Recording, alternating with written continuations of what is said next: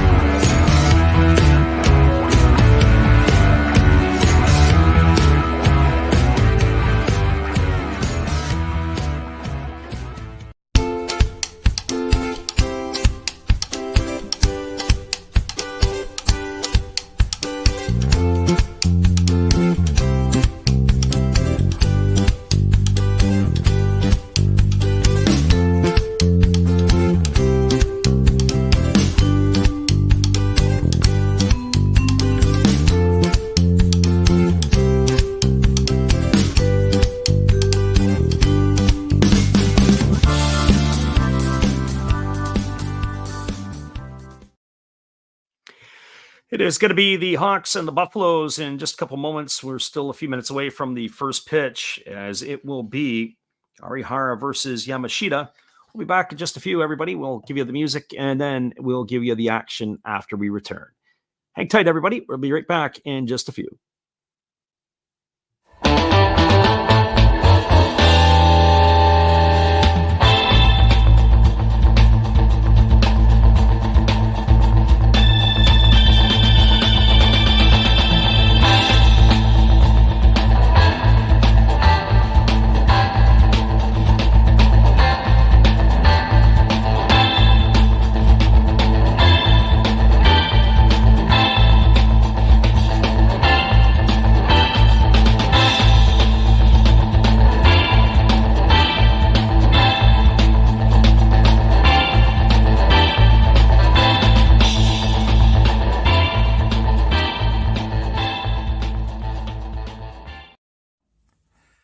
This is Steve Rademacher, and I'd like to introduce you to my channel if you haven't seen it before.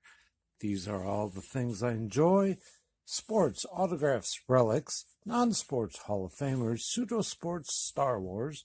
That's my channel name and my name, and I would really appreciate it if you would come check me out and maybe even subscribe if you like it. Thank you for that for now, and back to your ball game.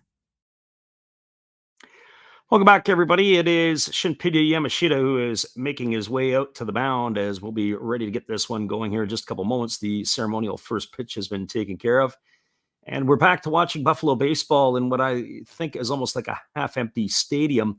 Lots of empty seats here as they are in the stretch drive at the Kosera Dome in Osaka. The Buffaloes are no longer really playoff contenders, as we had talked about at the top of the stream. The Hawks right now trying to get themselves into their final stages to get ready to go.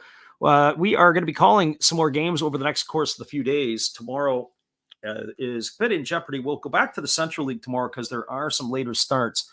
We're eyeballing that game between the Hanshin Tigers tomorrow and as I believe it's the Carp tomorrow, Carp and the Tigers.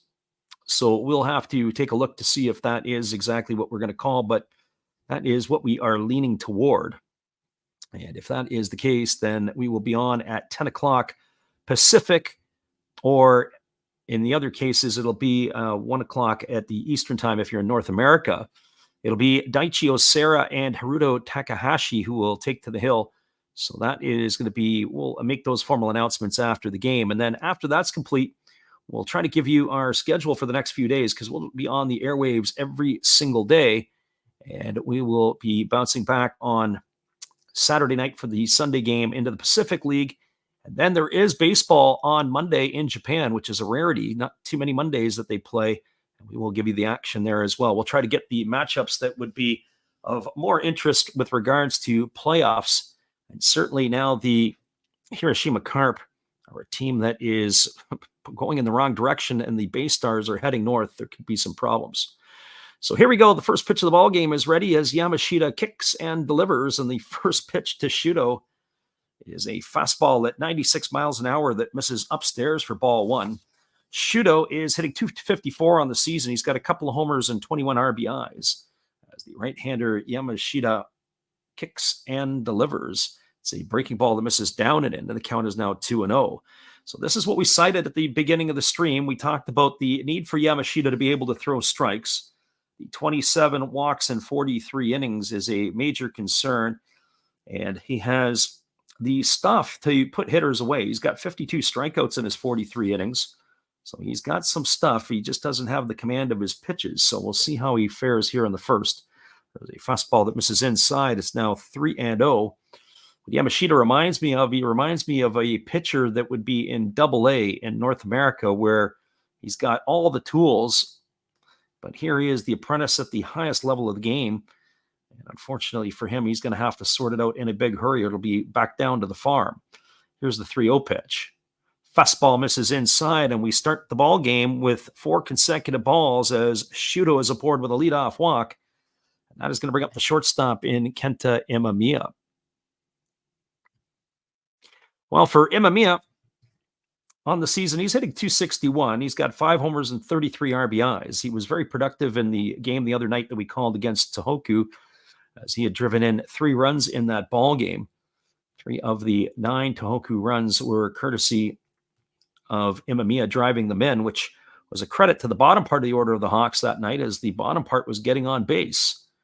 So right away here, with 4 straight balls to Shudo, Imamiya stands in at the plate. I think if I'm the Hawks, I'm taking all the way until he throws a strike. And the first pitch is a fastball right down the middle. It's taken for a called strike, and the count is 0-1. Defensively tonight for the Buffaloes, from left to right field, it's Nishikawa in left, Sugasawa in center, and Hiruka is in right. Around the horn from first to third, Cedeno is at first, Oda is at second, Kobayashi at short, and the third baseman is Nishino, with the battery of Yamashita and Wakatsuki. There's a fastball that misses outside, and the count now is even at 1-1. So 1 ball and 1 strike.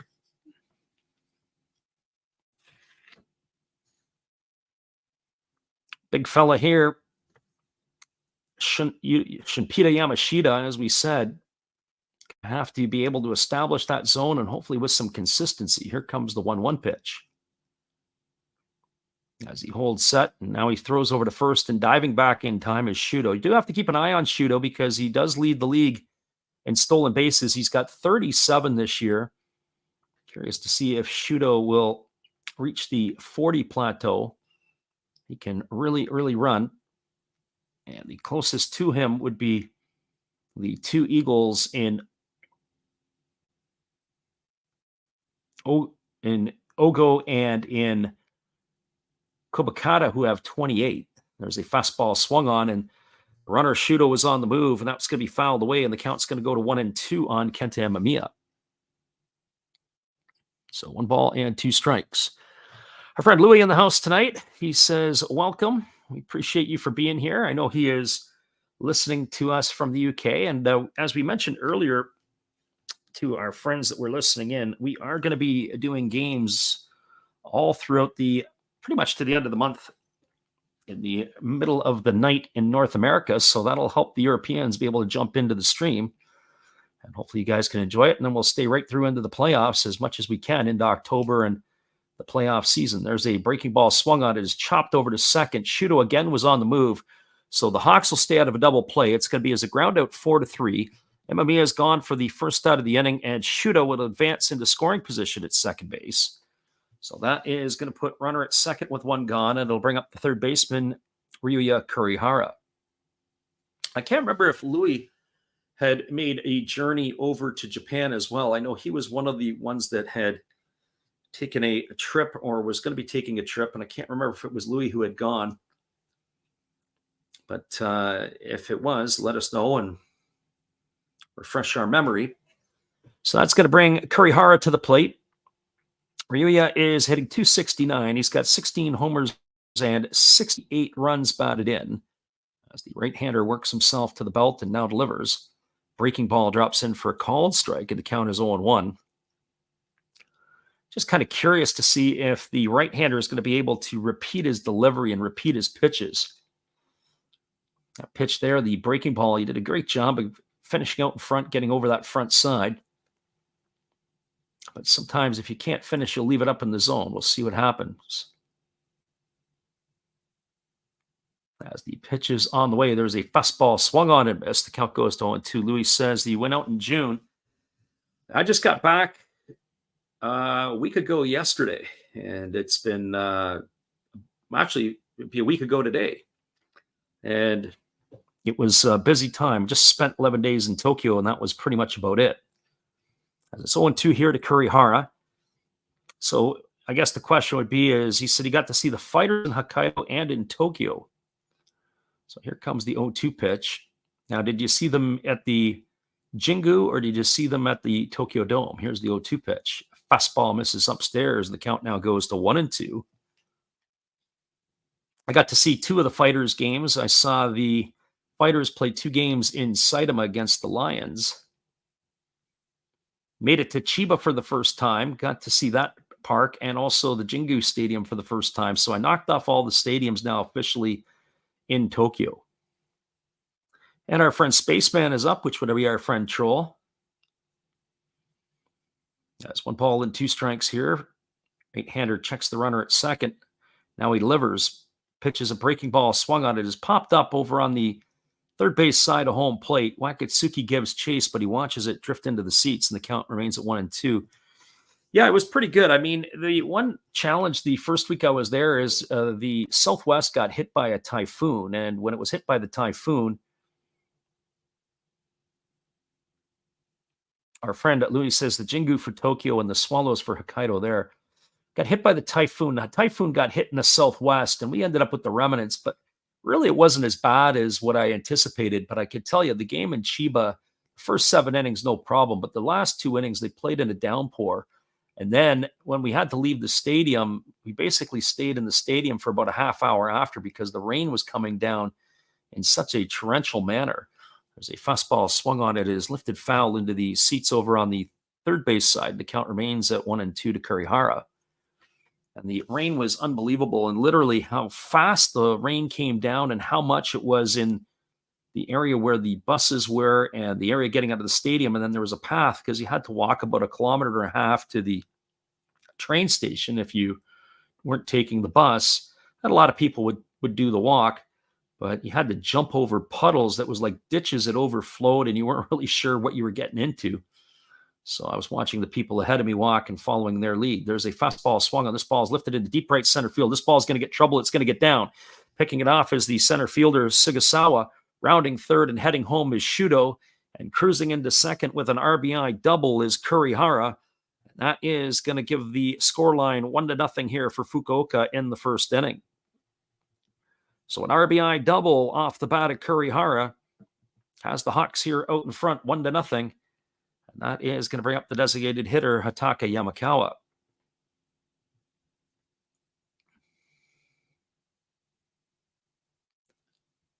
Our friend Louis says, I think Chiba on the sea is so quick to change. Same when they were there last year. The heavens open up right after the game. Yeah, it's interesting. I actually, when I asked for my seat in Chiba, I said I want the very last row in the upper deck. As the pitch is on the way, it's a slow breaking ball taken for a called strike, and the count is 0-1. Yamakawa hitting .245, 31 homers, 89 runs driven in on the season. The big fella here got an outside chance to drive in 100. He'd probably be the only player in the NPB to be able to do so. Nobody in the Central League. There is a fastball that swung on and missed. The count now goes to 0-2. Louis said, did you enjoy the crowd at Chiba? I had a great time with the chanting there. Yeah, they are pretty enthusiastic. Got a lot of footage, video, and sound from that, so we'll incorporate that in over the next year or so in the streams that we do. But yeah, they've got some pretty cool stuff when the hitters come up.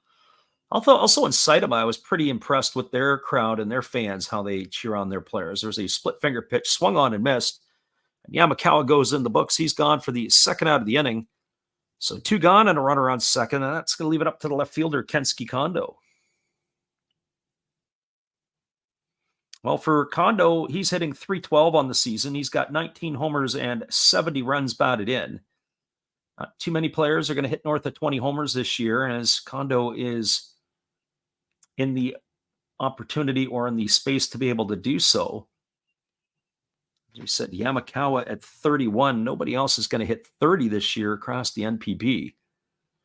Yeah, the Chiba crowd is definitely an energetic bunch as they sit in right field, mainly in right field. There's a fastball that swung on and missed. The count is 0-1, or at least their supporter section. But even the rest of the stadium. And as I sat at the very top of the stadium, which was kind of cool, you could look out over the left center field roof and see the water and look all the way back to Tokyo. I thought that was pretty cool, especially before the game and when the game had first begun. So no balls and 1 strike as the right-hander holds set. And here comes the pitch. It is a fastball taken for a called strike. The count now goes to 0-2 on Kondo. So yeah, so I rather enjoyed Chiba. I like the stadium. As far as the stadium is concerned, and even before the game, we've got all the food trucks ringing around the stadium. There's all kinds of selection for people to be able to eat. And I thought that was cool. They had a big picnic area. because one of the stadiums I've been to, not too many have big parking lots like Chiba do, but that's what Chiba has. And I think across the way they have a conference facility, so that's also probably used for the parking. As there's a fastball that misses down, and the count goes to 1-2. You also can go into the museum and store across the way. I think the museum's only open till about 5 o'clock daily. And then, of course, the store is adjacent. That would be, I believe, on the first base or right field line side of the stadium. But a lot of area to be able to sit and relax and to watch. And I thought that was kind of cool. So 1-2 strikes it is to Kondo. As the right-hander holds to the set, here comes the pitch. He kicks and delivers. It's a fastball that misses upstairs, and the count now goes to 2-2. So 2 strikes. Right-hander Shinpita Yamashita on the hill here, facing Kohei Arihara tonight. And the youngster is got himself in some early trouble, and he's already conceded the first run of the ball game. So 2 strikes it is here to Kondo, with that runner Kurihara on second base. Here comes the pitch. As the right-hander checks the runner at second and now delivers, it is a fastball that's down, but the home plate umpire says Kondo went around. No need to check the swing as the tag is applied by the catcher Wakatsuki. That is it for out number 3. We had 1 run in the inning on the benefit of only 1 hit. There was no errors and 1 runner left aboard. We're through a half inning. It is the Hawks 1 and the Buffaloes coming to bat. We'll be back in just a few, and we'll continue the chat with our friend Louie and talk about the train station and the great food when we get back right after this. Appreciate you guys for hanging with us on the Last Raps Baseball YouTube channel. We'll be right back in just a couple moments.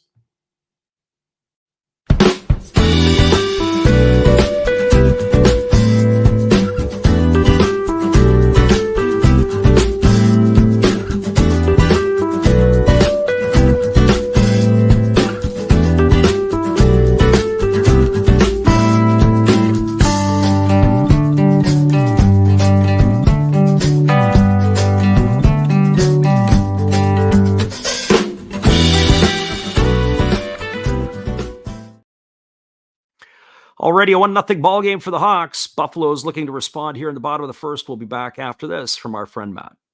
Well, you've got to have an ace in the hole, a little secret that nobody knows. Life is a gamble, a game we all play, but you've got to save something for a rainy day. You've got to learn to play your cards right if you expect to win in life. Don't put it all on the line for just 1 roll. You've got to have an ace in the hole. Yeah.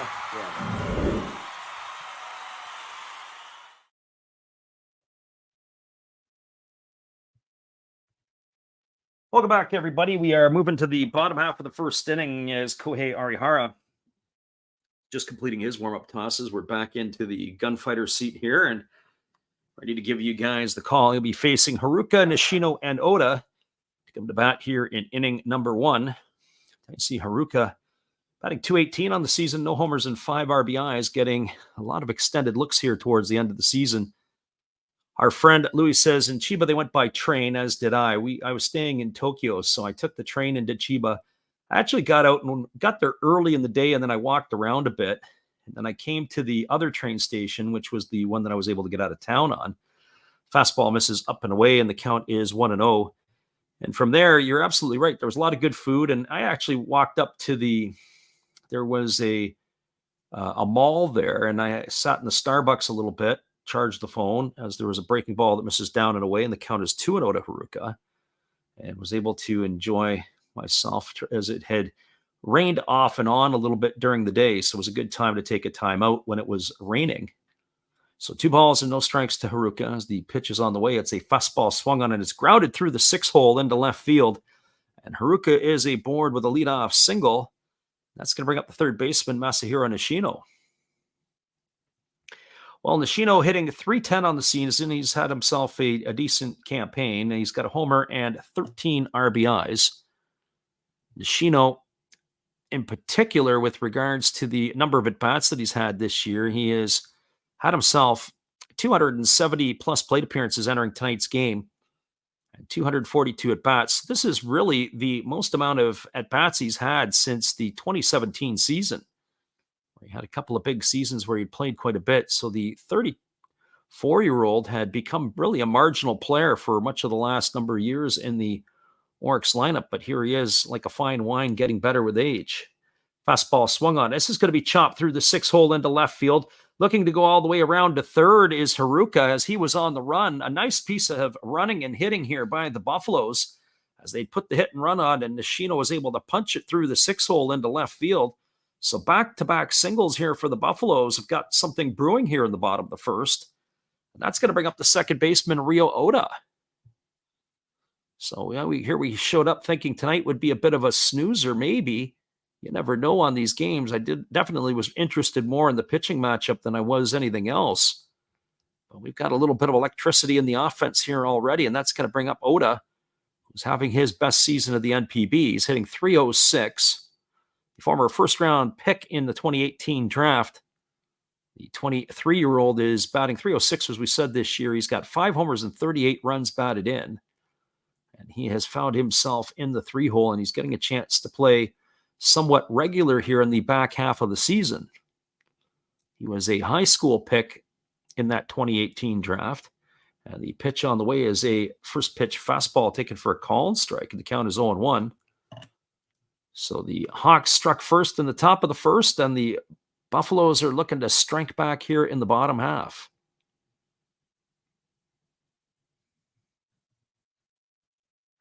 Friend Spaceman says he went hard on a Giants comeback, and he says, go Buffaloes. Well, the Giants last night with the 3-0 shutout, all the runs, a 5-0 shutout, all the runs came in that, I believe, the third inning, and then the 2-run homer in the 9th to ice it. As there is a fastball that is spiked into the ground, and the count's 1-1. I was saying, as Louis was listening in, we were talking about Chiba, and so, yeah, they've got that by the train station. They got all these places to eat. And so I can't remember what I had there. I did stop in. I was up on one of the upper floors. Oh, I remember. And when I went there, they had this, it was like a Italian kind of themed place. And I went up and I had a little pizza. I had chicken.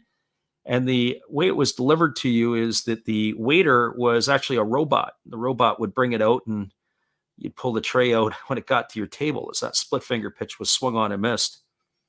Count as 1-2 to Oda. I thought that was kind of funny.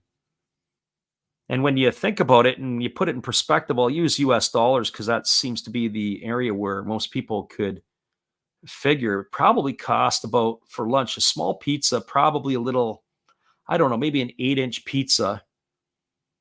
And also it was like a chicken cutlet. There's a ground ball back to the pitcher. They got the runner hung up between third and home, and they look him back, and then taking off to the plate is Haruka, and he's going to get gunned down at the plate. So that is going to go into the books as a putout. It's a fielder's choice, 1-5-2 on the putout. And that is going to retire Haruka for the first out of the inning. Reaching on the fielder's choice will be Oda. Getting all the way around to third is Nishino. I didn't see exactly where I don't know if Nishino made it all the way to third. I think Nishino got hung up at second. I have to double check that there. It looks like runners are at first and second on the fielder's choice by Oda, and that's going to bring up Ryoya Nishikawa. So Spaceman says he's supposed to go next spring and he wants to see a game. Well, I'll give you some insight, at least on tickets. The only tickets I've ever bought online were that for the Swallows at the Jingu Stadium. All the other tickets that I've bought, I've got stadium day of the game, because you get to the game and you can pretty much get tickets. But there are some nights you have to be careful, like on the holidays and stuff, where you got to get them in advance. There's a fastball that misses inside. The count is 1-0 to Nishikawa. And certainly when the Swallows and the Giants play cross town, those tickets become a little harder to get. So Louis says any games are incredible. You'll have a blast. It's true. And especially if you can get, some with maybe more of a rivalry. I have to say the game in Hiroshima last year was pretty good. The Carp fans really travel well and they really support. There's a fastball taken for a called strike, and the count is 1-1. But also really enjoyed the games in Saitama. Saitama this year, even though they played the Fighters twice and they split the two games that I saw, as bad as they've been this year, the fans come out and support the Lions. And the crowd was pretty much into it on the nights that I was there. And I couldn't decide. I was going to go to a sixth game, but the weather was poor. I didn't really want to see the Fighters and the Lions for the third time. And I messed up because as there's a fastball taken under the hands for a called strike, and the count is 1-2. I had an opportunity to potentially go and see the Friday night game in Chiba, but I didn't want to risk it with the weather. That ended up being a matchup between Kohei Arihara and Roki Sasaki. In some ways, I'm glad I didn't go because I think the game ended up being a bit of a bust. I think it was the Marines blew out the Hawks that night. So even though I went for the good pitching matchup, the game itself was a better game in Saitama. Here's the 1-2, and it's a split finger pitch swung on and fouled away, and the count remains at 1-2. So sometimes you pick your poison depending on the game that you want to go to. So 1-2 strikes to Ryoya Nishikawa. Runners are at first and second here with one gone.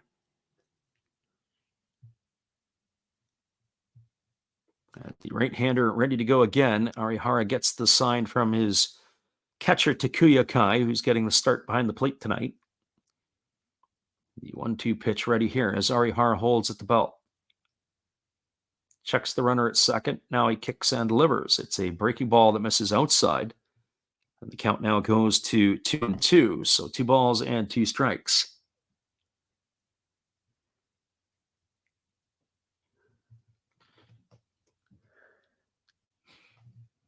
So 2 strikes to Nishikawa. Batting here from the left side against the right-handed throwing Arihara. As he's ready to go again. Arihara does work a lot slower and more deliberate when there is the runner on base, or runners on base in this case. And here comes the pitch. Kicks and delivers. Fastball swung on, and that is a chop foul over on the third base side, and the count remains at 2-2 to Nishikawa.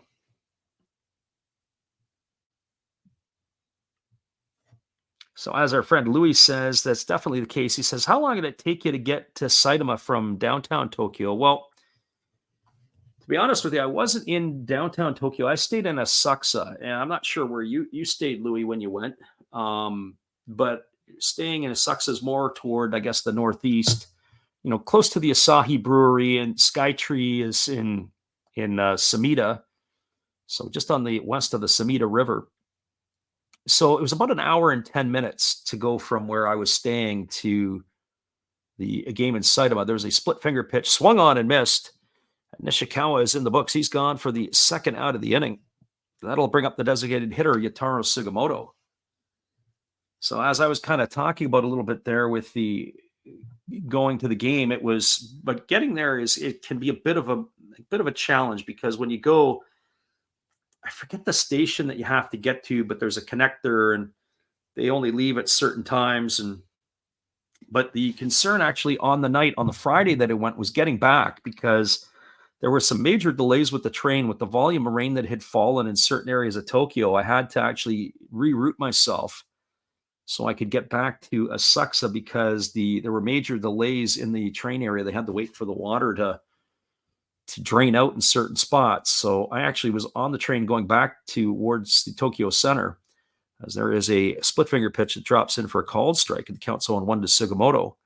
Had to get off the train, double back a bit, and then it actually took me a little longer to get back to where I was staying.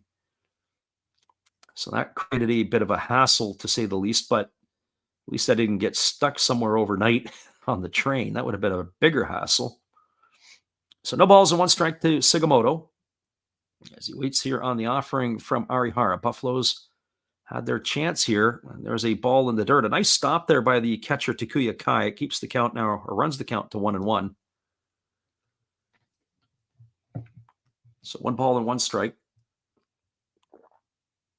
But Saitama is definitely I would call it almost an engineering marvel. You got to get to Saitama. Saitama is well worth the view. And I'll tell you why. Because the stadium was built, I'm not sure how long. It's an older stadium, but they actually put the dome on the stadium. I want to say 1995 and 96 in two phases. As there's a fastball that misses down, and the count now goes to 2-1.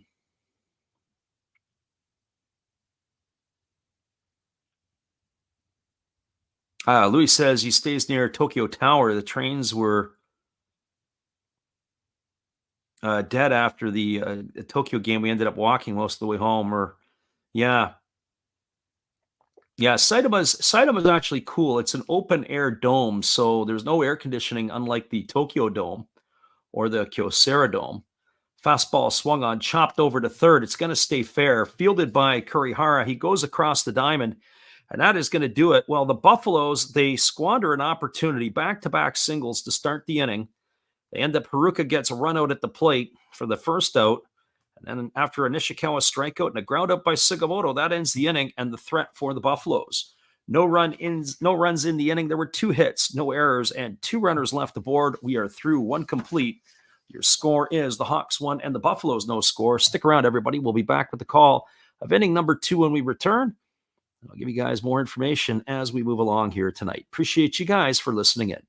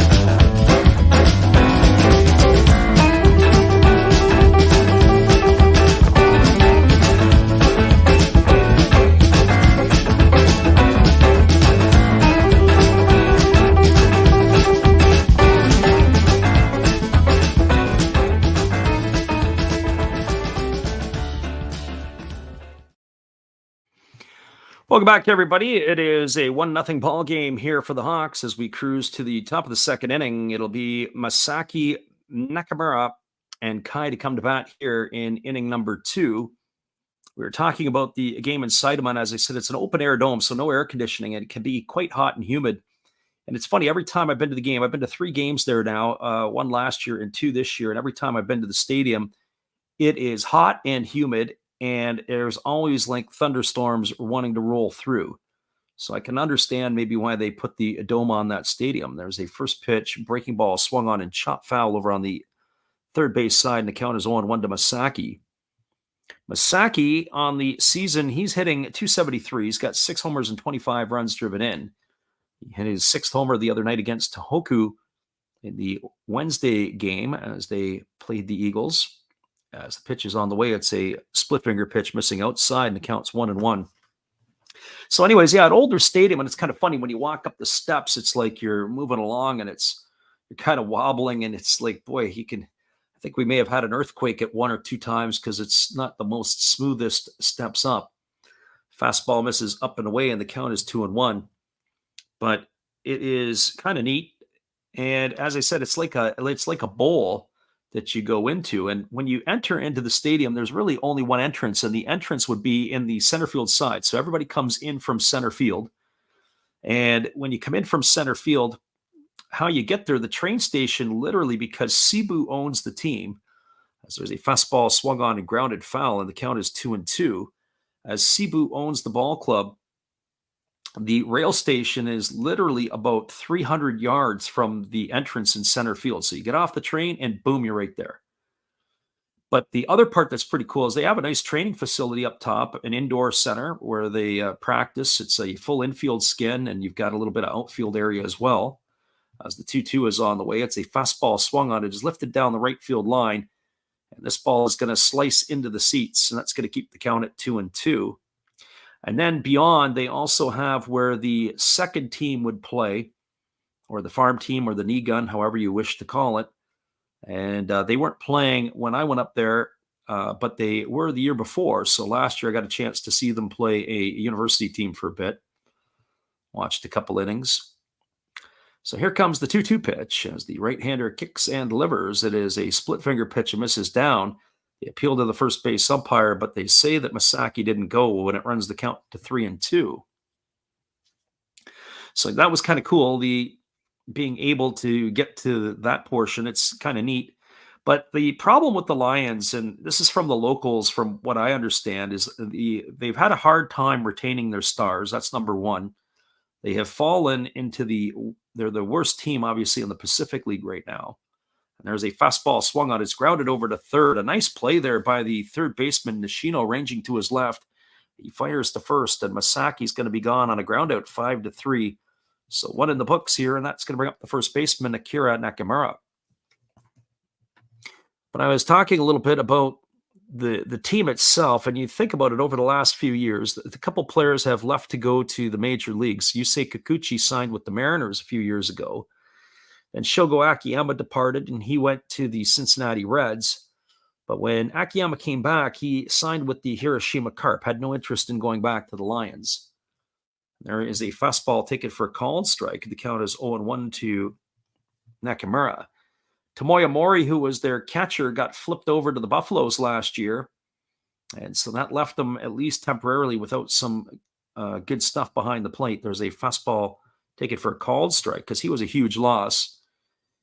And then you had Hotaka Yamakawa in the lineup here for the Hawks tonight. He had his assault issue that was dealt with in the offseason, and then they flipped him to the Hawks last year, or for this year. Fastball misses low, and the count's now 1-2 to Nakamura. So you take away four big components out of your lineup, and now you're looking at their offense. There's not a single player on offense that I really get excited about when watching that team play. So here's the 1-2 pitch. There's a split-finger pitch swung on. It is lifted softly into left field, coming in underneath it, and there to make the catch is the left fielder Nishikawa. Nakamura is gone for the second out of the inning. So 2 away here, and that'll leave it all up to the catcher, Takuya Kai. Well, maybe Yamashita's starting to settle in. He's now retired 4 straight Hawks batters. So Kai stepping to the plate, enjoying one of his finer offensive seasons. He's hitting .255 with 5 homers and 38 runs batted in. As he steps to the dish, he gets himself ready here to face the right-hander Yamashita. And the pitch on the way is a fastball that's taken at the knees for a called strike. Now that's the Yamashita. Boy, if he can repeat that, painted the outside corner of the plate. A really, really solid pitch. So no balls and 1 strike as the right-hander holds set. Now he kicks and delivers another fastball taken at the knees for a called strike. The count so 0-2. If he can live there, he is going to be very, very dangerous. So no balls and 2 strikes to the right-handed hitting Takuya Kai. Again, Yamashita gets the sign from his catcher. He works himself set. And now the pitch. Fastball swung on. This ball is lifted foul into the seats over on the first base side. And the count remains at 0-2. So no balls and 2 strikes.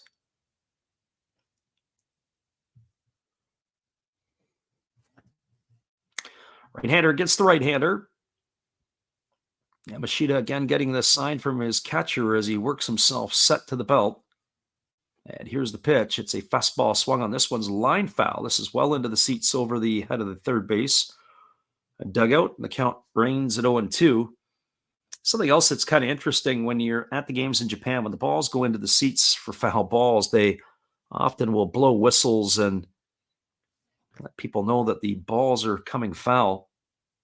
It's kind of funny that way. Giving the crowd a heads up as the 0-2 pitch is on the way. It's a breaking ball. Swung on. This ball is lifted into deep left field, but not deep enough. Underneath it is Nishikawa. He comes back in and he makes the grab. And that is going to do it here for the Hawks as they go in order in inning number 2. Well, they had no runs, no hits, no errors, and there was nobody left aboard.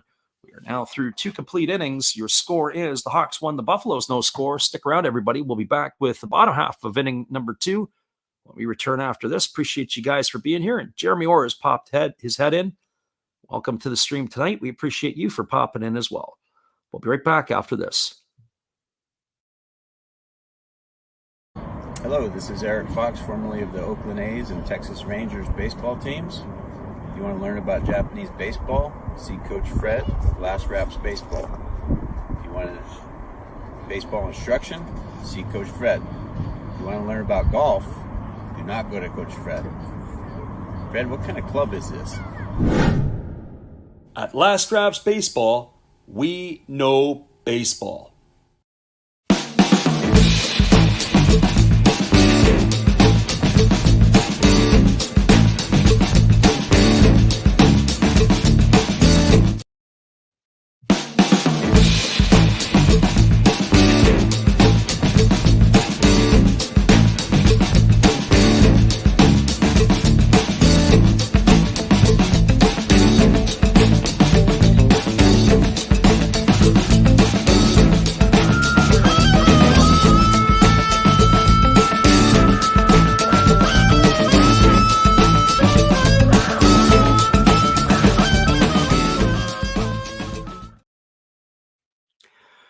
Welcome back, everybody. Kohei Arihara has completed his warm-up tosses, and we are ready to resume the action here, as it is going to be Cedeno Kobayashi and Sugasawa to come to bat to face him here in inning number 2. It was a inning of squandered opportunity for the Buffaloes in that first inning, getting 2 on with nobody out, and then failing to bring any of the runs home. I said it before, and I'll say it again. I have to do a little bit of research, but earlier in the year, I said I would look at it if somebody gets on to lead off the inning with nobody out. I think it's like a 50% chance you're going to score a runner from first. And if it's nobody out and a runner at second, it's like a 70% chance. There's some statistical data that has been studied. And so obviously they had their chances and a good chance, and nothing happened there. As the first pitch strike by Cedeno.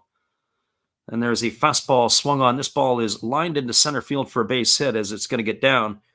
Cedeno's got himself a leadoff single, and that will bring up the shortstop, Kotaro Kobayashi. Jeremy says, any score yet? Yeah, there is. Across the ticker on the bottom, you've got the score line. It's Hawks 1, Buffaloes nothing. Here in the bottom of the second. That was a nice inside-out swing by Cedeno, by the way. I didn't really talk much about Cedeno. Defensively, we didn't give you the Hawks lineup in the first inning, and so from left to right field, it's Kondo in left, Shudo in center, and the right fielder is Masaki. Around the horn from first to third, Nakamura at first. The second baseman is Makihara. Imamiya is at short with Kurihara at third, and the battery is Arihara and Kai. As the breaking ball is delivered, and it is taken upstairs for a ball, and the count's 1-0 to Kotaro Kobayashi. Kobayashi batting .252 on the season, couple homers and 34 runs batted in. As he steps back in here, ready for the offering from the right-hander Arihara. I have a feeling it's going to be a night to put on the tea and the coffee, because the pace of the pitchers here just a little on the slow side, as that breaking ball is taken for a called strike, and the count now goes to 1-1.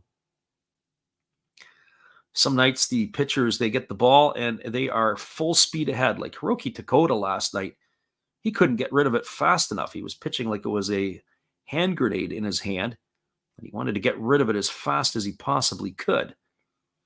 Whereas on the flip side tonight, both of these starters here are working very deliberately. Here's the pitch. Fastball swung on, grounded through the right side into the 4-hole into right field.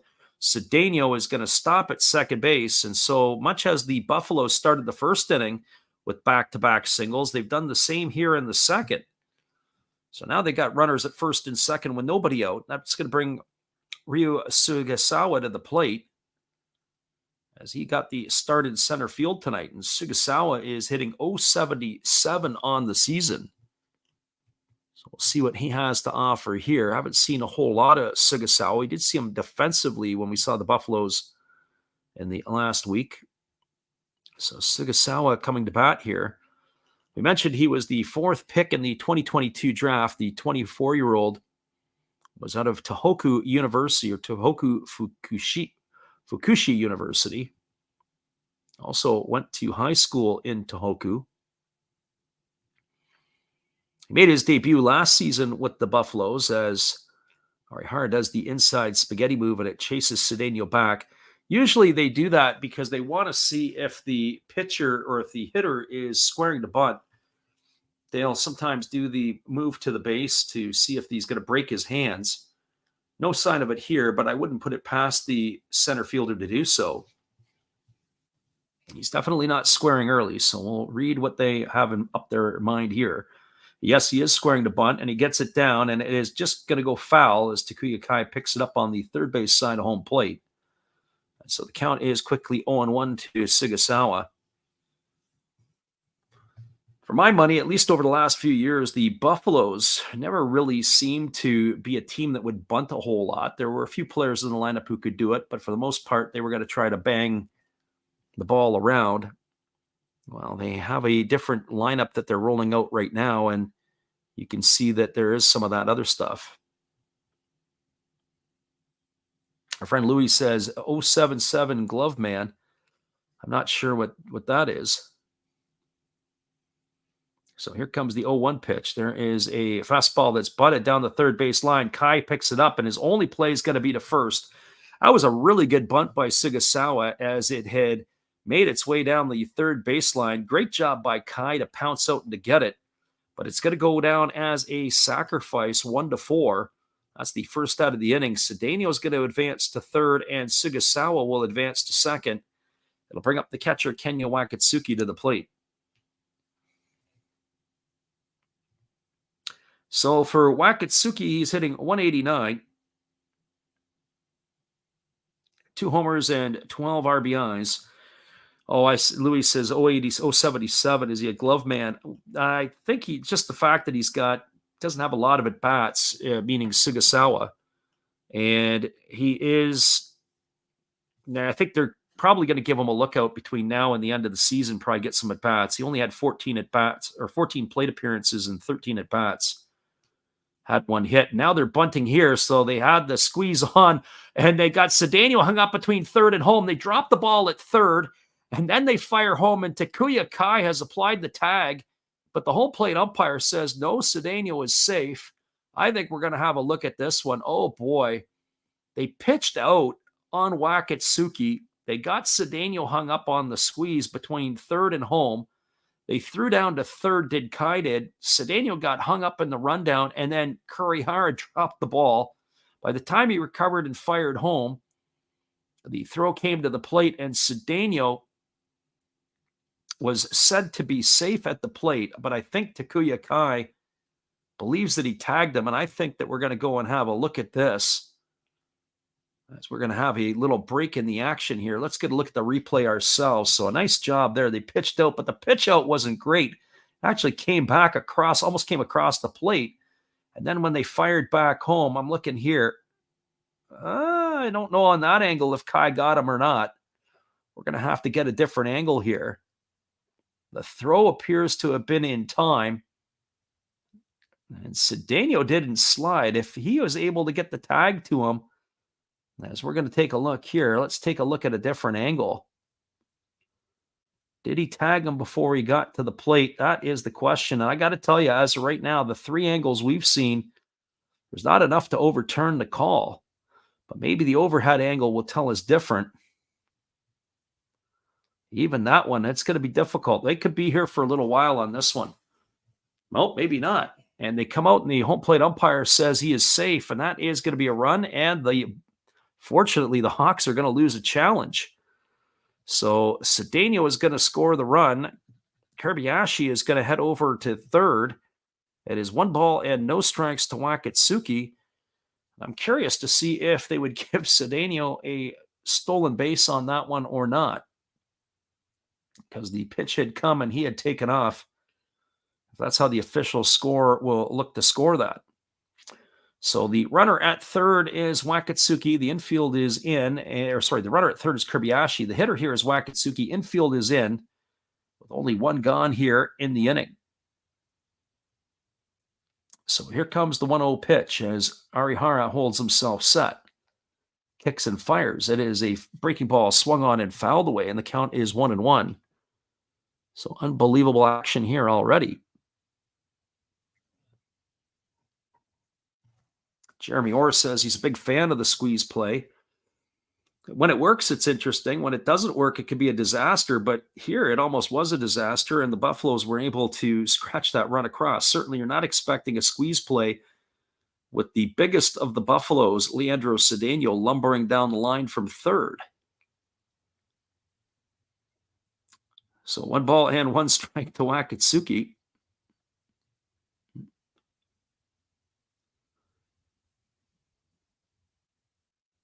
As the right-hander Arihara works himself set, here comes the pitch. He kicks and delivers. Fastball misses down. Count is 2-1. So 2 balls and 1 strike.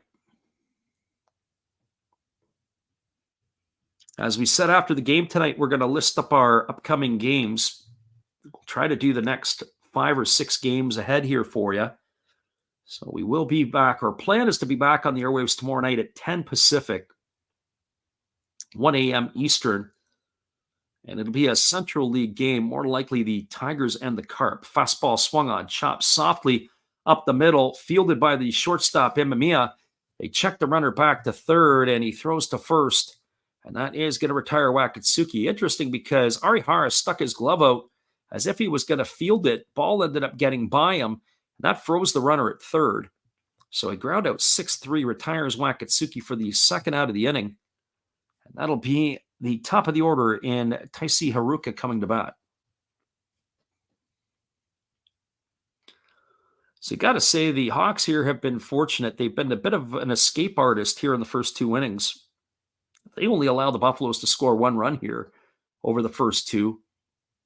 That's a pretty good way to escape a lot of potential damage. That first pitch is taken for a called strike. Counts 0-1 to Haruka. A reminder, both of the first 2 hitters in each inning had singles to get the innings going. And to only come away with 1 run would be disappointing for Orix. Here's the 0-1 pitch. Kicks and delivers. Fastball taken at the knees for a called strike. And the count is now 0-2. So no balls and 2 strikes to Taisi Haruka.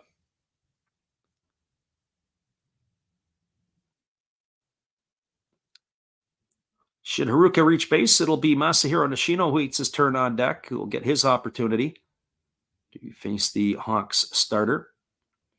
And despite all the action, as we have 10 hitters come to the plate, Arihara hasn't really thrown a lot of pitches. As there's a breaking ball in the dirt.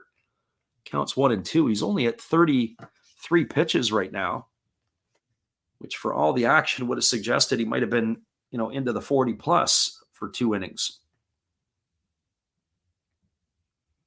But not so much. So here comes the 1-2 pitch as the right-hander again works himself into that set position.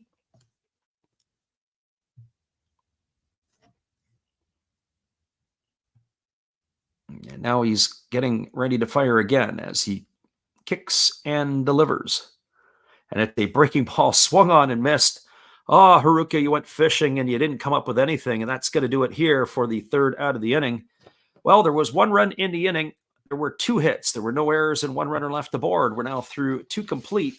We're back to where we started. We're all even, locked up at ones. Hang tight, everybody. We'll be back in just a few. Appreciate you guys for jumping in with us tonight on the Last Rouse Baseball YouTube channel. Hang tight, guys. It'll be back in just a few.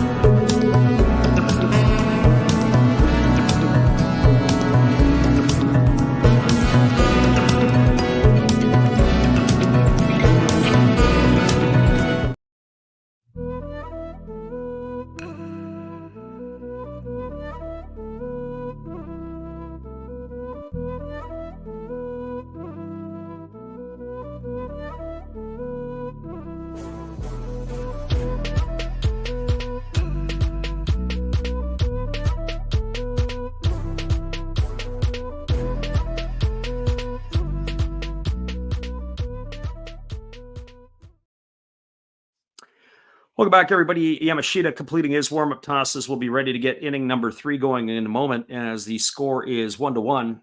Not sure if our friend Louis is still hanging in here with us, but we were talking a little bit about some different stuff. And one of the things that we were talking about was obviously the games in the surrounding area in Tokyo. And I was able to knock off the final two stadiums. I was thinking about tickets. The only time I would get tickets would be day of the game, except for the game at the Jingu I bought in advance as they were playing the Giants, and literally got them when they went on sale. And for most part, usually the tickets will go on sale, I guess, in blocks when you buy them online. It's usually about a month in advance or so. So if you are particular where you sit, then obviously you can, purchase your tickets in advance to give you a better option of where to sit. As the first pitch misses down to Taisi Makihara, and the count is 1-0. Whereas I like to move around. I like to sit sometimes. I've sat literally like where I'm 14 rows behind home plate when I was in Kobe last year at Hodomoto Field. And then I sat in the last row of the stadium in Chiba as that fastball is taken for a called strike. The count's 1-1 to Makihara. And I like moving around to be able to get different locations and different vibes and different feels of where you can sit. So here comes the 1-1 pitch, as it is a fastball swung on. This ball is going to get punched through the hole on the left side, right through the 6 hole between short and third.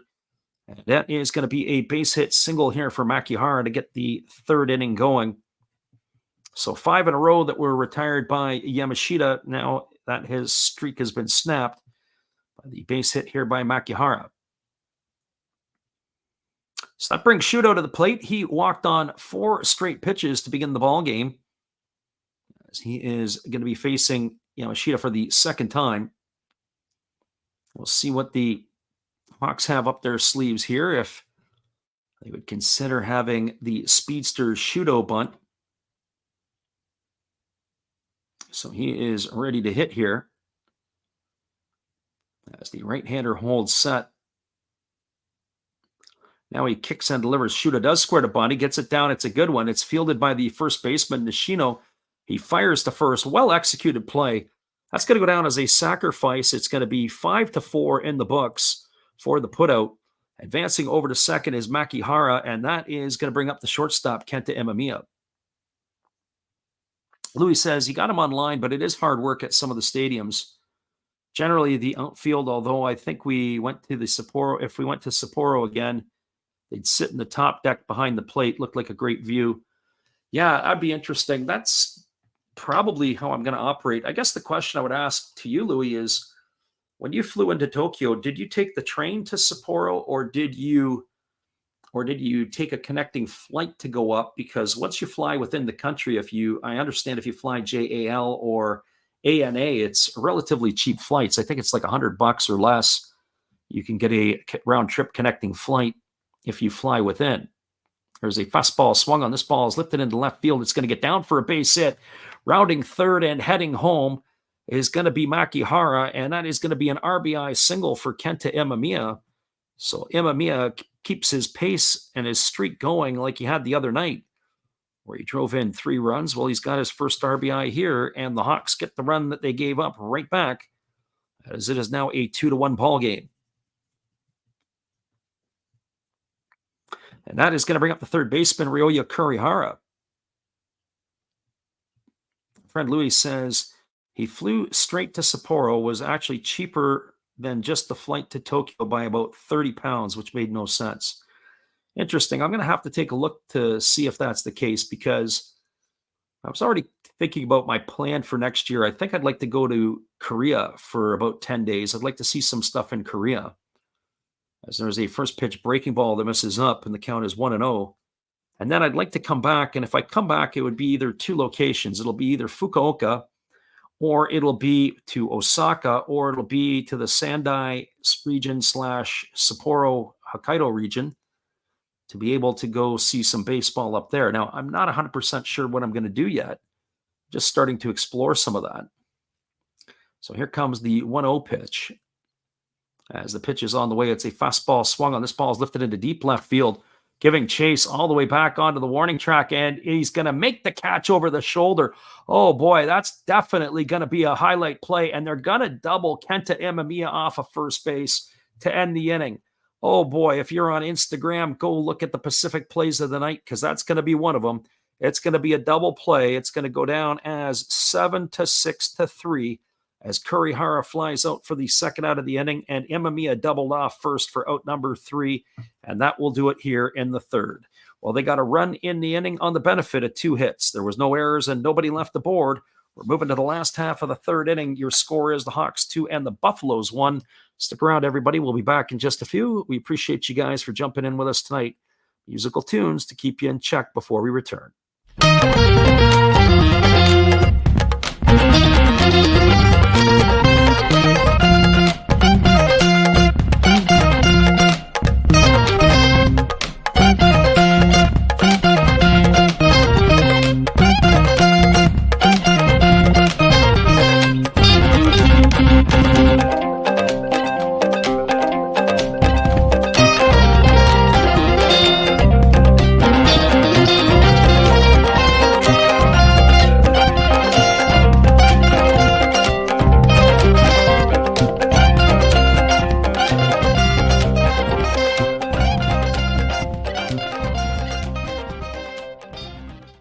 Well, you got to have an ace in the hole, a little secret that nobody knows.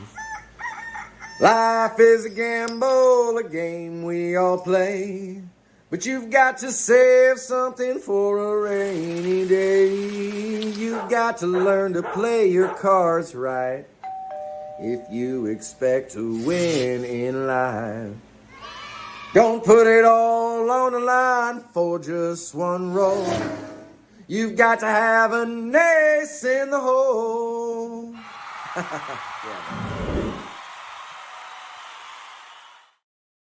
Welcome back, everybody. We're heading to the bottom of the third inning. It's going to be the 2, 3, and 4 hitters to come to bat for the Buffaloes. It'll be Nishino, Oda, and Nishikawa to hit here against the right-hander Arihara. Our friend Jeremy asked the question. I remember you asked it before before I left for Japan, and you were asking about wheelchair accessibility. And I'll talk about that as we move along here. The first pitch fastball is taken for a called strike. The count's 0-1 to Nishino. Nishino is 1 for 1 tonight. He's raised his season average to .313. He's got the homer and 13 RBIs as the right-hander ready to deliver. And the pitch is a fastball swung on its chop softly over to second, fielded neatly, and they throw to first, and that is going to retire Nishino on a ground out 4-3.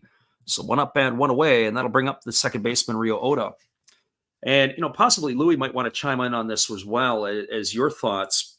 So I don't know if this is for Jeremy or if it's for maybe a relative, if it's wheelchair accessibility. But when I went, I was keeping it in mind because of my father, who has expressed interest in going to Japan. But at the point in time in his life right now, it is very hard for him to which to travel, as the pitch is a breaking ball. It's taken for a called strike.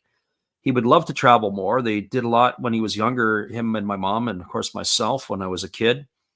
Traveled quite a bit, but his mobility is an issue, and he doesn't use a wheelchair, but he has a electric, they call it an electric buggy, a travel buggy, and he's got himself not a walker, but we call it a rollator, where it's kind of like got wheels, where it's kind of like a walker. And so that breaking ball misses down. It's 1-1. There is a breaking ball that is swung on and missed, and the count now goes to 1-2 on Oda. So, if you are in the stations in Tokyo, there is enough elevator access where you can get that will be able to help people who have mobility issues. There are a lot of stairs in Tokyo, especially from the train stations, as there's a fastball swung on and fouled away. Count is 1-2 on Oda.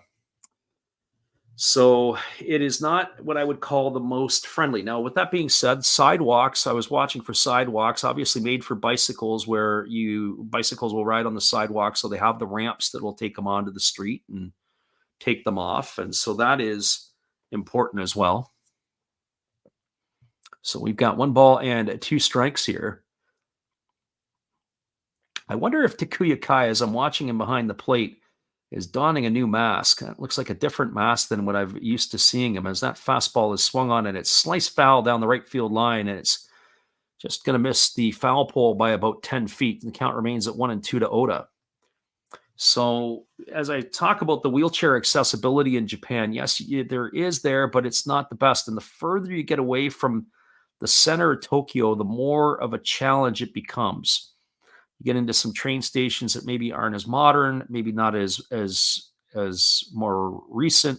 So you have to be cognizant of which ones may have the accessibility. There's a fastball taken for a called third strike on the outside corner, and Oda's in the books. He's gone for the second out of the inning. That's going to leave it all up to the left fielder, Ryoya Nishikawa. So that just kind of gives you an idea, Jeremy, about that.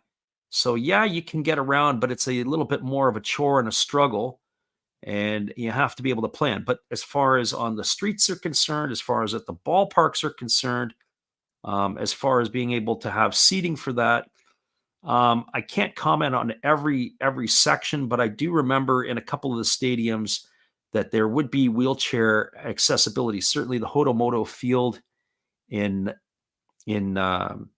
Kobe, where the Buffaloes play some of their home games, there's a breaking ball that misses for ball one. And the other spot for that is also I saw in Hiroshima. Of course, that's a more modern stadium as well. So there's a fastball swung on. It's grounded up the middle into center field. That's going to be a base hit. And Nishikawa is going to be aboard with a 2-out single. So Nishikawa gets himself a single, and that allows him to be able to do that. But I have to say, I didn't really pay tight enough attention to the seating within the stadiums to be able to do that for wheelchair accessibility.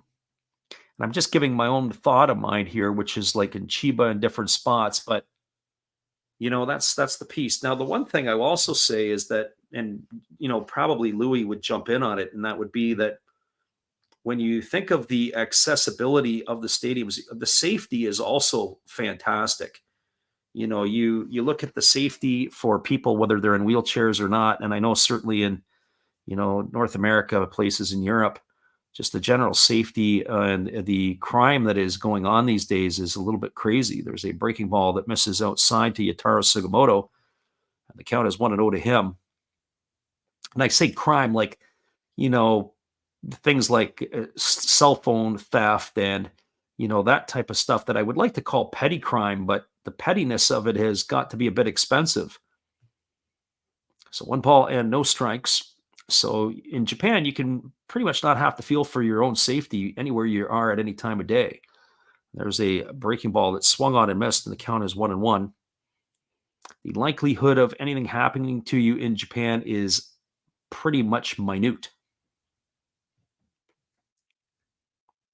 Now, back to what Louis had mentioned I missed a couple of things from him.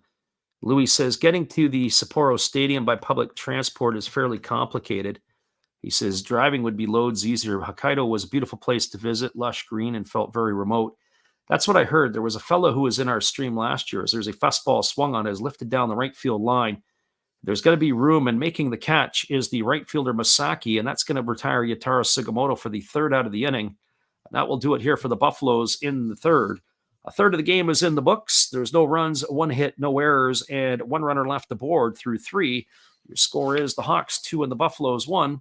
Stick around, everybody. We'll be back in just a couple moments. I have a feeling we may see a pitching change here as Nakajima has come out to speak to the home plate umpire. That might be the end for Yamashita here tonight. Hang tight, everybody. We'll be back in just a few. We appreciate you guys for listening in. Good evening, ladies and gentlemen. Namaste. Hey, I hope you guys have been enjoying the game. My name is Hollis. I've got a YouTube channel called Another Hollis Build. I love baseball cards. I open up brand new product for you guys. I open up old stuff. I do breaks. I do auctions. All kinds of stuff concerning baseball. I'm Friars faithful, Padres to the end. I also love Garbage Pail Kids and my animals. I have a ton of animals. It's like a mini petting zoo here around my house. I also love my city. San Diego, baby. I'll take you all around the city and show you what's up. If you guys dig stuff like that, cruise on over and check it out. It's Another Hollis Build. If you dig it, subscribe. I'd really appreciate to have more follow me along on the journey. Hey, either way, you guys have a wonderful day or a beautiful, beautiful evening. No matter which one it is, make sure that you make it great, my friends. Big up Last Raps Baseball. Yeah, Freddie, let's go. One love and peace. Yeah, man.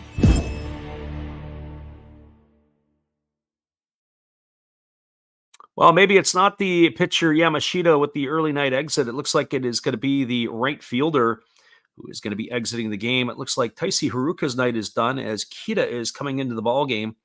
So that is where the change will be. It is going to be the heart of the batting order to come to bat for the Hawks. That means it'll be Yamakawa, Kondo, and Masaki to face the right-hander Yamashita. I thought maybe Yamashita would be on a short leash tonight, but that is not the case. But it is Haruka whose night is done, as he had that sacrifice bunt back in the third and a walk, Haruka had the struck out and single.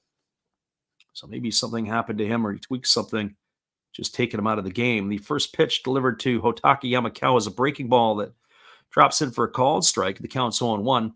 I will say this, of all the pitches that Yamashita throws, he's got that power arm, but his breaking ball does get into the plate. He is able to throw that for strikes when he wants to. There's a fastball that misses down, and the count's even at 1-1. We were talking a little bit about different things. One of the things that our friend points out, Louis said about the accessibility. So I was saying about Andy Altman-Orr was a fellow listening to our stream a bit last year, and him and his wife were in Hokkaido. As that fastball is swung on and missed, the count goes to 1-2. And Andy was basically telling us the same thing. It was a bit of a chore to get from the train station to the stadium. They haven't sorted that out quite yet.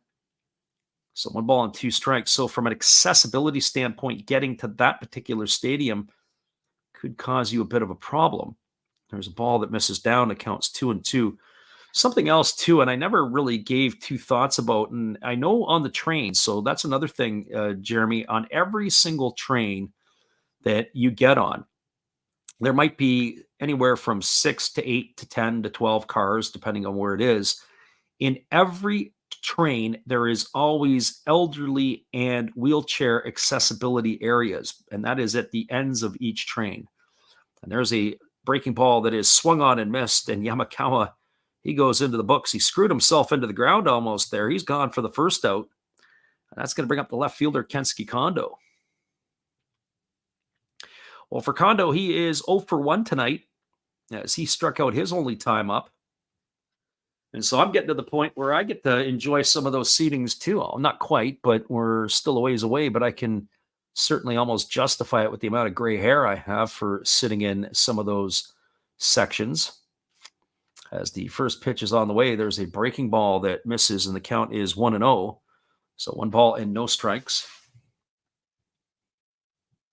Kondo struck out his first time up. He's 1 shy away from home run from the 20 plateau.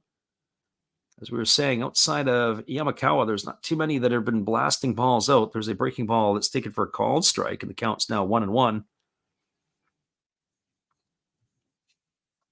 So that is also something to keep of note in your travels.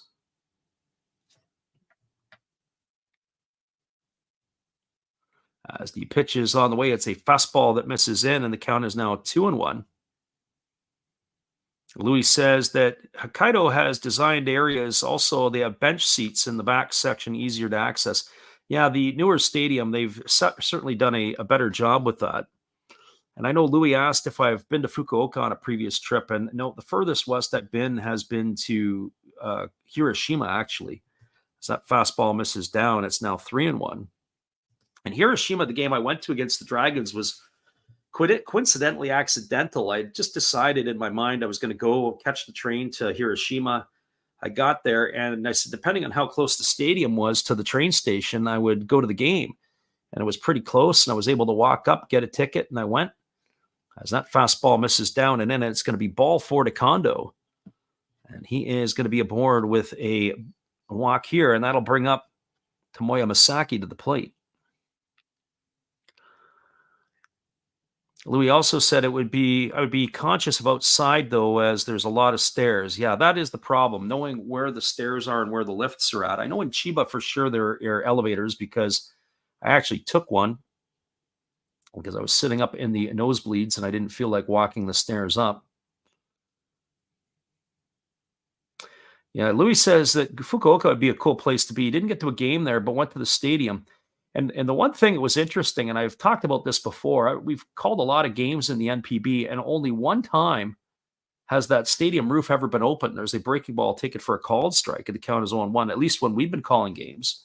I never realized it was a retractable dome. And then we were calling a game one night, and I'm like, well, where are they playing? And they were playing at the PayPay Dome, but it was a retractable roof. We've always witnessed games where the roof had been closed. Even in the pandemic years, it had popped open. And so, yeah, it absolutely, it is a retractable roof. As that fastball misses upstairs and the count goes to 1-1. Yeah, pretty crazy. And so, as I say, we had called a bunch of things over the time. And, when you look at the PayPay Dome and you go and you have a peek at it, it's officially a stadium that has a retractable roof. Pretty crazy. Here's the pitch. It's a fastball, but unable to hold up his swing is Masaki. It's going to run the count to 1-2. So 1 ball and 2 strikes.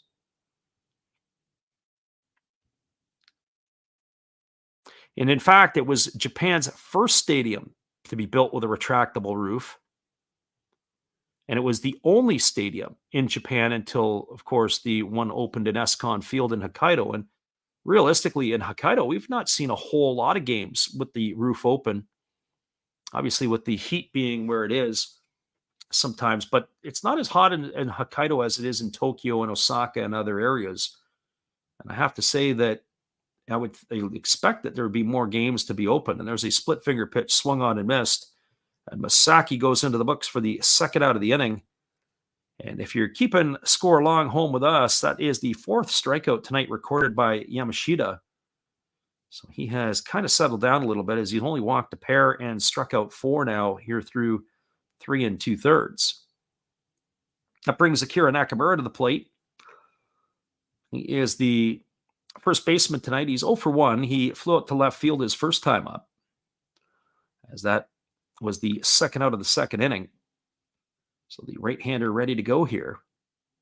As he kicks and delivers, it's a breaking ball that misses upstairs, and the count is 1-0.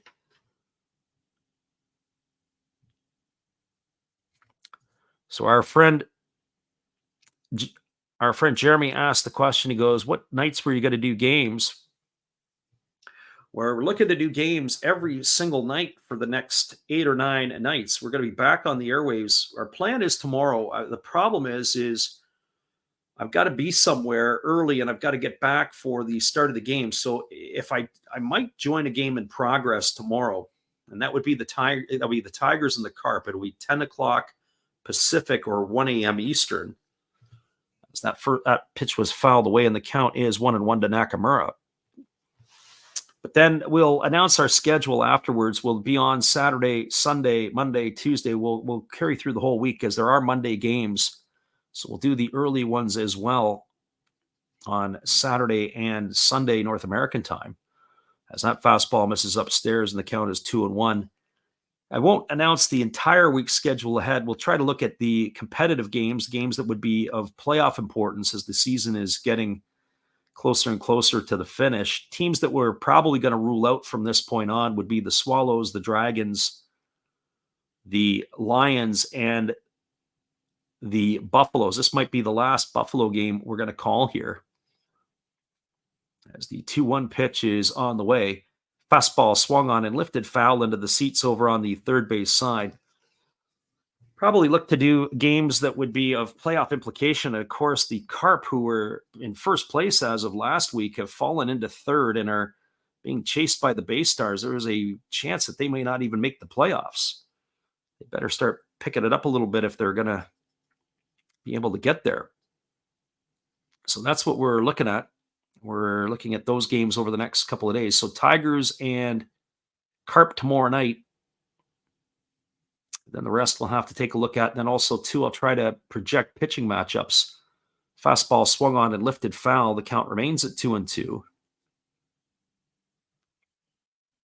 Because at the end of the day, I'd like to see some better pitching matchups than others that we had before. Like, for example, Dallas Keuchel went last night for the Marines. I got a chance to see Keuchel pitch over there, and he looked pretty good for the Marines and his work.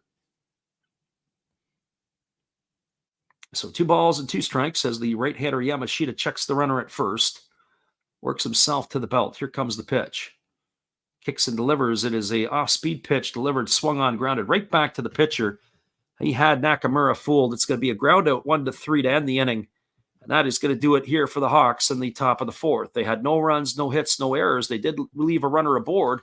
We're moving to the bottom half of the fourth inning. Your score is the Hawks 2, the Buffaloes 1. Stick around, everybody. We'll be back in just a few. Appreciate you guys for hanging in here with us on the Last Wraps Baseball YouTube channel. We'll be right back in just a couple moments.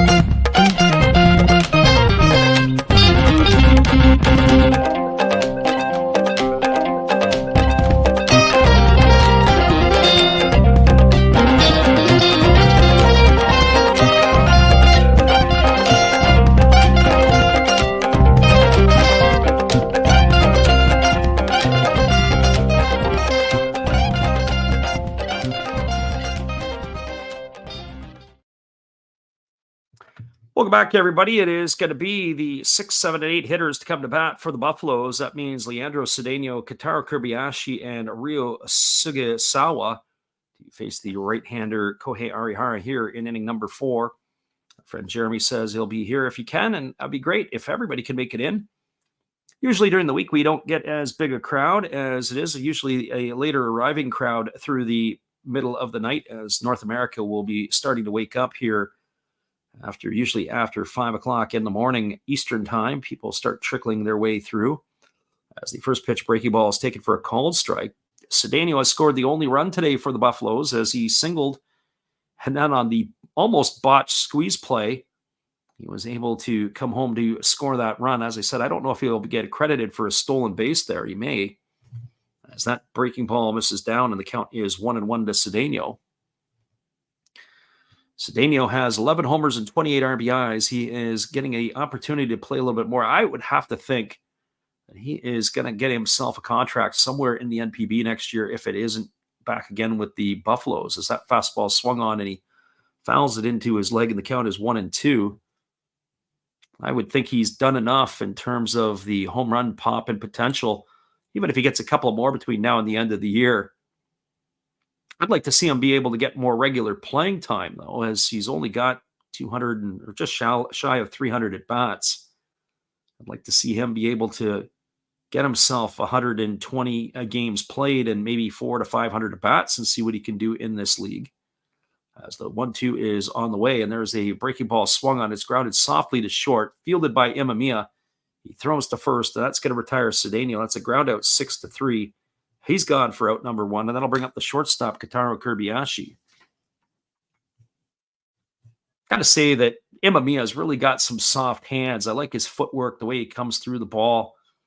The slick fielding shortstop. Nice fundamental plays by the shortstop of the Hawks.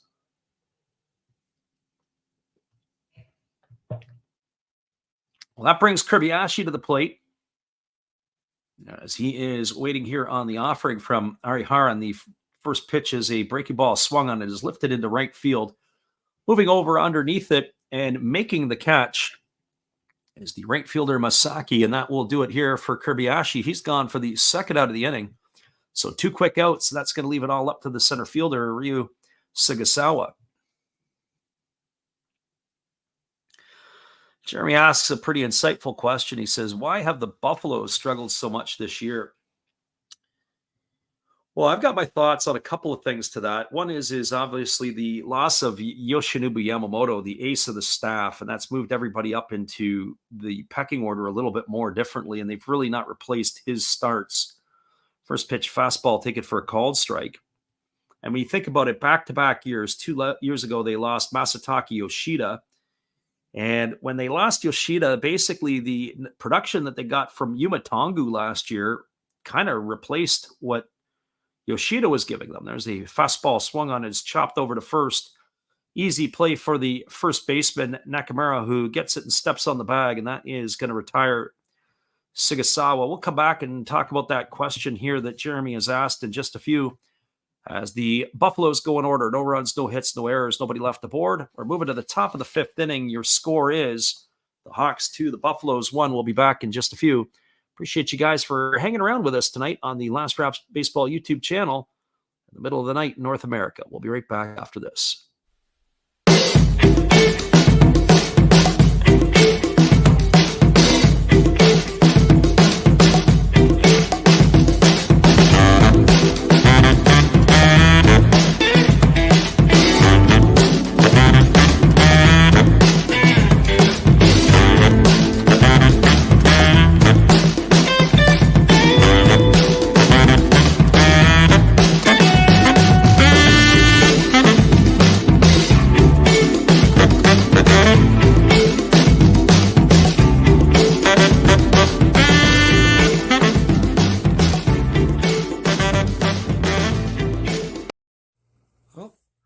Hello?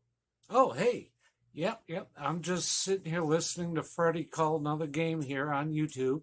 Oh, yeah, going really good. He's calling a great game. Really exciting. Lots of stuff going on. You're lucky it's commercial break right now. I got a second. Oh, yeah, of course I'm having a cold one. Oh, yeah, got plenty of videos coming up this week. You should stop in. Check them out, leave a like, tell other people. But Freddie's coming back. I gotta go catch the game. I will check in with you later. You have a good night, buddy. Bye. Appreciate you there, Steve. It is going to be the 8, 9, and 1 hitters to come to bat here for the Hawks in their half of the inning. It'll be Kai, Makihara, and the top of the order is Shudo to face Shinpita Yamashita. We started to talk a little bit earlier about, as the pitch is a breaking ball that misses down and away, and the count is 1-0. Jeremy asked the question, and he said about why have the Buffalo struggled so much this year? And I started to put off. So number one was the loss of Yamamoto. That's huge. Take double-digit wins out of your starting rotation, and that really is hard to replace. There's a fastball swung on. This ball is going to get lifted into the gap in left center field. It's going to get down, and it's going to be extra bases for Kai, rounding first and heading to second. Nice job there by the center fielder to pick it up and fire it into the shortstop, as that is going to hold Kai to a double here. The other piece is last year, Yuma Tongu led the league in batting average, and he gave basically the Buffaloes everything that Yoshida was giving them the years before. And this year, Yuma Tongu has batted like 100 points less. His power production hasn't been there. He's not been the same player, and they haven't really replaced that. So that would be the second thing I would point to. And then the third thing I would point to is what frustrates me watching the Buffaloes is how Nakajima just moves guys in and out of the lineup at will. Like there's no continuity. In some ways you could say they have a depth of talent. Squaring the bunt is Makihara, and he takes that one down low for ball one. And what frustrates me when I watch them is that, it's hard to get on a roll. Professional players, they want to play every day. And certainly in the Japanese league, playing 6 days a week, it's your timing. You're seeing 90-mile-an-hour fastballs, and you want to get your timing down. And when you play every day, it's not hard. It's easier to get into a rhythm to be able to see that. And so anyways, what ends up happening is when you are watching this, there's a fastball that misses upstairs for a ball, and the count is now 2-0. The manager, Nakajima, he'd have Mori catching sometimes, and then Wakatsuki, they'd be platooning back there, and then he'd have Mori in right field. I don't know what the story is with Kai Nakagawa. He's been in and out of the lineup quite a bit this year. They move their parts around so regular. Leandro Cedeno, he's been with them, but he hasn't played a full season. He's been like a part-time player. Marwin Gonzalez, who was with them early on, he struggled, but being able to play every day wasn't something that he was given the opportunity to do. So you look at those situations there with some of their players, and they just had too many guys moving in and out of the lineup. Squaring the bunt and popping it up, but that one's going to reach the seats is Makihara, and the count goes to 2-1 on him. So that's kind of the main reason why I think the Buffaloes have struggled this year, is those 3 points. And then, some of the players, when you lose Yamamoto, is the pitching staff, do they step up? Well, Hiroya Miyagi, who was kind of in the number 2 spot, now sort of the ace of the staff, really hasn't pitched like an ace. He's been good, but he hasn't been great. So that's kind of my 2 cents on the Buffaloes and where I think they are. But then, at the same time, as they throw down to second to try to pick off Kai and he dives back safely, it's hard to argue with Nakajima because he's taken him 3 times to the Japan series in back-to-back-to-back years. And it's not like he's changed his coaching style. It's just that, as I said, hard to get into a rhythm. But when you look at Fukuoka and their lineup, you could pretty much blindfold me, and I could tell you there's about 6 guys that'll be in the lineup every single night. There's a breaking ball that's taken for a called strike as Makihara had squared the bunt, pulled back, and took it for the strike, and the count's now 2-2. So 2 balls and 2 strikes to Makihara. The runner at second is Kai. Yukio Shudo is waiting his turn on deck, as it is a 2-1 lead here for the Hawks in the top of the 5th inning.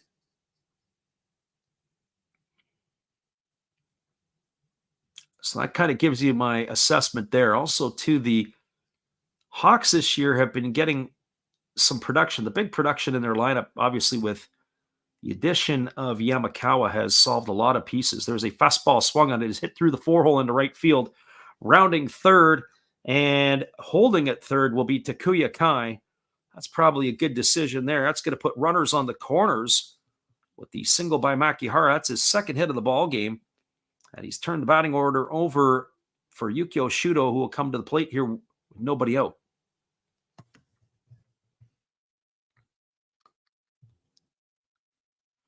Well, for Shudo, he is officially does not have an at-bat in this one. He's got a base on balls, and he has a sacrifice bunt, as the pitching coach has come out to the mound to have a conference with his players here. And more than likely, one of the things that they're discussing is this 1st and 3rd situation. Though I have to say, this also could be a potential and an opportunity for a bunt. So if you're looking for a squeeze play here or something to push them across, Shudo pretty good with the bat, be able to drop bunts down. He does run particularly well. One thing I was going to ask the audience when you guys are listening in here, and I never really thought about it because I have the YouTube Premium account, so I don't get inundated with the commercials. There's a breaking ball that's taken for a called strike, and the count is quickly 0-1 to Shudo.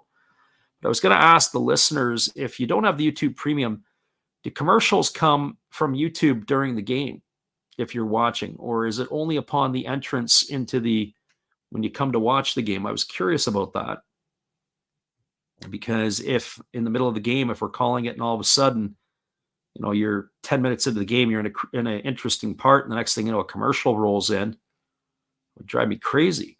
There's a pitch. It's a fastball swung on. This ball is belted into deep right field, moving back onto the warning track, right up against the wall, and making the catch is Kita. Tagging at third and heading home is the runner Kai. He's going to score the 3rd run of the game. If you would have asked me that Shudo would have taken the pitcher Yamashita to the deepest part of right field for a sac fly, that would have been the last thing on my list, but Shudo ran into that one. That's going to be a sacrifice fly to 9. He gets himself an RBI. That's the 1st out of the inning. Coming home to score is Kai. And Taisi Makihara will hold at first base on the deep fly ball out by Shudo. And that's going to bring up the shortstop, Kenta Imamiya. And speaking of RBIs, Imamiya, as we said, had 3 in the last game against the Eagles. He's already driven in a run here tonight. And he is 1 for 2 this evening. He's got a single and 2 trips.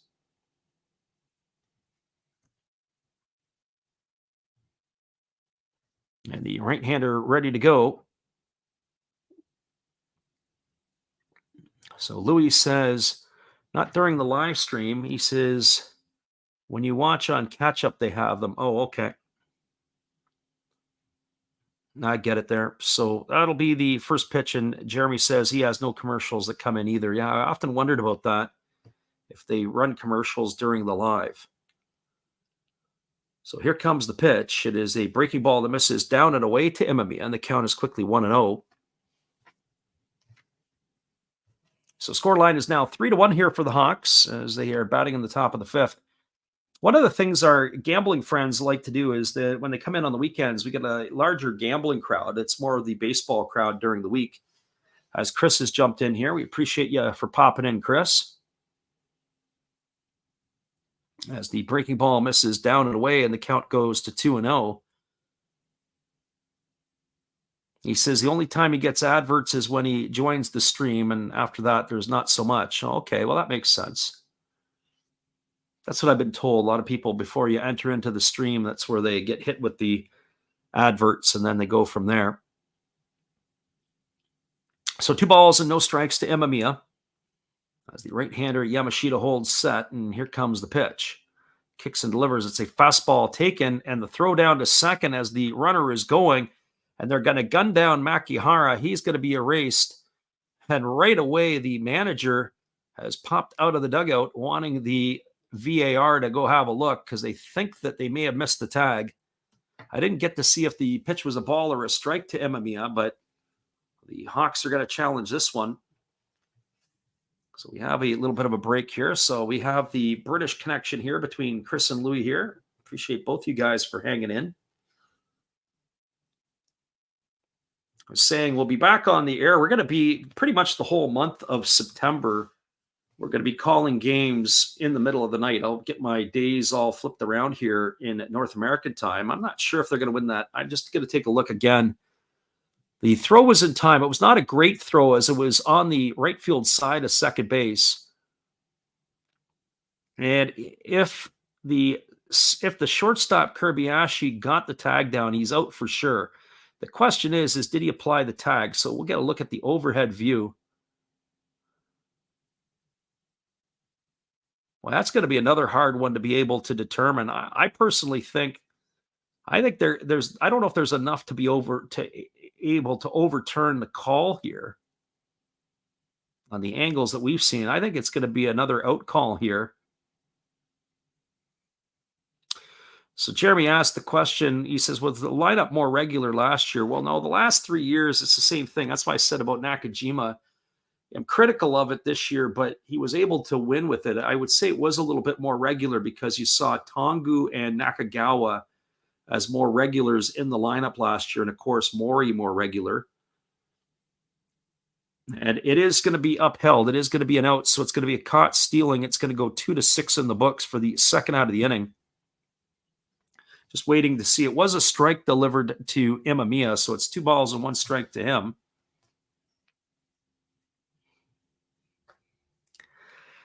We were talking earlier about accessibility in Japan to the games, being able to get around and different things, as Jeremy had asked those questions. And, certainly as you get older, and, the one thing that you can really appreciate is your mobility. And certainly youth, as they say, wasted on the young sometimes. As there's a fastball swung on and missed, and the count is now 2-2. And I know for my own personal, obviously I can walk a ton and I walk a lot. But here I see my father in a situation where his mobility isn't there anymore. I get 20,000, 25,000 steps a day, and it's not even blinking an eye. And my dad will be fortunate as he swings and misses, does Imamiya, and that is going to do it here in the inning. Just to finish my thought there, my dad, if he gets 1,000 steps in a day, that's a big day for him. That is going to do it, as there was 1 run in the inning on 2 hits, no errors, and nobody left the board. We're moving to the bottom of the 5th. Your score is 3-1.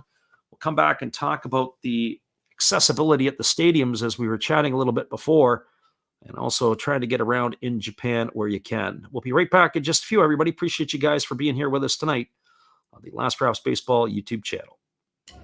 Good evening, ladies and gentlemen. Namaste. Hey, I hope you guys have been enjoying the game. My name is Hollis. I've got a YouTube channel called Another Hollis Build. I love baseball cards. I open up brand new product for you guys. I open up old stuff. I do breaks. I do auctions. All kinds of stuff concerning baseball. I'm Friars faithful, Padres to the end. I also love Garbage Pail Kids and my animals. I have a ton of animals. It's like a mini petting zoo here around my house. I also love my city. San Diego, baby. I take you all around the city and show you what's up. If you guys dig stuff like that, cruise on over and check it out. It's Another Hollis Build. If you dig it, subscribe. I'd really appreciate to have more follow me along on the journey. Hey, either way, you guys have a wonderful day or a beautiful, beautiful evening. No matter which one it is, make sure that you make it great, my friends. Big up Last Raps Baseball. Yeah, Freddie, let's go. One love and peace. Yeah, man.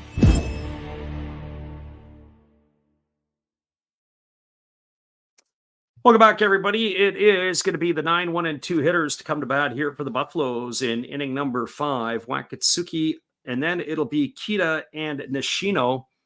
As it'll be Kita coming to bat in replacement of Haruka. As we mentioned, he was substituted out of the game a couple of innings ago defensively, so we are curious to see if there was some sort of injury, as Ryoto Kita will be making his first appearance up to bat here in inning number 5.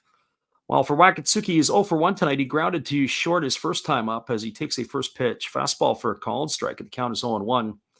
And so I always encourage people, I always say, you want to try to travel when you're young. And when you can travel when you're young, you've got your mobility to be able to do that.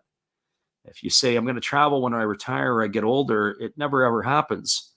Fastball misses down and the count goes to 1-1. I've got a elderly lady. She lives in my apartment building, and her daughter and her husband just moved back up from Colorado a couple of years ago. And she's got a YouTube channel too. She's got about 10,000 subscribers, and her field is, I guess, in elderly care of anything. And it's just a more of podcast that she does. As there's a fastball swung on, this ball is lifted into left center field. It's going to get down for a base hit. Moving to his right and fielding it is Shudo, and stopping at first will be Wakatsuki. He's got himself a single. Anyways, that is going to bring up the top of the order in Ryoto Kita. Kita, who is getting his first at bat here tonight. He is hitting .208 on the season. He's got himself a homer and 9 RBIs. He was the substitute in. Originally, the soon-to-be 22-year-old was the 3rd pick in the 2020 draft. Seems like he's been around forever. This is his 4th year of appearances, but this is the most he's played in the NPB. So he's got himself 149 at-bats this year, more than any other year. The first 3 years, he had just over 100 at-bats. As the pitch comes in, he squares the bunt. He gets it down, and it's a good one. Kai's going to get it. He picks it up. He fires to first. That's going to advance Wakatsuki over to second. It's going to be a sacrifice bunt. It's going to be 2-4 on the putout. Nice job there by Kita, as he's erased for out number 1, and that'll bring up the third baseman, Masahiro Nishino. Well, and as I was talking about some stuff, and we were saying about some different things. So, with regards to, mobility and the opportunity to travel when you're young, certainly, as I said, going to Japan, there's certainly, as you get older, you start to, I say realize, but you start to become more conscious of your own surroundings, and whether it be people that are elderly, people that have mobility, they don't move as quick as they used to. And certainly for me, I like to walk a ton. I don't really ride the bike so much, but I walk tons. And, when you have some problems and some health issues or minor health issues, I call them minor health issues, there's a breaking ball that misses up, it can really impede you. And so, 16 years ago, I had my first attack of gout. And that is extremely painful. So for those people who have experienced that, you don't want to experience it, but it can really hinder your mobility. You can barely walk. You can barely move, especially if you get it in the ankle or the toe, as there's a breaking ball that misses outside. And so for me, it's usually the toe. But had to change the diet. So our friend Louis, who was in here earlier, was talking about the great food in some of the locations. And I was talking about some of that stuff. Well, the food is good, certainly in Chiba and in different spots. But for me in particular, when you're having to as there's a fastball swung on it, is lifted into left field, backing up a little bit and making the catch is the left fielder Kondo. And that is going to retire Nishino for the second out of the inning, and that'll leave it all up to the second baseman, Ryo Oda. So pretty much everything that's red meat is out of the diet. So Wagyu beef, sorry, not eating any Wagyu beef. Jeremy says cherries are good. Yeah, it's true. That's what they say. They say pomegranate juice, cherries.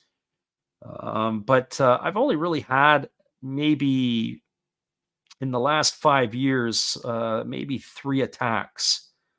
And so I had one this year before I went to Japan, but some of that would be self-induced because one, dehydration can also cause gout. And we were in a really hot spell in the summertime here.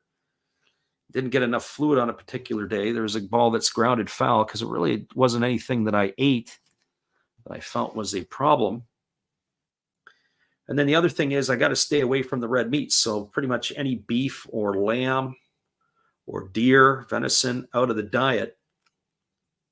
And I mean, not much at all. Like just got to stay right away from it.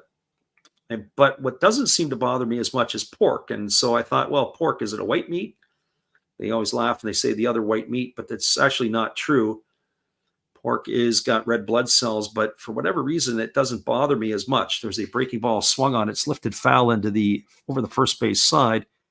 So I'll do have my ramen. I will eat it in moderation because it doesn't get to me like the beef does. So pork is, but for whatever reason, I don't know why the pork doesn't get to me like lamb or the other parts. It's a bit bizarre, but it can, but I can eat a little bit. I can tolerate it a bit more. But I do eat fish. Some people say that shellfish will get you. Some people say spinach will get you. One thing that I have to avoid now is tuna. I used to love tuna. There's a breaking ball that misses down and away, and the count is 1-2 to Oda. But I haven't had any issues with shellfish or shrimp or scallops or any of that stuff at this point, or crab. So I'll continue to eat it until it tells me otherwise. But basically, a lot of that stuff is out, so I can't go enjoy myself a bratwurst or a knockwurst unless it's a chicken one or something along those lines. I got to stay right away from it. Here's the 1-2 pitch. Fastball misses down, and it's going to be blocked by the catcher, Takuya Kai. Nice stop by him. So 2 balls and 2 strikes. So the end of the day, they say things that are high in purines are the things that are there. But what are there? Well, there's a ton of stuff. But everybody is affected a little bit differently depending upon who you are. So that is 2 balls and 2 strikes to Oda. So certainly when I'm over in Japan, I got to be cognizant. But there's enough food over there, certainly of the fresh variety, that you can... certainly vegetables and fruits that you can get. As there was a split finger pitch swung on and missed. Oda's down on strikes for the 3rd out of the inning, and that will do it here. And we're going to take our usual timeout, as that is going to be the end of the 5th inning. We've got ourselves no runs, 1 hit, no errors, and 1 runner left aboard. We are through 5 completed as a 3-1 lead for the Hawks. Just a couple moments here. We'll stay with you for just a bit here, give you the out-of-town scoreboard before we leave, as we haven't really done that tonight. As we take a quick peek around the NPB, only one other game in the Pacific League. Marines have a 4-2 lead over the Lions. That's in the top of the 5th at the Balluna Dome. The poor Carp, they are getting punched out tonight at the Cochin Stadium. It's 5-1 for the Tigers. That's in the top of the 6th inning. 4-0 for the Bay Stars over the Dragons, as they are pushing hard for that last playoff spot. And of all things, the Swallows are beating the Giants 5-0. That game is in the bottom of the 5th inning at the Jingu Stadium. So if anything, teams will be able to catch up to the Giants, and it'll tighten everything back up in the 2, 3, and 4 spots. All right, everybody, hang tight. We'll be back in just a few. Appreciate you guys for listening in. Music on loop. We're going to get our iced tea refreshed, maybe even get some pasta salad for ourselves. We'll come back here and give you guys the rest of the action. Hang tight, everybody. We'll be back in a few.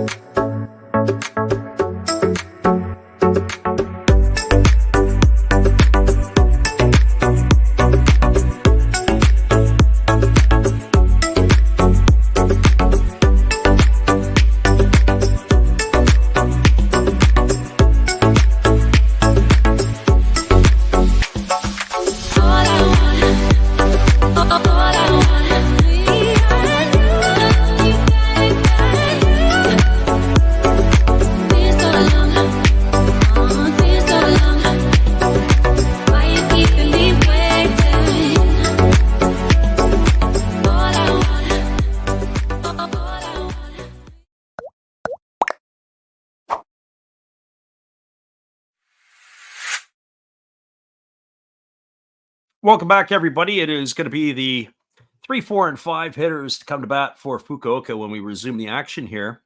We appreciate you guys for hanging in here with us. Kurihara, Yamakawa, and Kondo. Our friend Jeremy says, I noticed that they don't wait long during a rain delay before they call a game. I guess it all depends on the forecast or the weather forecast and what is particularly anticipated. I mean, certainly the weather patterns, in Japan, a little different. I mean, it took me a while to get used to the weather patterns where I live now. When I lived in the East Coast, it was a little different depending when the rain came. Usually the rains would come and it'd hammer you hard at the area that I lived. There's a first pitch that is a split finger pitch, swung on and missed, and the count is quickly 0-1 to Kurihara.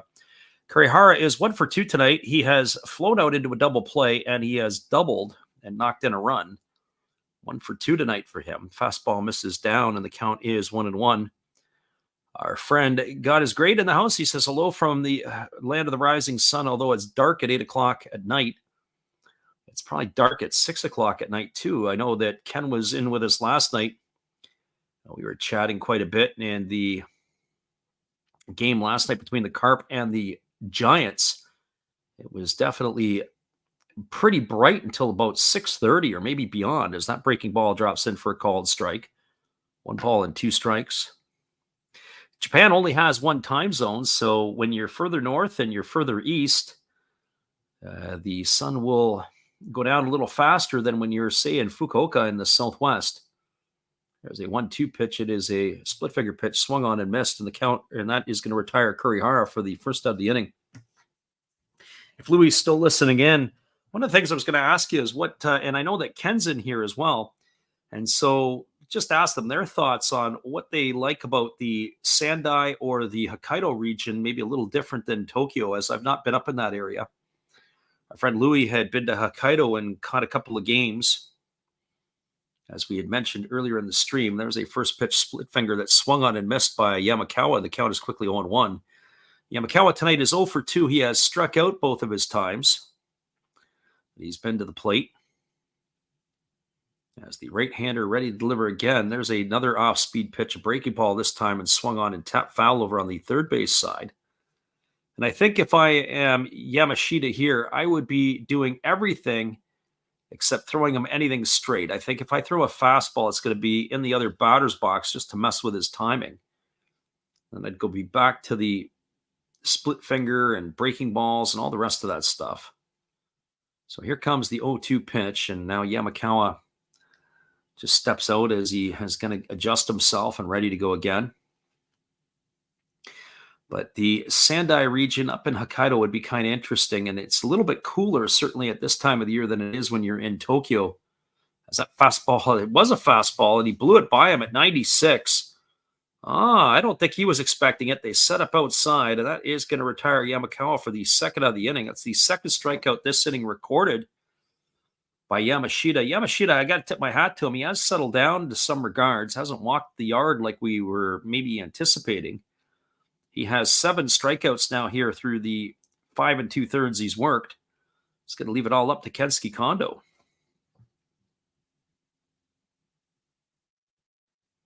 God is great says he likes the North because people are more polite and into the players. There's a fastball taken for a called strike, and the count is 0-1 to Kondo.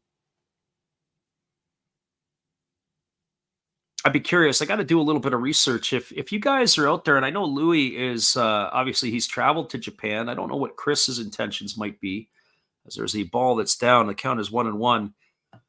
There is a YouTube channel that's out there. It's a free plug for these guys. I really like the fella. He is originally raised in Hong Kong. He's a British background, and he's got a channel called Attaché.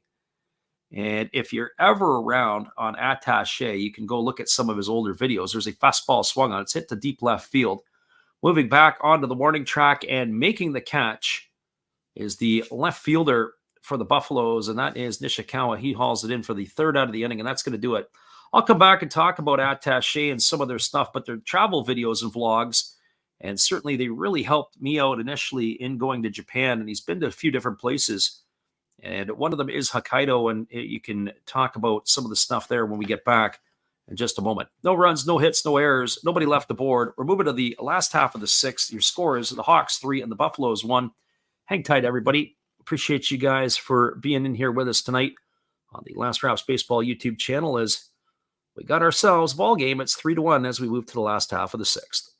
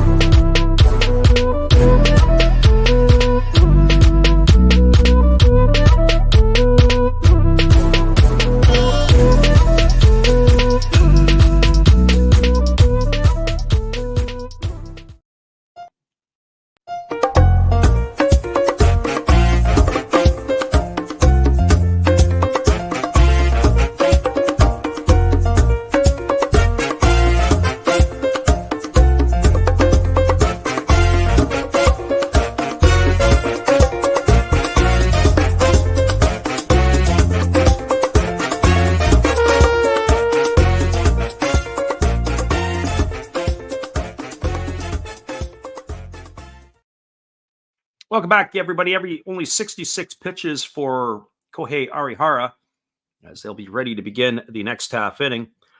Just a couple of things. Our friend Louis asked how you spell attaché. So I'll just pull it up here for you in just a moment. I've got some of the websites I have are booked or subscribed to. Attaché is ATTACHE with the apostrophe over the E, as there is a breaking ball ticket for a called strike. The count is 0-1. And the thing that's interesting about that particular channel, or that YouTube channel, as I said, I've watched it. He's got over 100 videos. He's got a few that are in with Japan, and it is a travel vlog. And there's a fastball swung on. It's grounded over to first, fielded neatly by the first baseman, who flips it to the pitcher covering. So ground ball to Nakamura, who flips it to Arihara covering. It's a ground out 1-3. Check that, 3-1 for the first out of the inning. And that'll bring up the designated hitter, Yataro Sugimoto.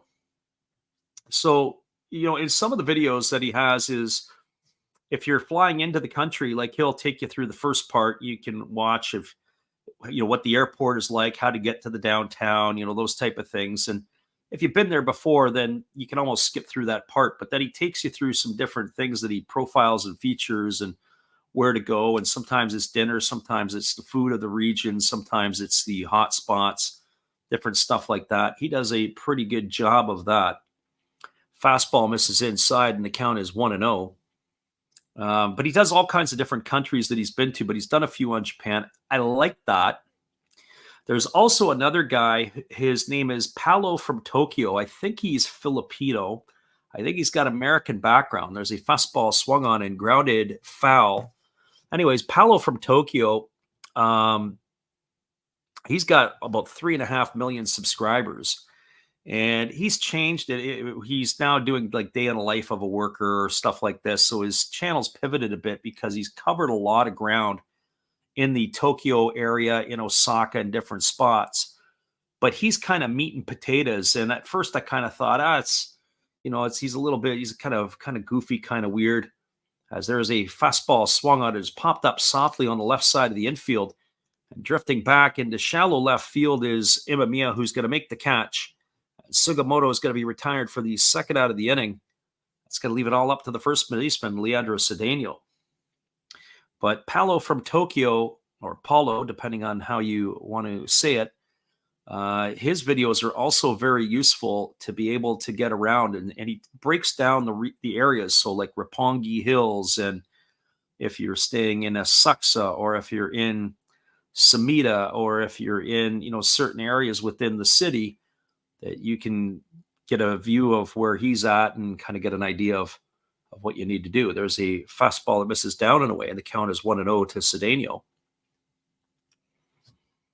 For our fellas who have been to Japan, or maybe haven't been there, one of our other things that I can suggest to you is there's a fastball that is swung on and missed, and the count is now 1-1 to Cedeno. For a great view of the city, some people will go up Tokyo Tower. Some people will go over to the Sky Tree. If you like your beer, you can go to the Asahi Brewery in Sumida, and they'll take you up to the 21st floor. You take an escalator up to the next floor, and you get a pretty nice panoramic view of the city. And if you get a clear day, you can see Mount Fuji. There's a fastball swung on. It's drilled deep into left center field. And this ball is going to be gone as it's a home run to left center field. Arihara has just served it up to Cedeno. That is going to be his 12th of the season, as the big fella has been getting himself on a bit of a roll here lately. So that is going to cut the lead to 3-2 as he rounds the bases. So Leandro Cedeno has scored both of the runs here tonight for the Buffaloes. That solo shot here to left center field. I wasn't sure if that ball was going to get caught. The way that the center fielder, Shudo, and the left fielder for the Hawks, Kondo, were converging. It looked like that ball was going to fall in. Ended up sailing into the seats, and that's going to be a 3-2 scoreline now, and it brings Kotaro Kobayashi to the plate. That was a breaking ball that hung up in the zone, and you got to say, good piece of hitting there by Cedeno. God is great says he has places in Sendai area near Sapporo, as there is a breaking ball that is swung on and fouled away, and the count is 0-1. Yeah, so those are probably the two regions left that I have of Japan that I would like to get to. Would be in the Hokkaido region up there, as there's a fastball that misses inside, and the count now goes to 1-1. Louis says Paulo is good. He's a big fan of Life Where I'm From and Cakes with Faces for YouTube ideas. Yeah, those are pretty good. I'm going to have to check those out after. I'll make a little note on that. Fastball swung on, grounded, past the diving glove of the shortstop, Imamiya. Kondo picks it up, digging hard to get into second base is Kobayashi, and I think they're probably going to give him a hustle double on that one. So Imamiya had dove to his right into the sixth hole. The ball was deflected off his glove. Kondo, who was backing up the play, had to do a hard right because the ball was start to go to the left field corner. He picked it up and then fires it in, but not in time, as Kobayashi, to his credit, was hustling right out of the dugout. Nice play there by the shortstop to dive for the ball. I'm going to give him a double on that one. I'll see what the official scores give him, but I can't see why they wouldn't give him that. Certainly not an error. And so all of these problems have now started with 2 out in the inning, and that's going to bring up the center fielder, Ryo Sugasawa.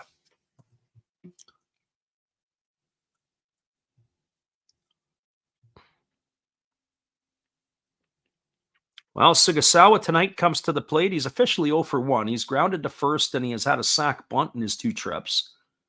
And the first pitch on the way is a breaking ball that drops in for a called strike, and the count is 0-1. So no balls and 1 strike.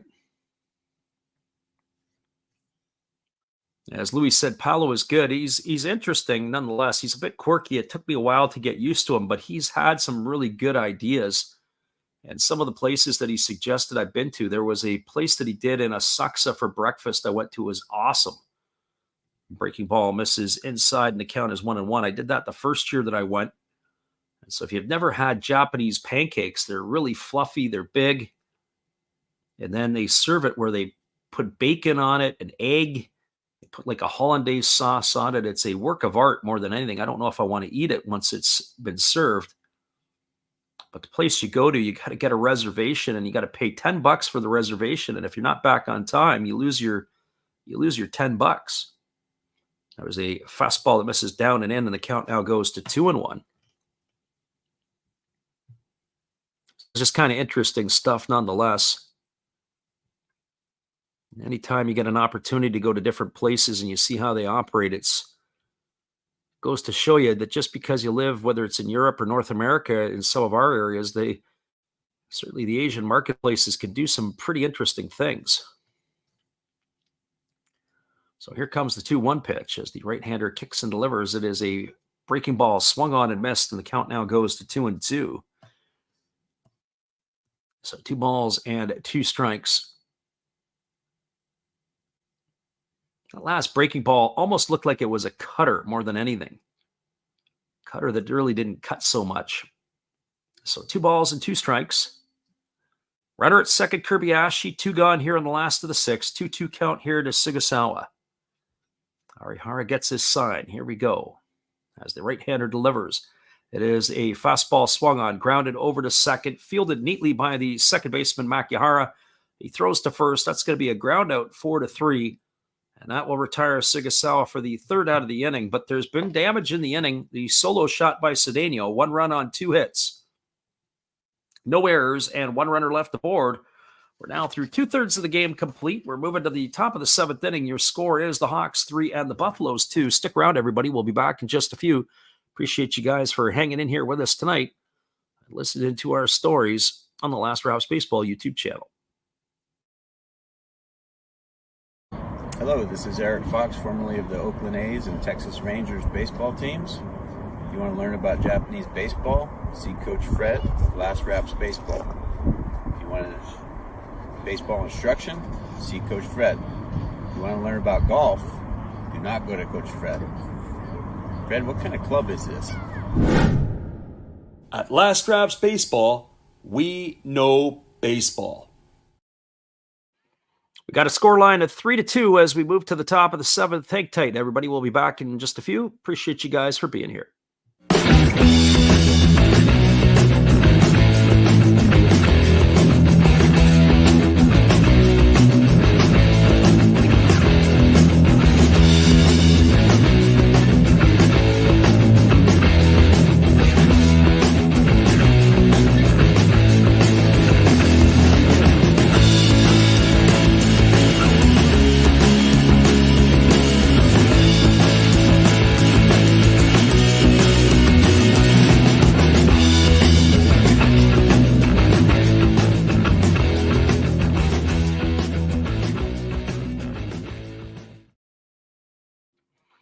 Welcome back, everybody. It is going to be coming to bat here for the Hawks in their half of the 7th inning.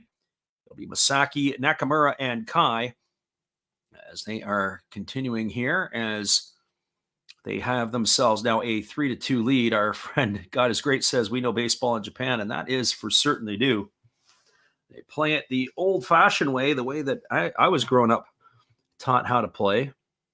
And the first pitch delivered to Tomoya Masaki is a breaking ball taken for a called strike, and the count is 0-1. I have to say, Shinpita Yamashita, after his early struggles in the first inning, has really settled down in this one. As it's 0-1 here to the right fielder Masaki, and there's a fastball swung on. It is lifted foul into the seats over on the first base side. The count goes to 0-2. Hasn't really slowed down much. Last pitch was at 96 miles an hour, and he's at 91 pitches here now in the 7th inning. So one would expect this is probably going to be where the Buffaloes would turn to their bullpen shortly. Our friend Jeremy had asked the question earlier about the struggles of the Buffaloes, and we had cited my 3 reasons of why I think that they had struggled this year. Is there's a fastball swung on and fouled away. The count remains at 0-2. I also think, too, that their bullpen hasn't exactly been as great as it has been in recent years. I look at some of the players in the pen who have had some good seasons, and then I look at some others and I say, I'm not so sure about that. Certainly Machado has struggled a little bit lately, but he's had a good year. Perdomo's had a good year on the back end as there's a pitch that's down, and the count goes to 1-2.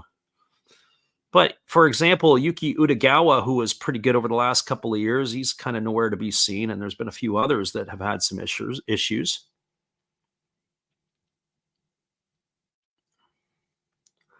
I got a breaking news flash, but thing that I would consider to be news, something about Boeing going on strike. I thought it was something important. Here's the 1-2 pitch. Breaking ball misses down and away, and the count now goes to 2-2 on Masaki. So 2 balls and 2 strikes. Sometimes we get the alerts. Rare that you get a breaking news alert at 4 o'clock in the morning Pacific time, but it is starting to be on the east coast of North America. They're waking up. So here comes the 2-2 pitch. It is a split figure pitch. Swung on it, is popped up on the left side of the infield. Coming in on it and making the catch is the third baseman Nishino, and that is going to retire Masaki. He's gone for the first out of the inning. So one gone here, and that'll bring up the first baseman, Akira Nakamura. Well, for Nakamura tonight, he is 0 for 2. He has flown to left, and he has grounded out his 2 trips to the plate. So officially in the books at 0 for 2. Nakamura had 3 hits the other night in that game in Tohoku. He's pulled his average north of 200. He's sitting at 201 as the pitch on the way is a fastball that misses up and away, and the count is 1-0. I think of the Hawks over the last couple of years and maybe some of their struggles, why they hadn't been flying at the top of the division, is we talked about some of the import players. Some of the players that had been productive for them got long in the tooth as there was a fastball taken for a called strike. The count's now 1-1. Isabel Graciel and Vladimir Ballantyne were 2 pretty productive import players that they had. They've either retired or they've moved on to other leagues, but reality is their game has long been done. There's a breaking ball that misses, and the count now goes to 2-1. And they never really replaced them with any import players, but the big acquisition this year, the bat of Hotaka Yamakawa, a domestic bat in the middle of the order, was pretty solid for them. And you also think about it like in terms of the import players that they also had, as there's a fastball swung on it, is lifted foul into the seats down the third base line. The count is 2-2. The import players that they had recently, like Freddie Galvis and La Tortuga, was I believe it was Willens Astudillo, never really gave the production that they would have expected. Even this year, they made the trade with the Giants to get Adam Walker. Adam Walker's been pretty much a non-entity for the Hawks this year. There's a fastball swung on and fouled away, and the count remains at 2-2. And when you are an import player and you go somewhere, you have to be able to produce in the lineup. You've got to be able to be better than what they have. And that hasn't always been the case in Fukuoka the last couple of seasons. So 2 balls and 2 strikes as the right-hander works to the set. And here's the pitch from Yamashita. It's a fastball swung on. It is lifted into straightaway center field. Moving over to his left and making the catch is Sugasawa, and that's going to retire Nakamura for the second out of the innings. So 2 gone, and that's going to leave it up to the catcher, Takuya Kai. And another thought on that with regards to players being better than somewhere else, the pitchers, at least 2 arms that Fukuoka have been very productive this year. Carter Stewart Jr. is now coming into his own as a legitimate NPB arm. The American right-hander who originally was a first-round pick of the Atlanta Braves, who has spent his entire professional career in Japan. As the right-hander works himself set, here comes the pitch. Fastball misses upstairs, and that's still coming in with some heat, 96 miles an hour to Kai. So 1 ball and no strikes. The other has been Roberto Osuna at the back end of the bullpen. When he's been healthy, he's been outstanding. Here's the 1-0. It's a breaking ball that drops in for a called strike, and the count is 1-1.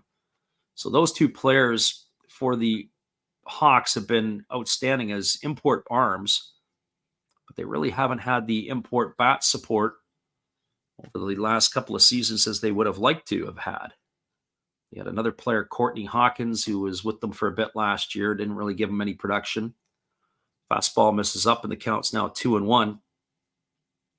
And so when you look at some of the situations, you look at, for example, the Chibolote Marines. When the Marines bring in the import players, they've got Gregory Polanco, who's given them 2 pretty solid years. And also they've got Neftali Soto, who had come over from Yokohama, but he's also had a pretty decent year this year for them. They're giving them decent production. Fastball swung on, is fouled straight through the 5-hole of the catcher, Kenya Wakatsuki, all the way to the backstop. Oh boy, that made me cringe. So the count is now 2 balls and 2 strikes to Takuya Kai.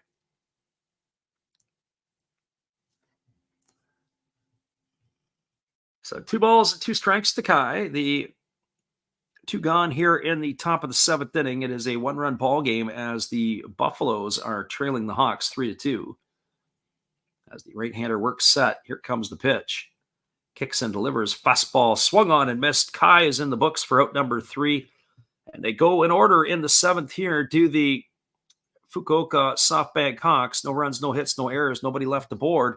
And I got to say that, yeah, the starter here, Yamashita, if that's the last we're going to see of him tonight, what a fantastic finish for him. He's retired the last 8 batters he's faced in this ball game as he really settled down and has given the Buffaloes every opportunity to be able to win. We're going to the bottom of the 7th. It'll be 9-1-2 coming to bat when we return. Appreciate you guys for listening in. Hang tight, everybody. It's the Last Wraps Baseball YouTube channel. We come back after this. We'll see you in a few.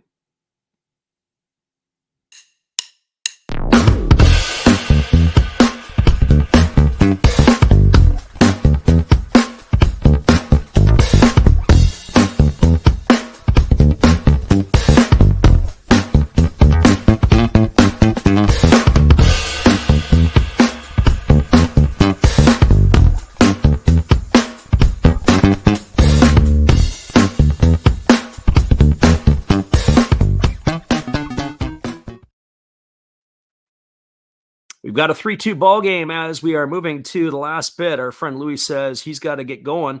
We appreciate you there. Great to catch up with you as well. And hopefully you can pop in the next week. We will be on some late nights doing some games. So hopefully you can check us out when you get the opportunity. Great to have you back in the fold here, Louis, and good talking to you. We look forward to seeing you again in the next little bit. We'll be back in 30 with all the action.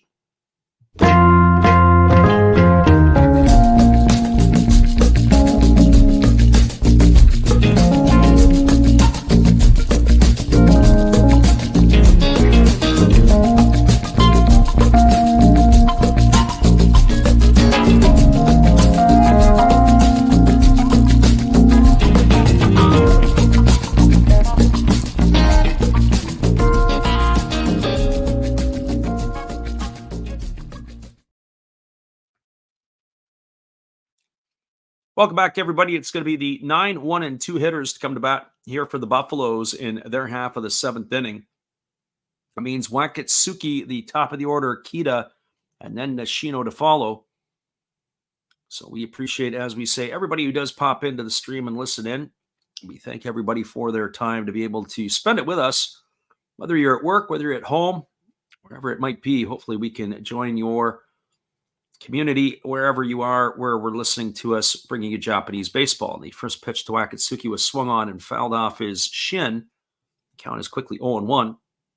Wakatsuki tonight is 1 for 2. He's got a single and 2 trips. He's also grounded to short his other time up. He has caught a lot this year for the Orix Buffaloes, as the pitch on the way is a fastball that is just grounded foul past the third base dugout, and the count now is 0-2 to Wakatsuki.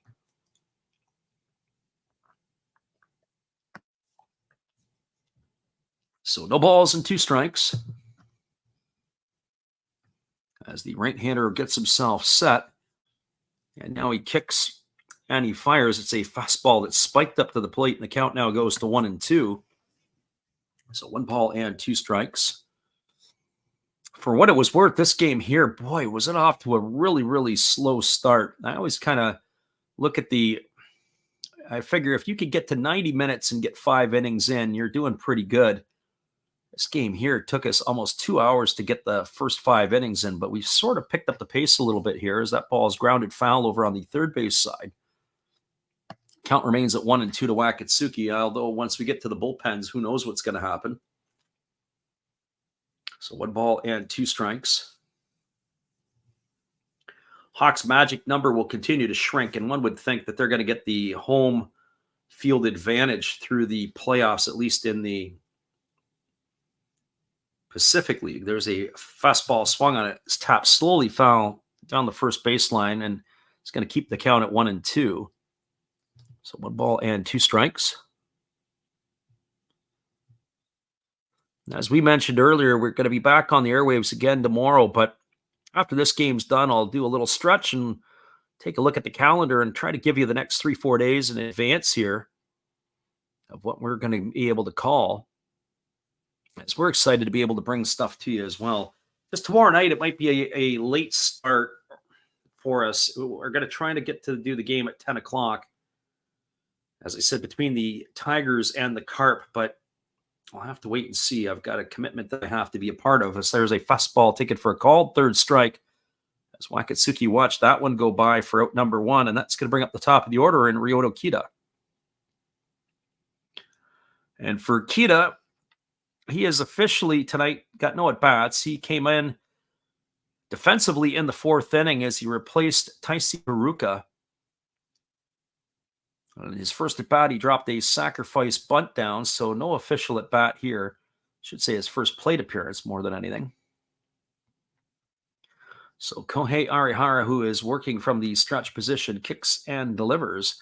And it is a fastball swung on, is grounded over the right side, going deep into the four-hole. Sliding to make the play is Makihara, but he spikes it into the dirt, and safe at first base is going to be Kita. They're going to rule it as a hit. Well, I guess I could give him a hit on that one myself because it really was an ordinary effort. First of all, he had to come a long way into the four-hole, into shallow right field. He slid on his knees, and then he got up to throw to first. He spiked it in the dirt, and that allowed Kita to be able to reach safely, but I can understand that there. We're watching. He had to double clutch with it, too, and unable to make the play at first base was the first baseman, Nakamura. So they rule it a single. We'll give it to him as well. And that is going to bring up the third baseman, Masahiro Nishino. Well, for Nishino, he's officially 1 for 3 tonight. He's got a single in 3 trips. As Arihara ready to go to work, but instead he fires over to first and getting back in time as the base runner.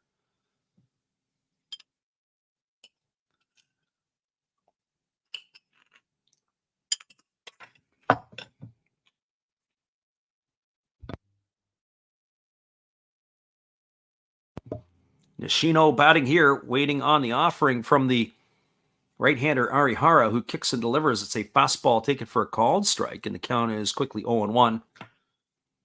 Nishino 1 for 3, as we say. He's got a ground out and a fly out as well. Had that single back in the first inning, but wasn't able to come around to score.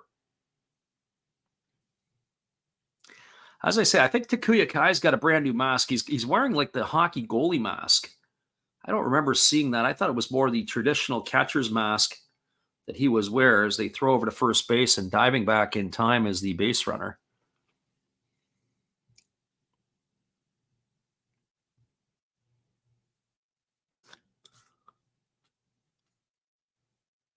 So no balls and 1 strike as the right-hander kicks and delivers. There's a fastball swung on. It is lined into the netting foul, and the count now goes to 0-2. So no balls and 2 strikes.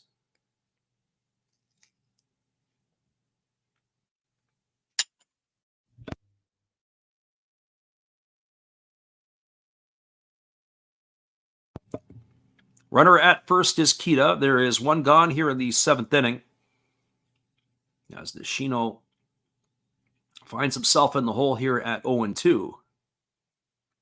Right-hander Arihara gets his sign from his catcher, and now he works himself to the belt. And here comes the 0-2 pitch on the way. Fastball swung on. Softly lined over to short, sliding to his right to make the catch is Imamiya, and that is going to retire Nishino for the 2nd out of the inning. So 2 gone, and it's going to leave it all up to the second baseman, Ryo Oda.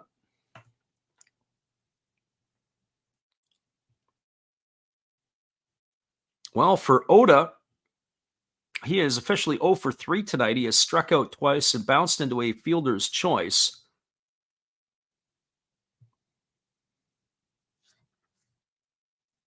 So Oda strides to the plate here, looking to try to get something going. The Buffaloes are in a deficit here. They're down 3-2. Try to find their way back into at least an even-Steven proposition. So here we go. Here comes the first offering to Oda as the right-hander Arihara works himself to the set. Here's the pitch. Breaking ball swung on and missed. The count is quickly 0-1 to Oda. So no balls and 1 strike.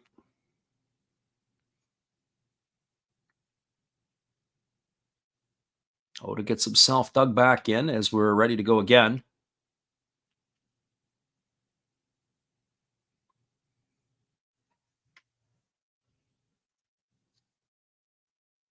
Right-hander holds set. Here's the pitch. Fastball misses upstairs, and the count now goes even to 1-1.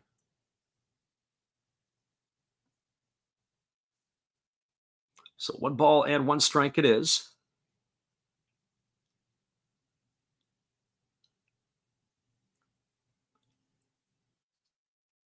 Right-hander leans in and he gets his sign.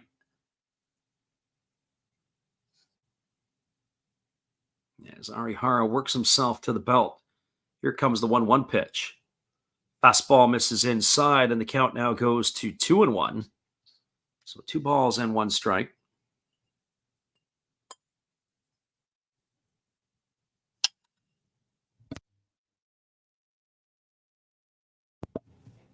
Buffaloes trail 3-2 here in the 7th.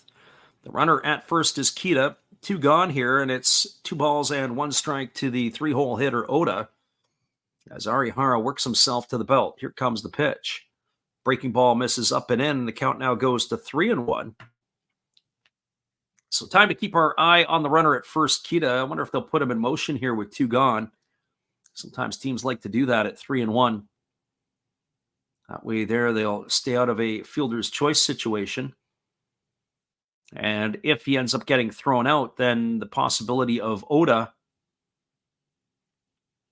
being able to drive him in from second base. So here comes the pitch. Breaking ball misses down. It's going to be ball 4. Oda's going to get himself a walk. That's going to put runners at first and second with 2 out. Now it's going to bring Ryoya Nishikawa to the plate, and it's going to bring the pitching coach out of the dugout as he's making a direct line out to the pitcher's mound to have a word here with the right-hander Arihara. One of the things I also found interesting when I was at the games in Japan, I had pulled out my phone to take a look to see what was going on in the Pacific League, and there was probably a good solid 10 to 15 second delay between watching the game on my phone and watching the game live when you're at the stadium. So I often wonder when the people are gambling, if you're watching online and then there's the delay. And then, of course, we have a little bit of a delay, too, with our stream here as we're using the application. I think it's about a 6 or 7 second delay. So there's probably 20 seconds between what we're describing and what you're getting at the stadium. So if you were listening to us at the stadium through YouTube, we'd probably be about a good solid 20 seconds behind the actual play.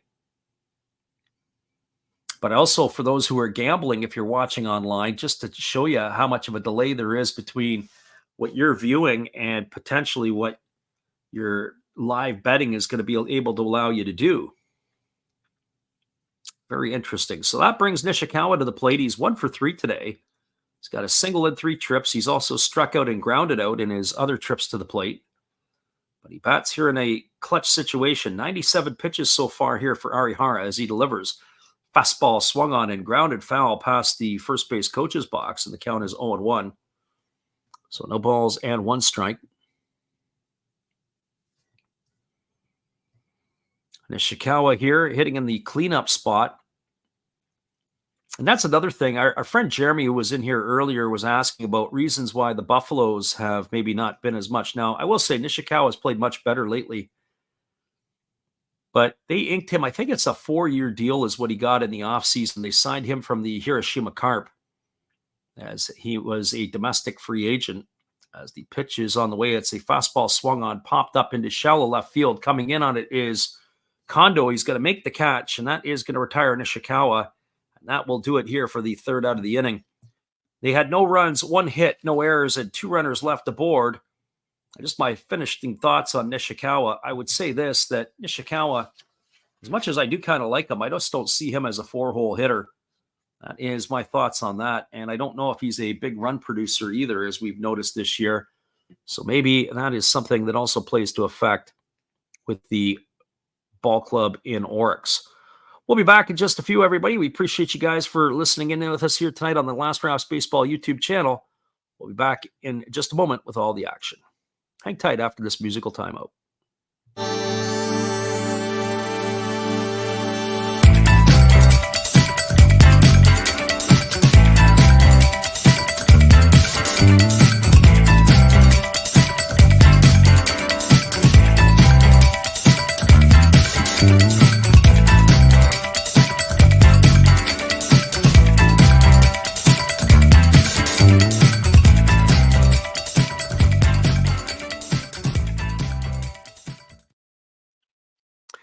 Welcome back, everybody. We are moving ourselves to the top of the 8th inning. It looks like we're going to have a pitching change as Yamashita's night will be over.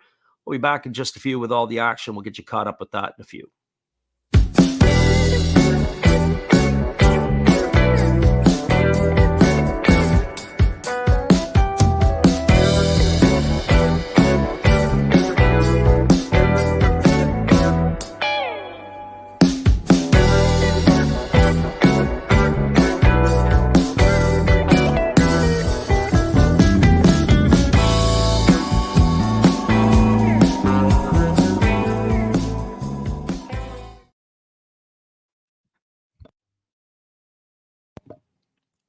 Welcome back, everybody. It is going to be the 9, 1, and 2 hitters to come to bat.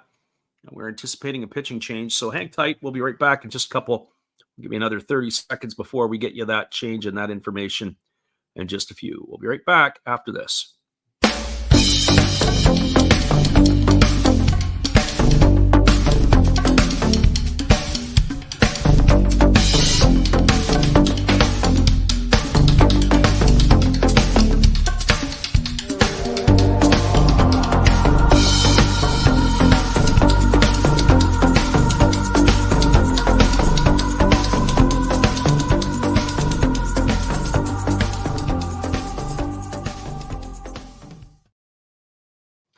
Welcome back, everybody. It's going to be Nobuyushi Yamada coming into the ball game. He's making his 46th appearance of the season, ERA of 1.79. So he is ready to take over here as we're ready to resume the action. So Yamada ready to go.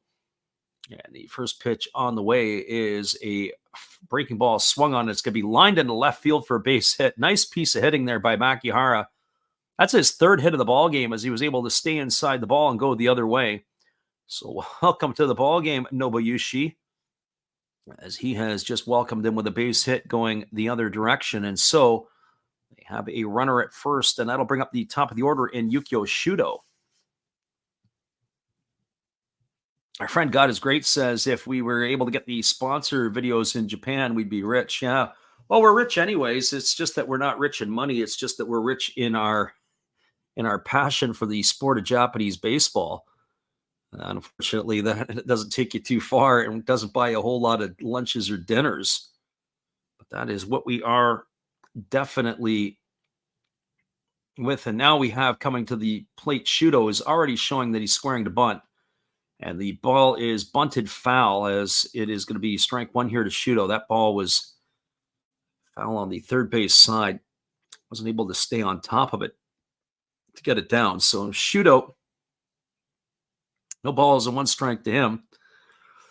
Kenta Imamiya will follow here as it is the Hawks who are trying to add to their lead. 3-2 is the scoreline here. As the left-hander Yamada ready to deliver again. As he kicks and delivers. Ooh, there's a fastball that just buzzes right by the chin of Yukio Shudo, and the count goes even to 1-1. Peel down to the third base umpire to see if he went, but they said he didn't go. I don't think so. I think he was trying to get the heck out of the way more than anything. Our friend God is Great says, yeah, so many sponsor videos. Unfortunately, we get the nickel and dime sponsors from YouTube. And we'll take all the nickels and the dimes they throw at us right now. That's been a bit interesting this year in terms of the creator community as we have been getting more and more money through some of our shorts. There's a ball that's bunted down, picked up and fielded neatly by Wakitsuki. He fires to first, and Shudo does his job. That's going to be a sacrifice. It's 2-4 in the books as Shudo is going to be erased for the first out of the inning. Advancing over to second is Makihara, and that'll bring up the shortstop, Kenta Imamiya. And Imamiya has been hot, but it looks like, are we going to have a pitching change here? Yes, we are. Wow, that's a short night here for Yamada. Yamada faced two hitters. He gets one, but not the other, and now they're going to go to the bullpen to face Kenta Imamiya. We're going to take a little stoppage in play here. We'll be back in just a moment. So the Buffaloes go into the pen when we return after this. Hang tight. We'll get that for you when we return.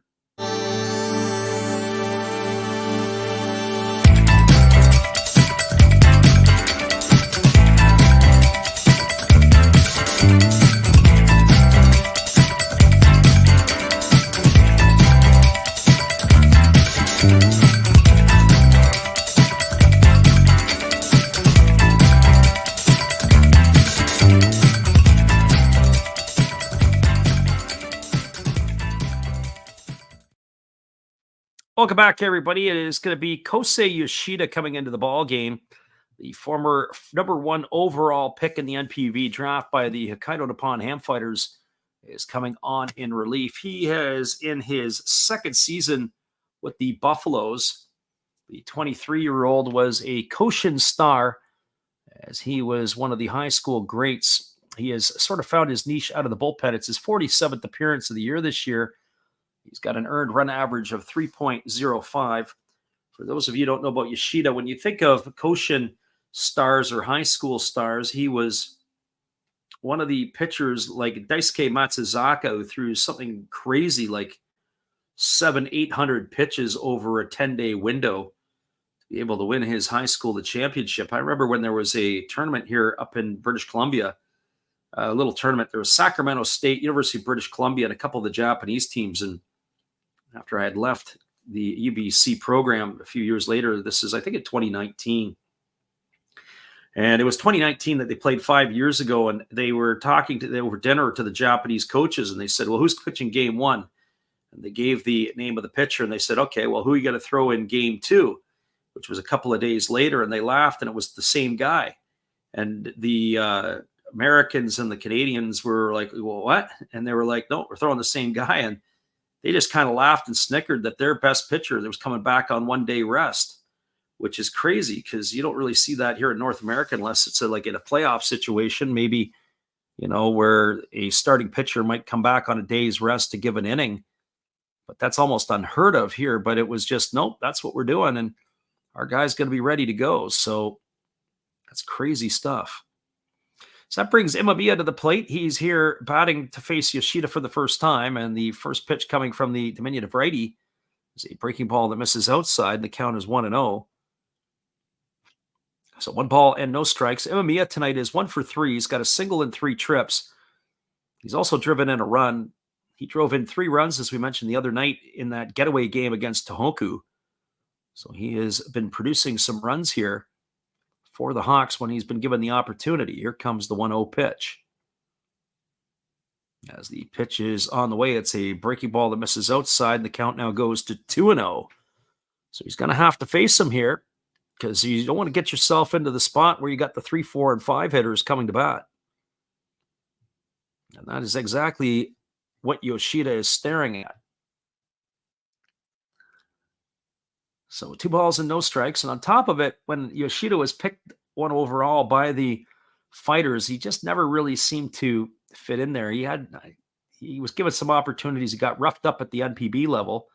Breaking ball taken for a called strike. The count is 2-1. And I think maybe the expectations for him were far greater than what his abilities were. And he does have a niche role. He can pitch, and he is pitching out of the pen here for the Buffaloes, and he's been rather effective. So 2 balls and 1 strike, but his ability as a starter, not quite there. So here's the 2-1 pitch now coming to Imamiya as he waits on the offering from Yoshida, who works set to the belt. He checks the runner at second. And now he kicks and delivers. It's a breaking ball swung on it. It's grounded foul just past the bag at third base. Runs the count even to 2-2 on Imamiya. But as I say, some of the high school stories of the pitchers are just legendary in Japan. And this is one of them we talked about also, too. That of Daisuke Matsuzaka leading his high school to the championship. I have a friend of mine who won this. There's 2 Koshin tournaments. There's the spring and the summer Koshin. And my buddy was one of the pitchers on the 1993 team. So that was 31 years ago that he was a championship player. And there's only 15 of those gold medals that are around, and he's got one of them. And he feels pretty proud for that. There's a ball struck back at the pitcher. It's hit Yoshida, and it's come back all the way to home plate.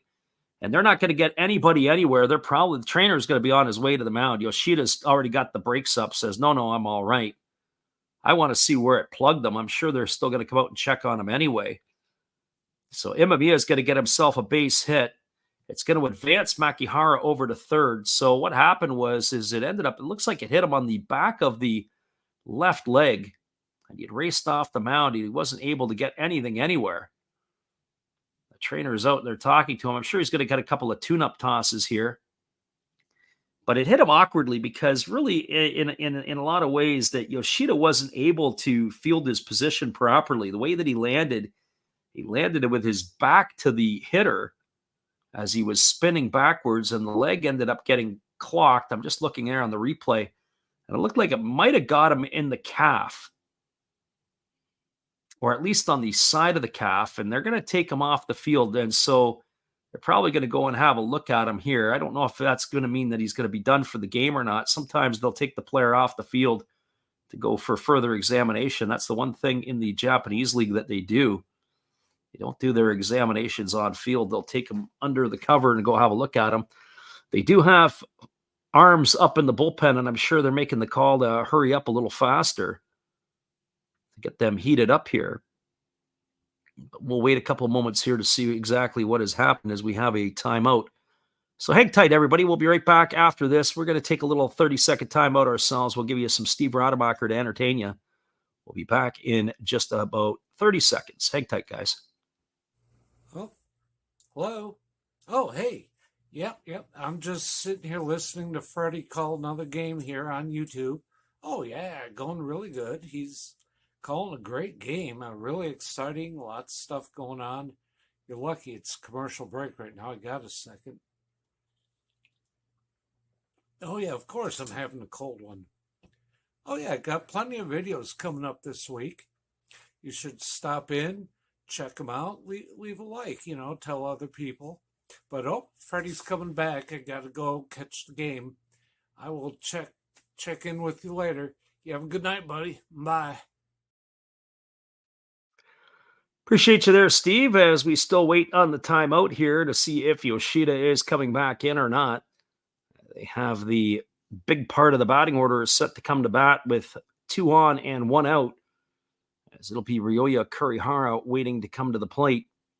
But we are waiting on the return here with the home plate umpire waiting to get a decision on that of Yoshida. As we said, the Buffaloes are getting action going here, so we'll have to wait and see if there is going to be a pitching change. We're talking about the games for around the NPB. We'll update the scores. We haven't done a lot of that tonight, but the score line from around the league as the manager, Nakajima, comes out. Looks like they are going to make a pitching change. That is when I have a feeling he's talking to the home plate umpire, so we'll have to see who is coming out now. The other game in the Pacific League, the Marines had a lead over the Lions, but that is all locked up at 4s now in the top of the 7th inning, Lions and Marines at 4s. Over in the Central League, that's where the playoff implications are a little bit tighter. The Swallows are beating the Giants 7-2. That's in the top of the 8 at the Jingu. Interesting there that the Swallows are laying it to the first place Giants, especially after the Giants had swept the Carp. It is a 5-2 lead at the top of the 9th inning as the Bay Stars are leading the Dragons. That's a big game over there in Yokohama as the Bay Stars are in outside the playoff picture looking to try to get back in. 5-2 lead. They are now chasing the Carp, who are in 3rd place. And speaking of the Carp, they're getting pounded 7-3 at the Cochin Stadium, as it is the Tigers who have the lead over them there. So that is where we stand on the out-of-town scoreboard. Just looking ahead for tomorrow night, as they have announced the starters for tomorrow night's ball games. As we were talking about, we are looking to make the call. It is going to be Shohei Mori taking to the hill for the Carp tomorrow night, only making his 3rd appearance of the season. So interested to see what that is going to be. And then he's going to take on Hiroto Saiki, who is going to take to the hill for the Tigers.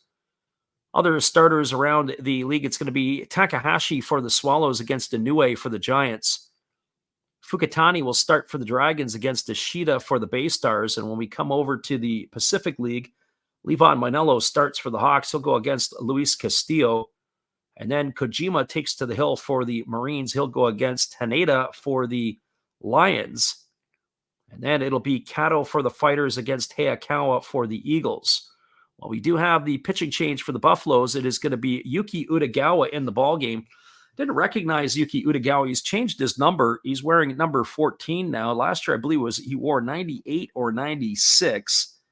So Utagawa coming into the ballgame on in relief of Kosei Yoshida, as Yuki Utagawa is going to complete his warm-up tosses as we are almost ready to resume the action.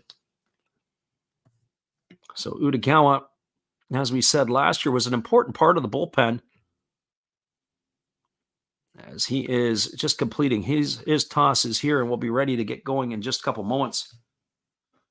We haven't seen enough of him here this year for the Buffaloes, and he's had some injuries. He's been a little bit erratic. Curious to see what he's going to do. We're watching him warm up, and he's 138 kilometers was that last pitch. I want to see what his fastball will pour in at tonight, because he was sometimes 96, 97 miles an hour plus last year. Interested to see what he is going to bring it up to the plate at here tonight. So he's just completing his tosses, and we'll get ourselves back to the action in just a moment. I'm going to take another 30 seconds, guys, and we'll be back in just a few as he's finishing off his warm-ups.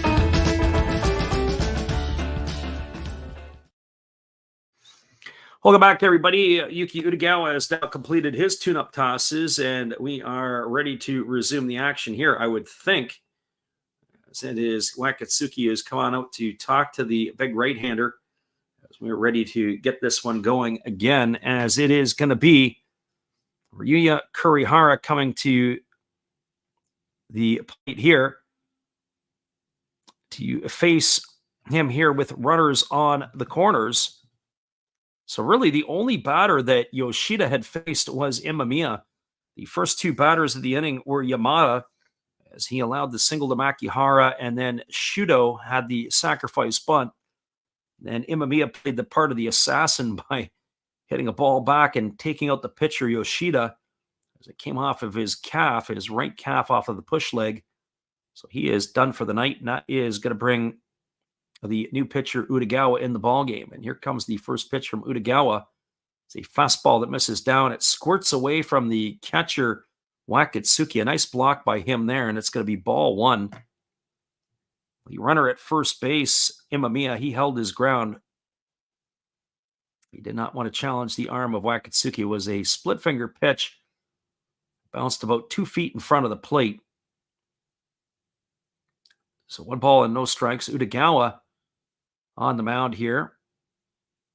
I don't know what's going on with Utagawa. They were looking, they're coming out. Here comes the trainer and the pitching coach out to the mound. So I don't know what's up with Utagawa. When we were watching the pitches in between innings, they kept showing the radar gun up on the screen, and he was up at like 134 kilometers an hour. And for those of you who aren't sure, that's about like 82, 83 miles an hour. And so they've come out to the mound, and they're asking him if he's all right. They're checking on him. They want to see what's up with the pitcher. And so by all stretches of the imagination, he says he's okay. But that's not the Utagawa fastball that we were witnessing last year. And again, he threw the pitch into the dirt. That squirted away. And I don't know if it was him coming off the mound. He walked gingerly a bit toward home plate. He says he's all right. Maybe it's just the grimace of his face. Maybe he's got to get to the bathroom. I don't know. So here we go. So we've got 1 ball and no strikes as the right-hander works himself to the set position. And now he kicks and delivers. It's a fastball that misses down, and the count now goes to 2-0.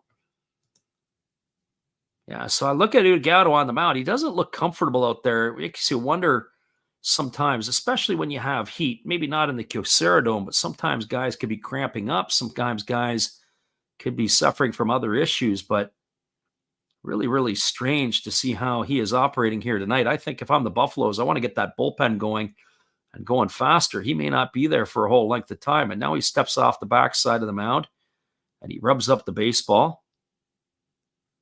So really, really strange behaviors here from the right-hander of the Buffaloes. And now he works himself into the set position. And here comes the pitch. It is a fastball that is swung on and missed. Split finger variety again at 134 kilometers an hour. And for those of you who are at home, the split finger pitch at 134, you're looking at approximately 84 miles an hour. So I know there is a drop off between that and his regular fastball. I'm curious to see what he's going to pour in the fastball at in this situation. So here comes the 2-1 pitch.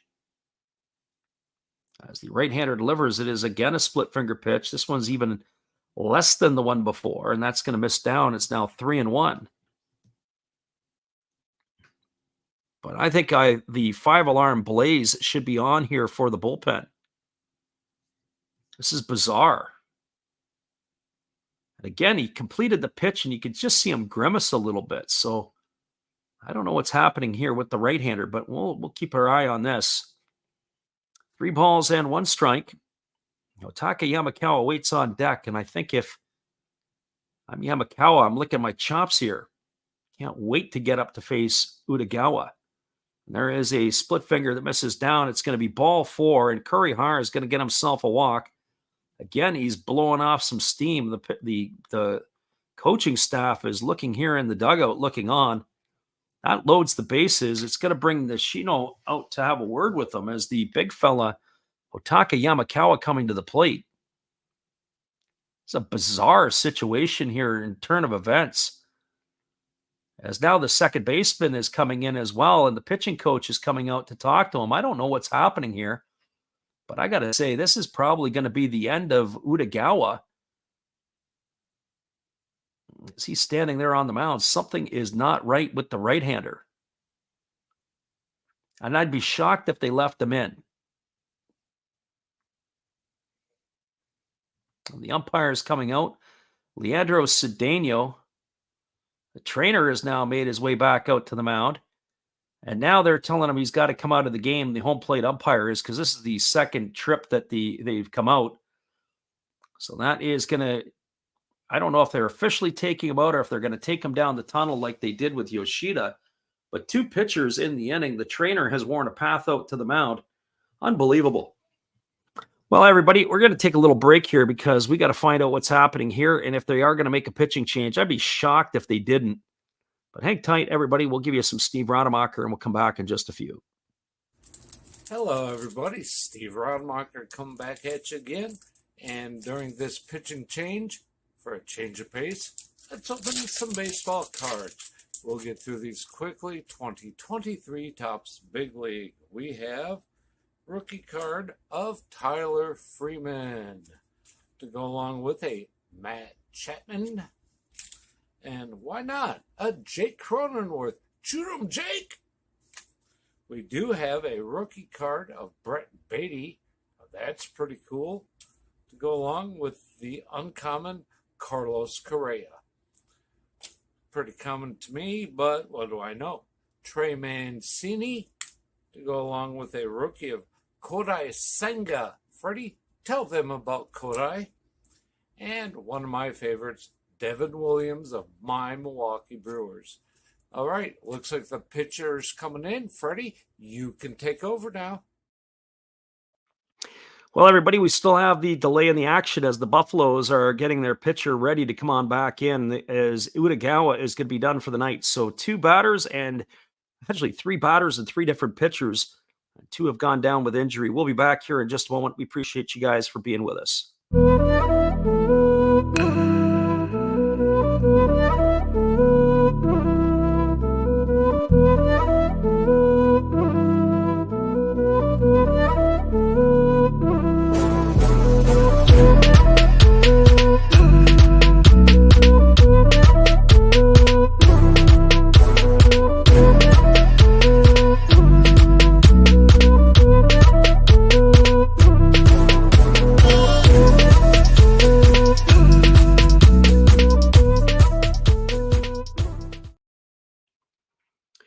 Welcome back, everybody. Our friend Ken says he sees Japanese sponsor videos every 5 to 10 minutes. Is that in the middle of our stream, or is that just when you enter?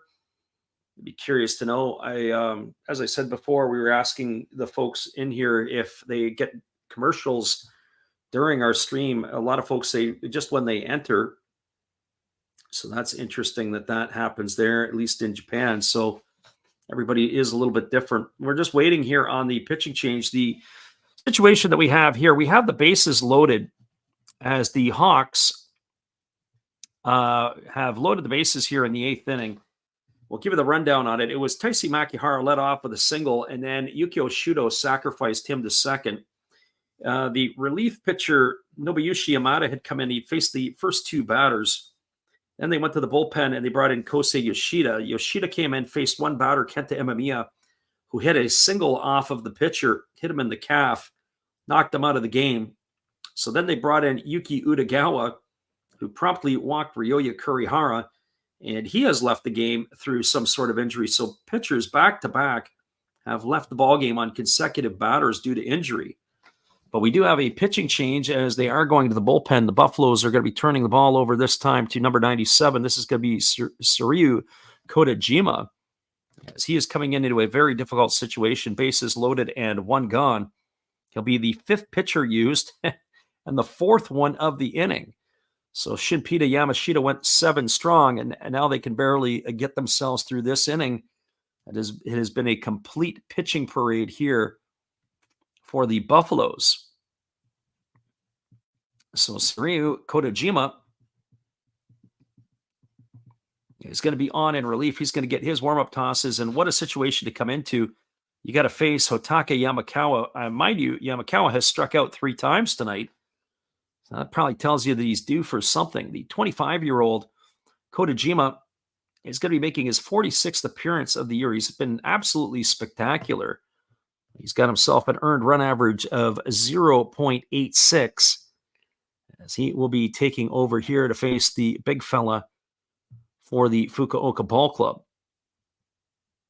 So very, very strange happenings. As we said, Utagawa's night is done. And I would have to think that Kohei Arihara, with the length of time that he's had to spend in the dugout, that his night will be over as well once this game is completed. My friend Chris says, interesting. He goes, thought the YouTube viewing experience might be a little different in Japan or Asia more widely than it is in Europe and North America. Yeah, it's strange. I really don't know how that works sometimes on the mid-roll ads, especially with the lives and in the middle of a live stream. That kind of is weird. I can understand the catch-up getting the ads. Well, anyways, that is going to bring up Hotake Yamakawa as the warm-up tosses are completed here. The bases are full of Hawks. There's 1 out here in the top of the 8th inning. It is a 3-2 lead for Fukuoka. This could be a turning point of the ball game. Yamakawa's average has slipped to 244 on the year. He does have those 31 homers and 89 runs batted in. There's nowhere to put him, so they're going to have to pitch to him. The big fella here is probably going to look to do what he can to deposit his 32nd into the seats. So here we go as the action is resuming. As the right-hander Kodajima ready to go. He gets himself into the set position. And here comes the first offering. As he kicks and delivers, it's a fastball that misses down. Good stop there by Wakatsuki. So 1 ball and no strikes. Sparse crowd, as we said tonight, at the Kyocera Dome. Not a lot of support for the Buffaloes, as they are not all but out of the playoffs, but mathematically pretty close to it. They are still chasing the Marines, but the Marines are doing their part of winning, or at least earlier were winning tonight. So here comes the 1-0 pitch as it's on its way. It's a fastball taken for a called strike, and the count now goes to 1-1 on Yamakawa. So 1 ball and 1 strike. One thing I will say is Yamakawa really crowds the plate. The big fella, I would have thought he might have backed off a little bit to try to get those arms extended a little bit. But 1 ball and 1 strike it is here to Yamakawa. As the right-hander works set, here comes the pitch from Kodajima. Now he kicks and delivers. Fastball swung on and missed. That was of the split finger variety. Oh, Yamakawa took a big hack. but to no avail there. 1 ball and 2 strikes to the big fella.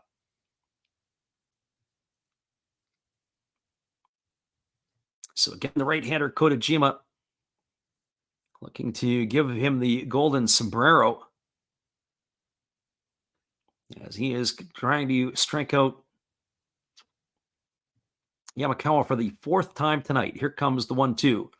Pitch on the way. Fastball just misses outside, and the count goes to 2-2. It's not going to get any easier because you've got Kensuke Kondo waiting his turn on deck. So 2 balls and 2 strikes here. If anything, probably a rollover ground ball would be in order for the Buffaloes. Here comes the 2-2 pitch as the right-hander works set. Checks the runner. Now he steps off the backside. So I think he's got to get himself on the same page here as Wakatsuki. He's got to be able to make this pitch here as it's 2-2 to Yamakawa.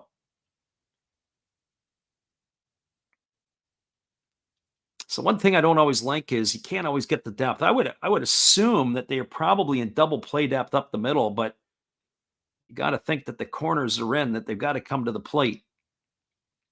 Here comes the 2-2 pitch as the right-hander delivers. Fastball swung on, popped up foul. It's going to reach the seats behind home plate.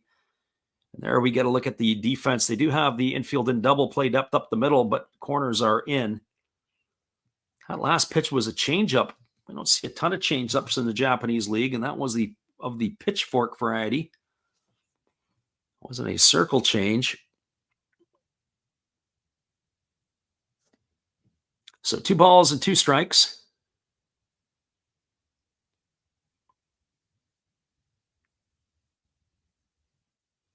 As the right-hander holds set, here comes the pitch. Fastball down, and that's good block there by Wakatsuki, but it's going to run the count now to 3-2. So 3 balls and 2 strikes to the big fella here. Hawks up 3-2 here in the 8th inning. Bases are full. 3 balls and 2 strikes to Yamakawa. 1 gone.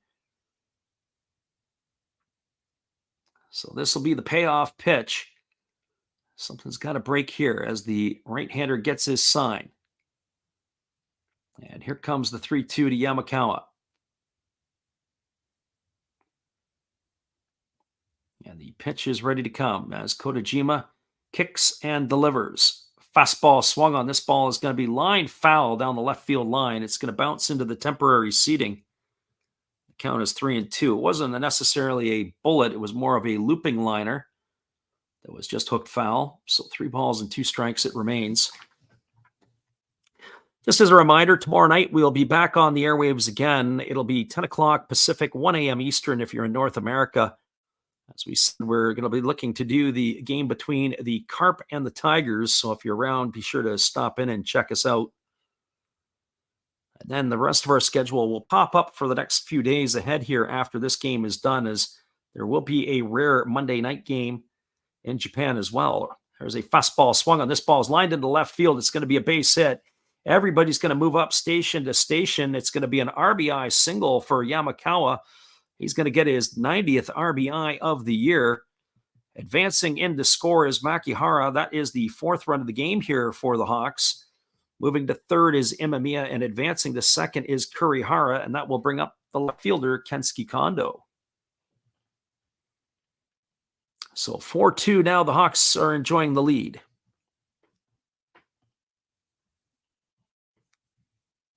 For Kondo, tonight he is officially 0 for 2 as he strides to the plate. He has struck out and flown to left. He has also drawn himself a walk. That is the breathing room the Hawks have needed here in this one. So Yamakawa with a clutch base hit single, and now bringing to the plate Kondo. They're still playing the situation the same. They got the middle infield halfway as they're in double play depth. The corners are in even with the bags. And here comes the first pitch from Kotajima. It's a fastball that misses upstairs for a ball, and the count is 1-0. We did the game the other night with the Hawks when they were playing the Tohoku Ball Club. It was a tight game going into the latter innings, and they blew it open And this game has all the earmarks of that as well. Now that they've got into the bullpen and chased Yamashita, they've gone through 4 relievers in this inning alone. So here comes the 1-0 pitch. Fastball misses down and in, and the count now goes to 2-0 on Kondo. Well, if your bullpen can't come in and give you an opportunity for the win, then, or at least an opportunity for your offense to get back in it, you're probably not going to deserve the victory here. And this is exactly what's happening to the Buffaloes here in the 8th inning. They've gone through 4 relievers already here in this inning. This is reliever number 4. Now, mind you, a couple have been lost due to injury. So here comes the 2-0 pitch as Kotajima ready to deliver. Kicks and fires, fastball that catches the outside corner for called strike, and the count is now 2-1. Not sure what Kondo was looking for in that situation, but pitch looked pretty darn good. So 2 balls and 1 strike.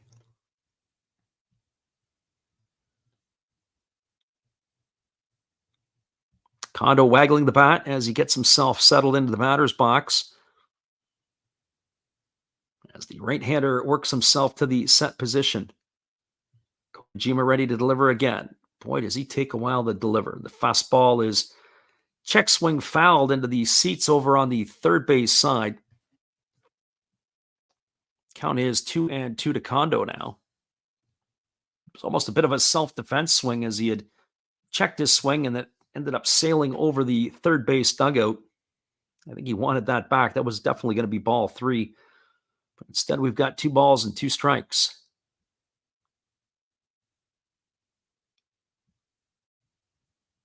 Again, the right-hander Kotajima leans in, gets his sign. He's ready to go again. Here comes the pitch. As he kicks and delivers, it's a fastball that misses up and in, and the count now goes to 3-2. So same deal, nowhere to put the batter here. He's gone back-to-back full counts to Yamakawa and now to Kondo. Kondo, is going to get a decent pitch to hit in this particular situation. So 3 balls and 2 strikes. Runner at third, Imamiya. Runner at second, Kurihara. Runner at first, Yamakawa. They're still not out of the woods yet here as the Buffaloes find themselves staring down the barrel of a gun. Here comes the 3-2. Kotajima kicks and delivers. There's a fastball swung on. It's grounded softly through the 4-hole into right field past the diving second baseman. And to score is Imamiya. Here comes the throw to the plate, and it is going to get away. Oh, boy, there was a collision at the plate there. It looked like it was Kurihara. I don't know if he slid. Wakatsuki's down on the ground holding his head. Oh, boy, what a bizarre inning this is. They're even calling for the stretcher here. Nakajima's ticked off. He's come out to talk to the umpire because his catcher's laying on the ground there. There was no attempt to avoid the contact. And so I think he may have himself an argument on our hands. I don't know if there is a ability to review this, but this bizarre inning has just become more bizarre. I guess this is your Friday the 13th game at its finest. Wakatsuki laying on his back. They're calling for the stretcher. Looks like he may have been hit in the head. Totally bizarre. We'll get a look at the replay on this one again. Kondo yanks the ball through the 4-hole. They were able to catch the first runner in Imamiya. Now Kurihara coming home to score. Kita's throw to the plate. Well, that's what it is.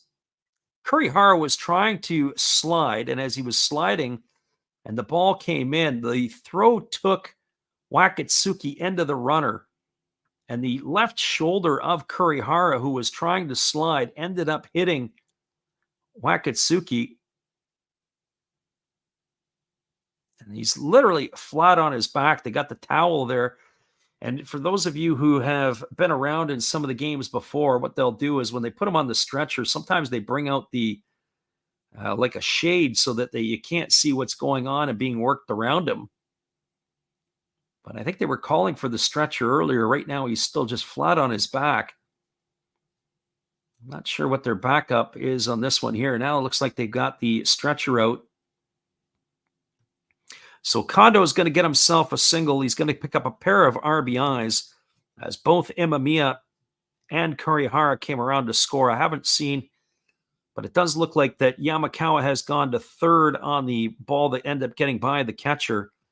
So it'll be runners at second and third on that single by Kondo. As 2 more runs have crossed the board, and it is now a 6-2 lead. And it looks like, I don't know if the catcher is going to get up and walk away. The bodyboard is, it looks like he's walking off the field. He's got a towel up on his face. We're probably going to get a change here from behind the plate. One would more than likely think. So anyways, everybody, I don't know what to tell you other than hang in here with us. We'll be back in just a few. This game has gone from bizarre to insane. We'll be back in just a couple minutes.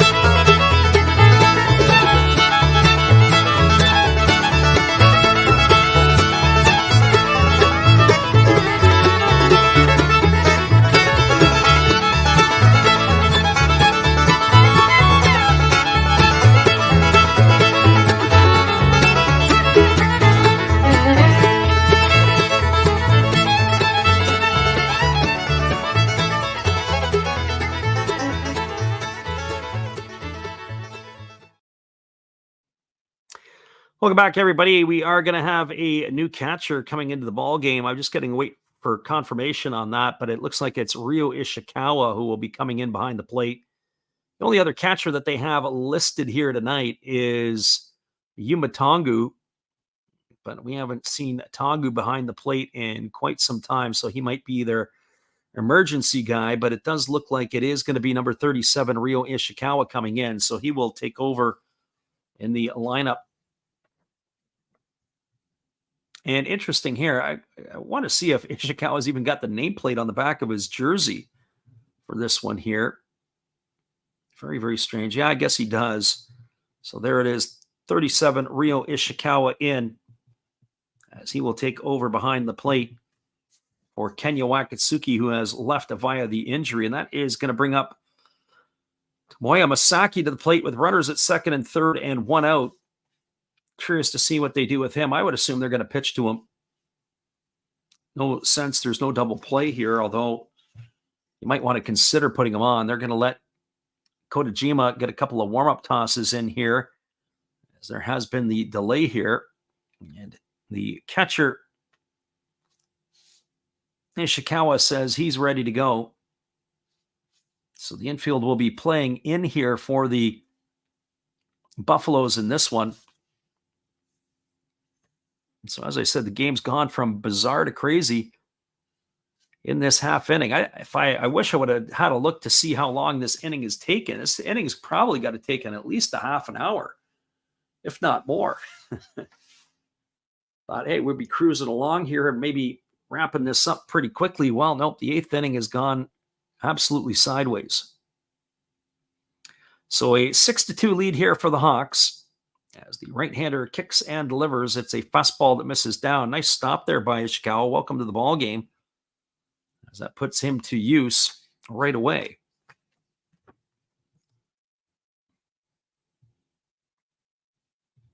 For those of you who have stuck around with us, appreciate you guys for hanging in. A little bit of a bizarre half inning, that is for sure. Infield is in, as they are ready to deliver here. Here comes the 1-0 pitch, as it's on its way and is a fastball swung on and missed, and the count goes even to 1-1 on Masaki. So 1 ball and 1 strike. I just get the feeling that this game here is probably going to be the last one standing of the night.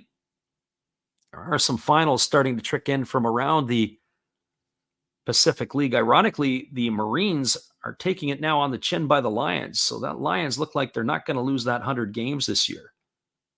Here comes the 1-1 pitch. Fastball swung on, belted foul into the seats down the third base line, and the count is 1-2 to Masaki. We were talking about different stuff and certainly where you can go to watch games and what it would cost you to be able to go to a game in Japan. and how the ticket prices are really reasonable for baseball standards. You get tickets as cheap as, about $6 US a ticket, which we were able to do last year when we were in Osaka, to as expensive as what you want to pay. I mean, upwards of probably $75 to $100 you could pay for a ticket, but nothing is really too obscene. And that's just for tickets in the general seats. I'm not talking luxury boxes or elsewhere. There's a fastball swung on. This ball is lifted into center field. It's going to get down for a base hit. It's going to score 1 run as Yamakawa crosses the plate. Kondo is going to stop at third. It's going to be an RBI single here for Masaki. That's going to increase the score line to 7-2 as Yamakawa comes across to score. Stopping at third, as we say, Kondo RBI single for Masaki, and it is a 7-2 score line. And you got it. Here comes the pitching coach out. We've seen enough here. This is going to be, it looks like, the end of the night for Kotajima, and it'll be the 5th pitcher used in the 8th inning here by the Buffaloes, as his night is going to be over. He came in and retired nobody. Back-to-back singles has allowed the Buffaloes, or allowed the Hawks, to take themselves a 7-2 lead. Kotajima getting a pat on the back as he returns to the dugout. I don't know what for, as he has absolutely let this one get away. We'll be back in just a moment, everybody. We appreciate you guys for hanging in here with us on the Last Wraps Baseball YouTube channel. 7-2 Hawks when we return. Good evening, ladies and gentlemen. Namaste. Hey, I hope you guys have been enjoying the game. My name is Hollis. I've got a YouTube channel called Another Hollis Build. I love baseball cards. I open up brand new product for you guys. I open up old stuff. I do breaks. I do auctions. All kinds of stuff concerning baseball. I'm Friars faithful, Padres to the end. I also love Garbage Pail Kids and my animals. I have a ton of animals. It's like a mini petting zoo here around my house. I also love my city. San Diego, baby. I'll take you all around the city and show you what's up. If you guys dig stuff like that, cruise on over and check it out. It's Another Hollis Build. If you dig it, subscribe. I'd really appreciate to have more follow me along on the journey. Hey, either way, you guys have a wonderful day or a beautiful, beautiful evening. No matter which one it is, make sure that you make it great, my friends. Big up Last Wraps Baseball. Yeah, Freddie, let's go. One love and peace. Yeah, man.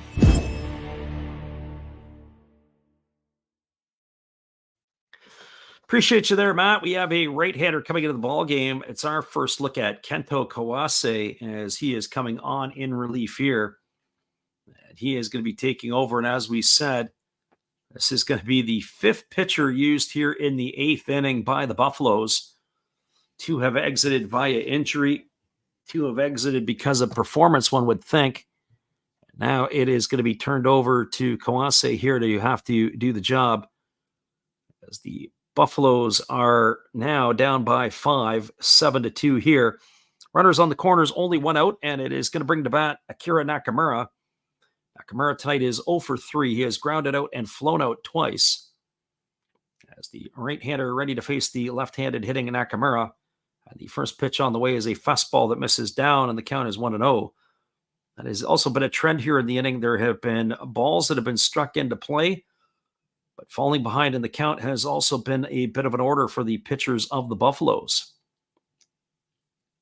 So here comes the 1-0 pitch as the right-hander leans in and he gets the sign as he works himself to the belt.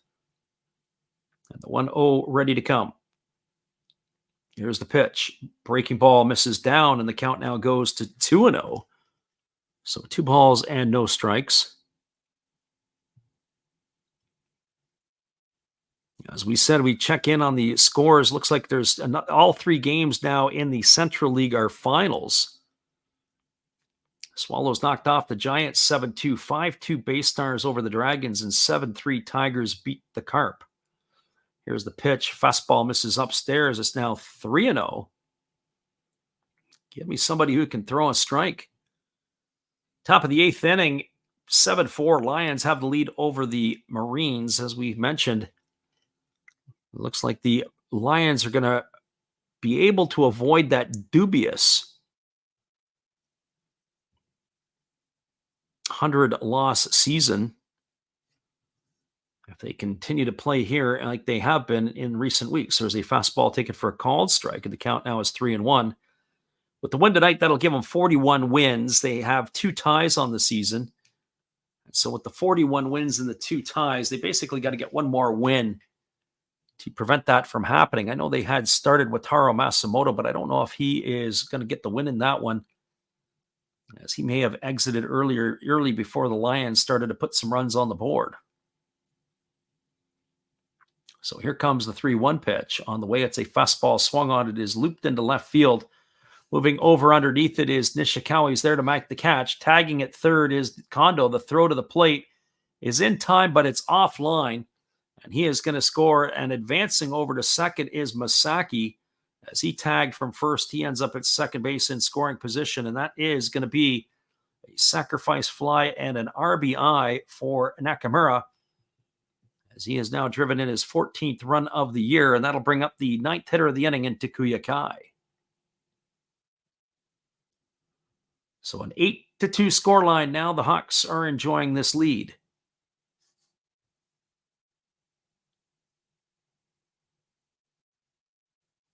And I guess the question is, are we going to see Takuya Kai, or are we going to see a pinch hitter here? We'll have to wait and see. It is still going to be Takuya Kai.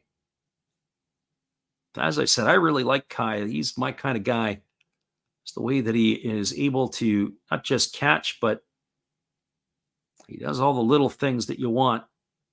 Veteran of the Hawks. The first pitch is a fastball. It's taken for a called strike, and the count is 0-1. So no balls and 1 strike to Kai.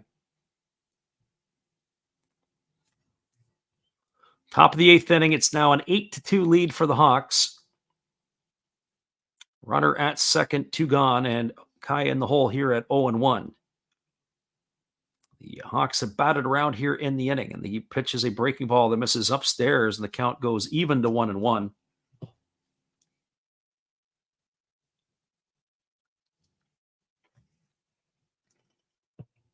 We do have a pinch runner at second base for Masaki, as the Hawks have dipped into their bench. It is going to be number 30. It was entered the game. That's Naoki Sato. I would assume that Sato will be going in defensively as well. And here's the pitch. It's a fastball that misses down. Count now goes to 2-1 on Kai.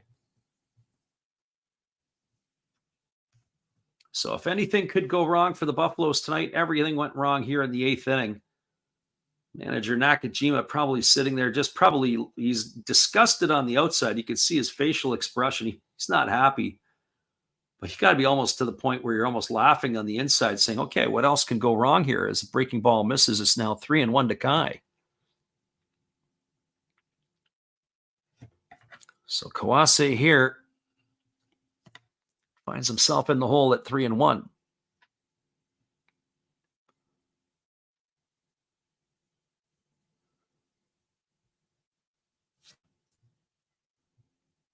As the right-hander works himself to the belt, here comes the 3-1 pitch. Fastball swung on it, is popped up straight back behind home plate. That's going to run the count full to Kai. So 3 balls and 2 strikes it is.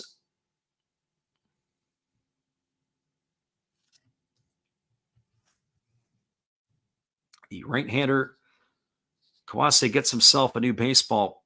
6 pitchers used tonight by the Buffaloes, 5 of them in this inning alone, as they have really, really struggled. This has got to be one of the longest innings. We got to be going on 45 minutes for this half inning. Here's the pitch. Fastball swung on, grounded foul past the bag at third base, and the count remains at 3-2. I would like to think that you got to just continue to pound it and challenge Takuya Kai here. Make him swing the bat, make him beat you. So 3-2 here to Kai. Runner at second. The pinch runner, Sato. Righty Kawase leans in, gets his sign from his catcher, Nishikawa. He works himself set to the belt. Here comes the pitch. It's on its way. It's a breaking ball that misses inside. It's going to be ball 4. And Kai is going to get himself a base on balls. And that will bring up Taisi Makihara, who led off this inning with a single, as he will come to bat here. Batter number 10 to come to the plate.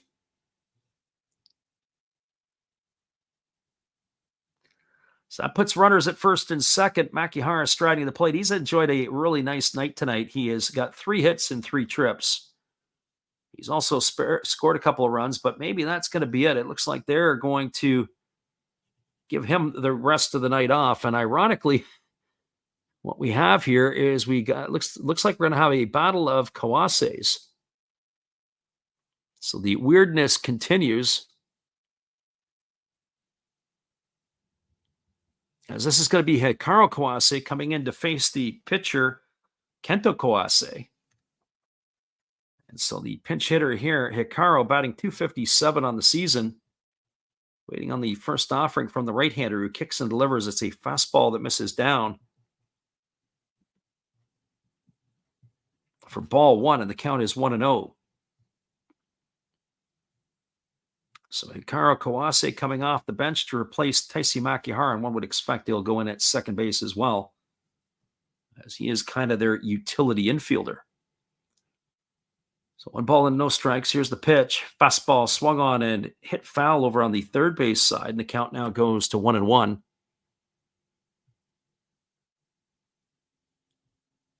Complete and utter weirdness in this one here tonight.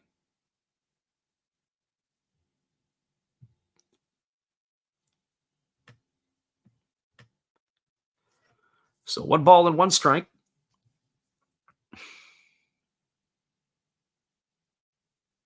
As Kawase digs himself back in to face Kawase. Here's the pitch. Breaking ball misses down and in, and the batter Kawase has to back out of the plate, and he falls to the ground as that really moved his feet around. Almost hit him. He avoided not getting hit. I guess if you're going to get hit by that pitch, that was a breaking ball that was down and in. So 2 balls and 1 strike it is. So the right-hander for the Buffaloes leans in, gets the sign. As he works himself to the belt, here comes the 2-1 pitch.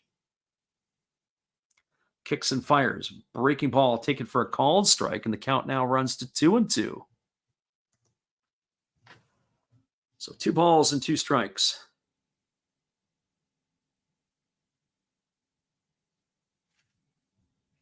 So the left-handed hitting Kawase facing the pitcher of the same name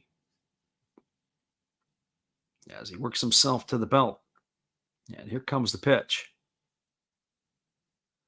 Kicks and delivers. Fastball swung on, grounded softly to second, fielded neatly by the second baseman, Oda. He throws to first, and that is going to do it. A ground out 4-3. That will retire Kawase for the 3rd out of the inning. But there were a bunch of runs scored here in the 8th. 5 runs in the inning by the Hawks on the benefit of 5 hits. There was no errors, and there were 2 runners left aboard. Everybody, we are done.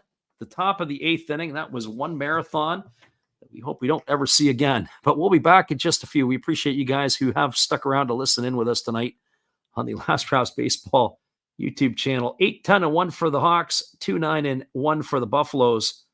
The weirdness will continue, and we'll carry it on with Steve Rademacher right now. Steve here from outside his refrigerator that a lot of you like so much. So let's go inside. There's my hot sauces and other stuff. Let's see what we can do here for Freddie. Awesome game, Freddie. Keep up the good work. We love the baseball. So why don't we rip open Garbage Pail Kids just for you and the listeners. Large Marge, she belongs in the fridge. Liberty Libby, well, she belongs down here on the beer. Apple Corey, hey, he's pretty cool. Put him on that beer up here. And Target Margaret. All Series 3 Chrome Garbage Pail Kids. Freddie, back to you in the game, and everybody else, please enjoy everything he does and tip him nicely.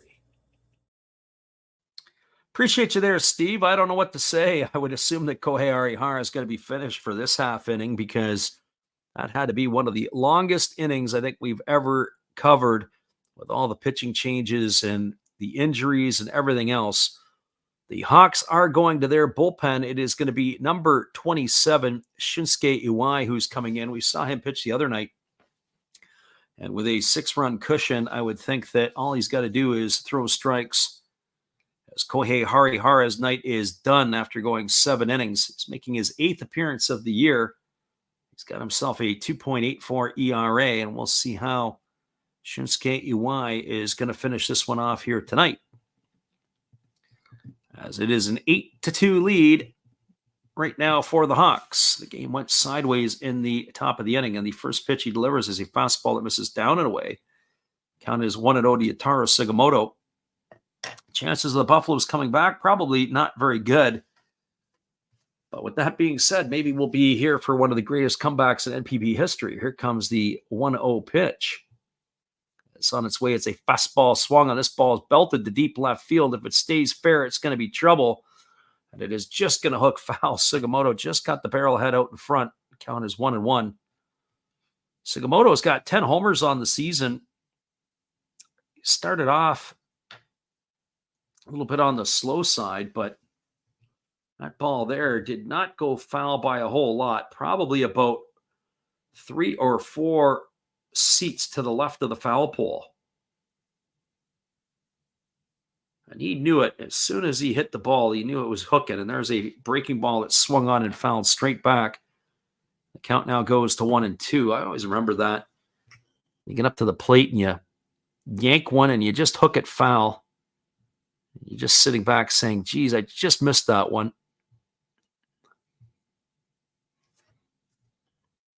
So 1 ball and 2 strikes to Sugimoto as the right-hander works himself to the belt. Here comes the pitch.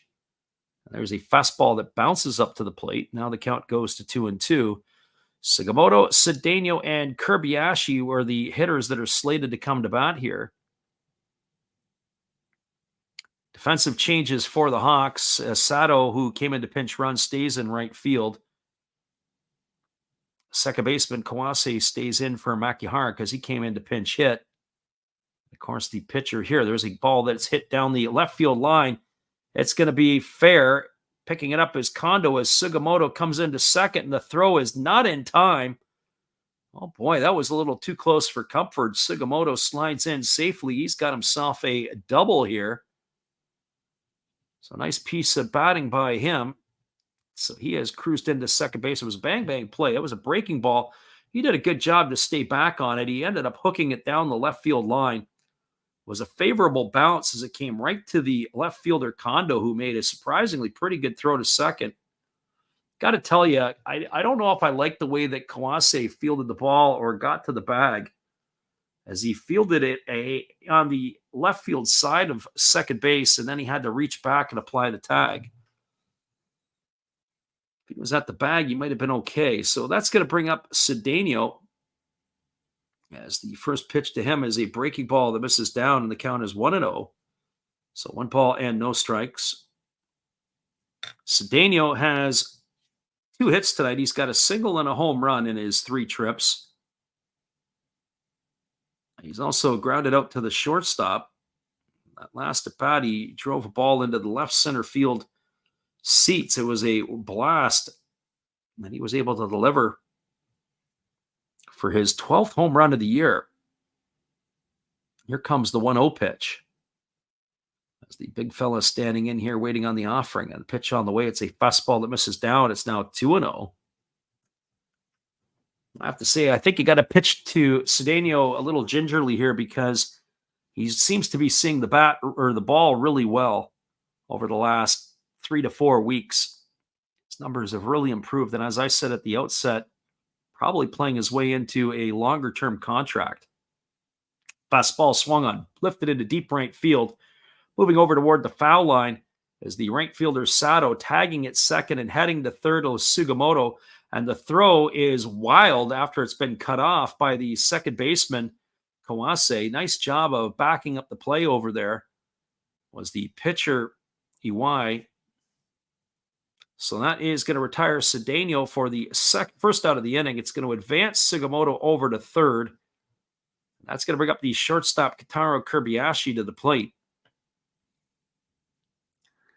And for Kobayashi, he is 2 for 3 tonight. He's got a single and a double in his 3 trips to the plate.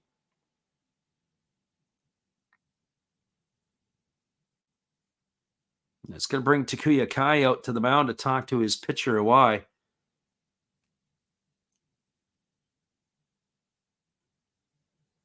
So runners right now at third base in Sugimoto. And Kobayashi striding to the plate here.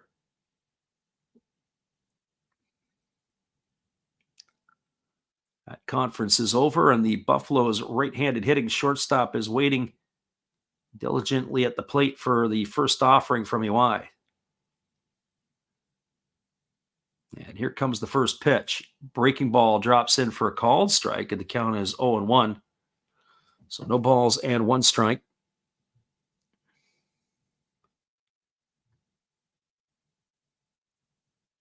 This ball game here tonight is definitely going to be the Friday the 13th game. This game here, lots of ghouls around this one. As that fastball is taken at the knees for a called strike, it's now 0-2 to Kobayashi. Lots of weirdness surrounding the game, if you believe in the Friday the 13th. Some people believe in it religiously. Some people don't. Here comes the 0-2 pitch as Iwai holds set. Now he delivers. Fastball swung on it, is lifted into foul territory on the first base side, but it's going to drift into the seats. Keeps the count at 0-2 on Kobayashi.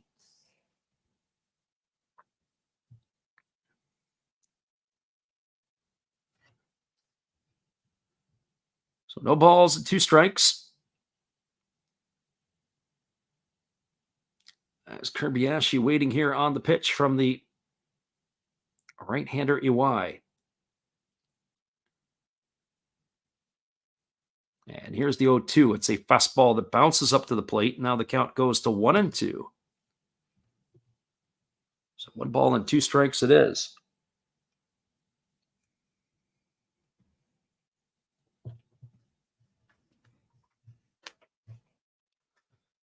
Taro Kobayashi enjoying a nice night. It's not like the Buffaloes haven't hit. Okay, sometimes it's just not like they can't hit the ball. It's a fastball that's swung on and it's fouled away over on the first base side, and the count remains at 1-2. For those of you who are interested in the other sports, we got a news flash that popped across our screen, and they were talking about the quarterback of the Miami Dolphins, Tua Tagovailoa, crushed for a concussion in his after 3rd NFL concussion. They got beat by the Bills last night. There's a ground ball hit to short, fielded neatly by Emamiya. He throws to first. That is going to retire Kobayashi at first. It's a ground out 6-3, but it's going to score a run as the runner Sugimoto is going to come across the plate with the 3rd run of the ball game for the Buffaloes. And that's going to leave it all up to the center fielder, Ryu Sugasawa. I didn't see the game last night. I didn't watch it. But I definitely would be curious to see about that situation. I understand that the Twins have cut a minor league catcher for tipping pitches. That's bizarre. So the Twins released one of their prospects as he was telling the opponents what was coming, what type of pitches were coming when they were during their at-bats. He was a 6th-round pick from Coastal Carolina. Totally bizarre.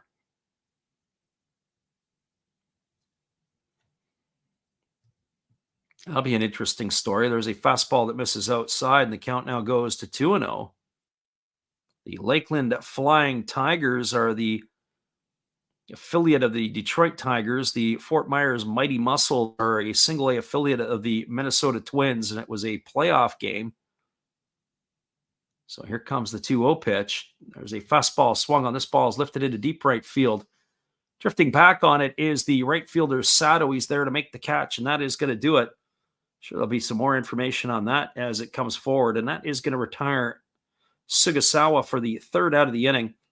Well, the Buffaloes get a run back. They had 1 run in the inning on the benefit of 1 hit. There was no errors and nobody left the board. We're moving to the 9th inning. Your score is the Hawks 8 and the Buffaloes 3. Stick around, everybody. We'll be back in just a few with all the action after this. Appreciate you for those who've hung around. For those who come back and listen live on delay, we appreciate you guys as well.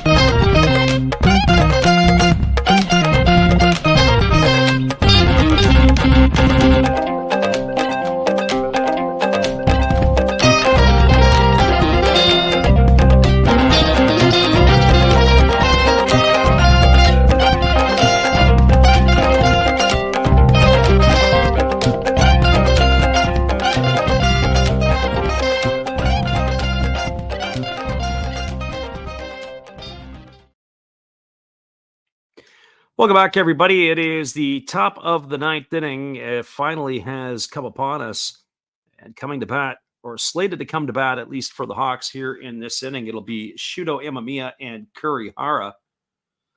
As it was a pitching parade in the 8th inning for the Buffaloes. They had used 5 different arms, lost 2 because of injury, and they needed to try to find a way to get outs. They batted around. They had 10 hitters they sent to the plate. The first pitch delivered to Yukio Shuto, a breaking ball taken for a call and strike.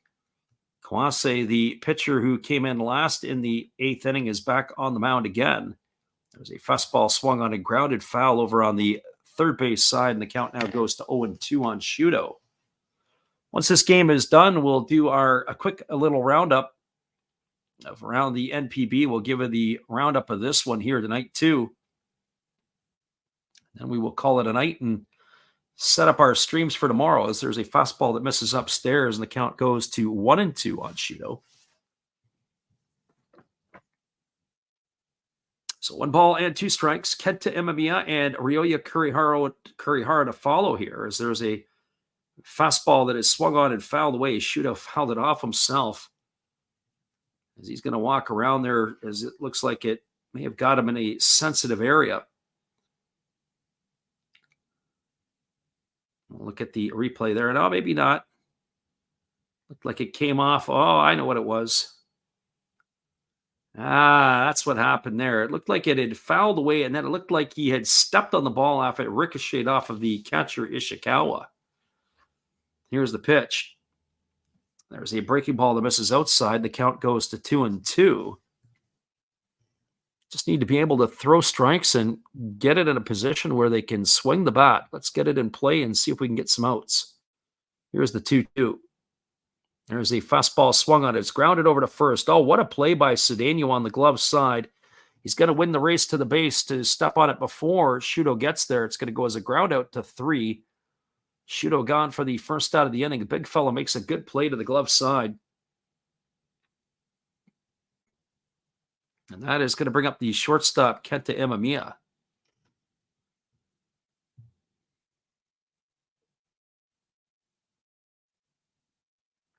So Imamiya to the plate. He is 2 for 4. He's got a couple of singles and an RBI tonight. He's also scored a run, as the first pitch on the way from Kawase is a breaking ball that drops in for a called strike, and the count is 0-1.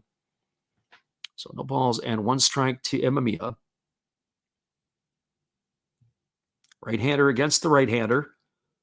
Kicks and delivers. It's a breaking ball that misses down and away.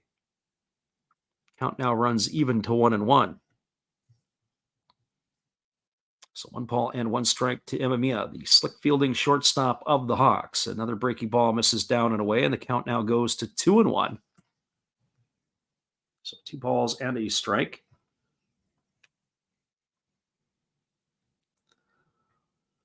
Again, the right-hander looking at the size from his catcher as he works himself to the belt. And here comes the pitch. It is a fastball swung on, rolled over to short. Fielded by Kobayashi. He throws to first. It's a ground out 6-3 for the second out of the inning. And that is going to leave it all up to the third baseman, Ryuya Kurihara.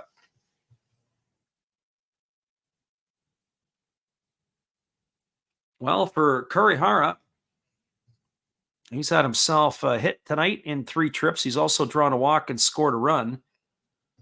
He's also knocked in a run. So he comes to bat here with 2 gone in the top of the 9th inning. As the right-hander Kawase gets the side from Ishikawa, he's working himself set to the belt.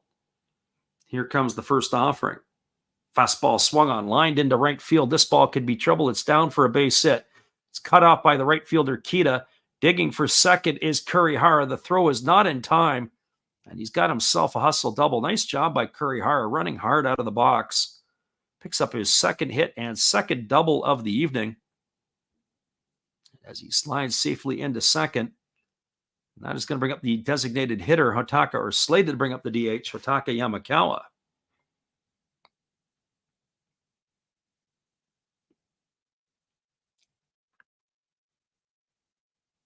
Well, for Yamakawa tonight, he is officially 1 for 4. He's got a single in 4 trips. He's also knocked in a run and scored a run.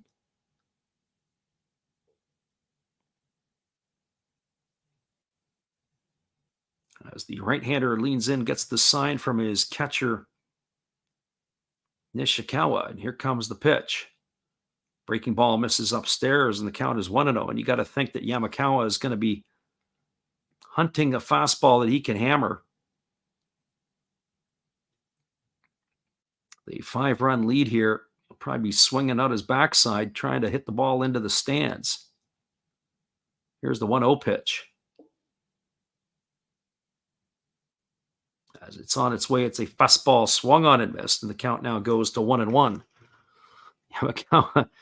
Yamakawa swung so hard, he ended up going down to one knee, and while he was down on the one knee, he decided it was in his best interest to clean home plate, saving the umpire a little bit of a job. That's kind of funny. So here comes the 1-1 pitch as the right-hander holds set.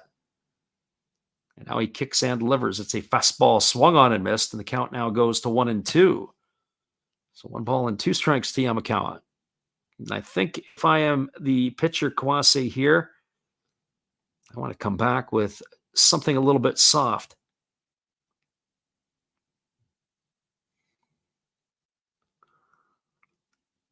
So here comes the 1-2 pitch as the big right-handed hitting DH waits his on the offering. Here comes the 1-2 pitch on the way. It is a breaking ball swung on. It is lifted into straightaway center field, just drifting back on it. And underneath it to make the catch is Sugasawa, and that will do it as Yamakawa is gone for the 3rd out of the inning. No runs in the inning. They did get a hit. There was no errors, and they did strand a run. And your score here, or strand a runner, your score as we move to the bottom of the 9th inning, it is 8-3 for the Hawks, and by the looks of it, we may be getting ourselves another pitching change. So hang tight, everybody. We'll be back in just a few. And with that, we will give you all the updates when we return. Appreciate you guys for holding in with us here as we move to the bottom of the 9th inning, 8-3 for the Hawks. We'll return right after this.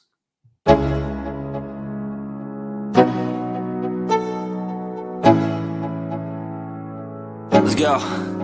Yo, I'm like an addict, do I gotta have it. I ain't even playing, got a really bad habit. If it moves, gotta grab it, fuse like a magnet. Lose, won't have it till I'm doomed in a casket. I ain't playing, got a weird mind. If you work 8 hours, I'ma work 9. If the shoot tastes sour, you should taste mine. I'ma stay in power for a long time. Get up, nah, I ain't a quitter. Toss me the ball, I'm a really big hitter. Big picture, I'm a straight killer. Rising the song to the highest bidder. Got juice, got gas, I'ma move fast. New shoes, new tracks, like who's that? I'm new, come back, better than last. Yeah, it's a new me, never. We got a pitching change, and we'll get you that when we come back in just a few. 8-3 as the Hawks have the lead. Appreciate you guys for being with us tonight.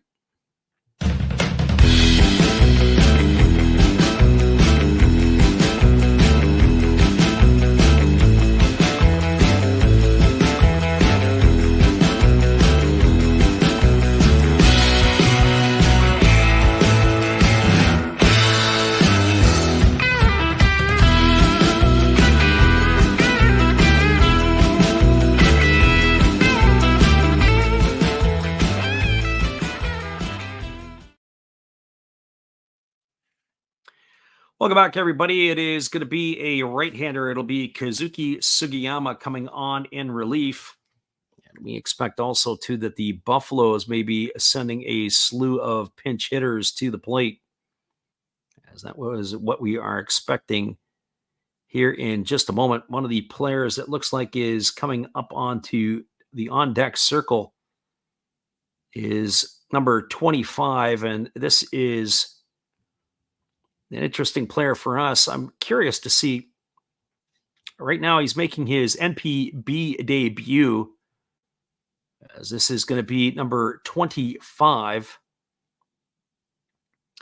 Ho Nato, I think is how you say his name. So he is making his NPB debut, so making a little bit of history here.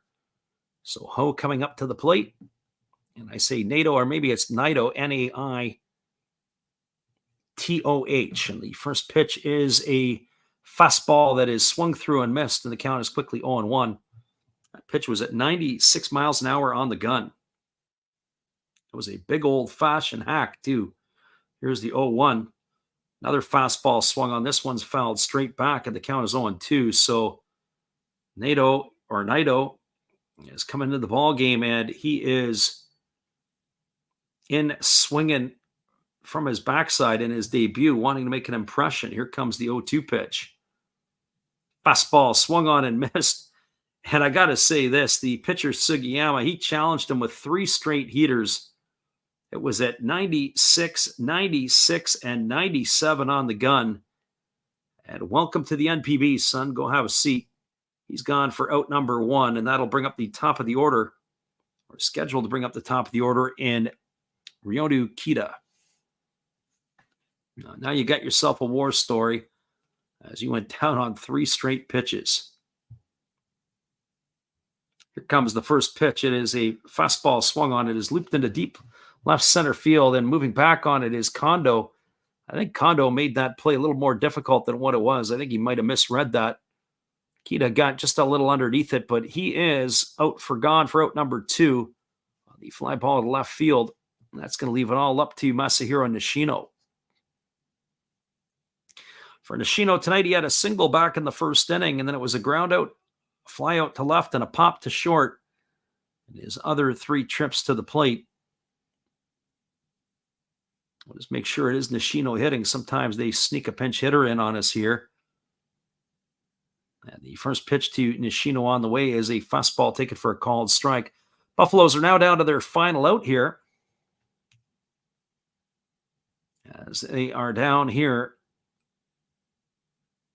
8-3. Here's the pitch. Fastball just misses off the outside corner, and the count goes even to 1-1.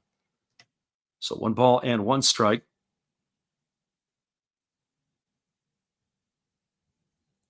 Right-hander against the left-hander. Pitch on the way. It's a fastball swung on, lifted into straightaway center field. Shuto to his left. He makes the catch, and that is going to do it, as this game has been finally put to rest.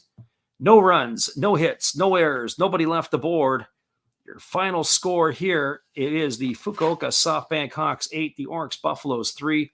Stick around, everybody. We'll come back and wrap this up for you in just a couple of minutes. We appreciate you guys for hanging in here with us on the Last Raps Baseball YouTube channel.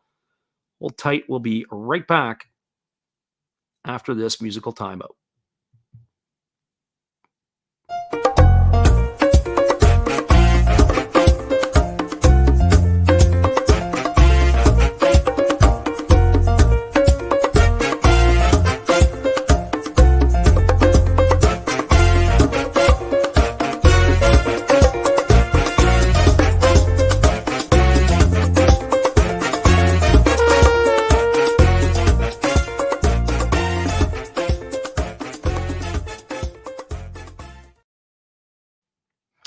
Welcome back, everybody. We're going to wrap this one up for you, and then we're going to take a look at the out-of-town scores. And it looks like there could be some excitement over in that game between Chiba and the Lions. We'll flip over and take a look at that, as it looks like it is in the top of the ninth inning over at the Balluna Dome with the Marines cutting it in. I think that game may be over. It looks like there's some high fives going on for the Lions in that one there, as they may have held on to win that one, but we'll give you the summary here in just a moment.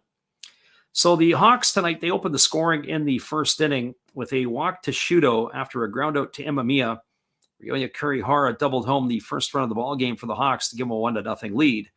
Buffaloes responded in the second inning as a leadoff single by Cedeno, a single by Kataro Kobayashi, then a sacrifice bunt by Sugasawa.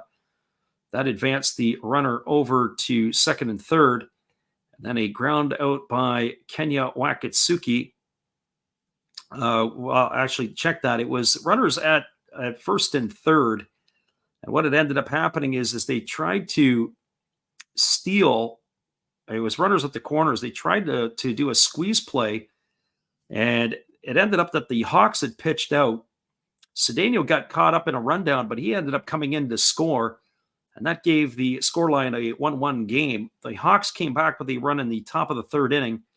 A single by Makihara, then after a sacrifice by Shudo, Imamiya singled home Makihara with the second run of the game, and it was 2-1 at that point for the Hawks. Well, they added to their lead in the top of the fifth inning. A leadoff double by Takuya Kai after a single by Taisi Makihara.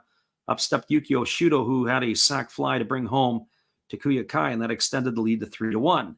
But the Buffaloes came back in the sixth with 2 out. A Leandro Cedeno home run to left center field cut the lead to 3-2. And that is where it was until we got ourselves into the top of the eighth inning. And that's where all heck broke loose. The Hawks sent 10 batters to the plate in the inning, including an interesting piece where the Buffaloes had to use 4 pitchers. Check that, 5 pitchers in the inning, 2 left with injury.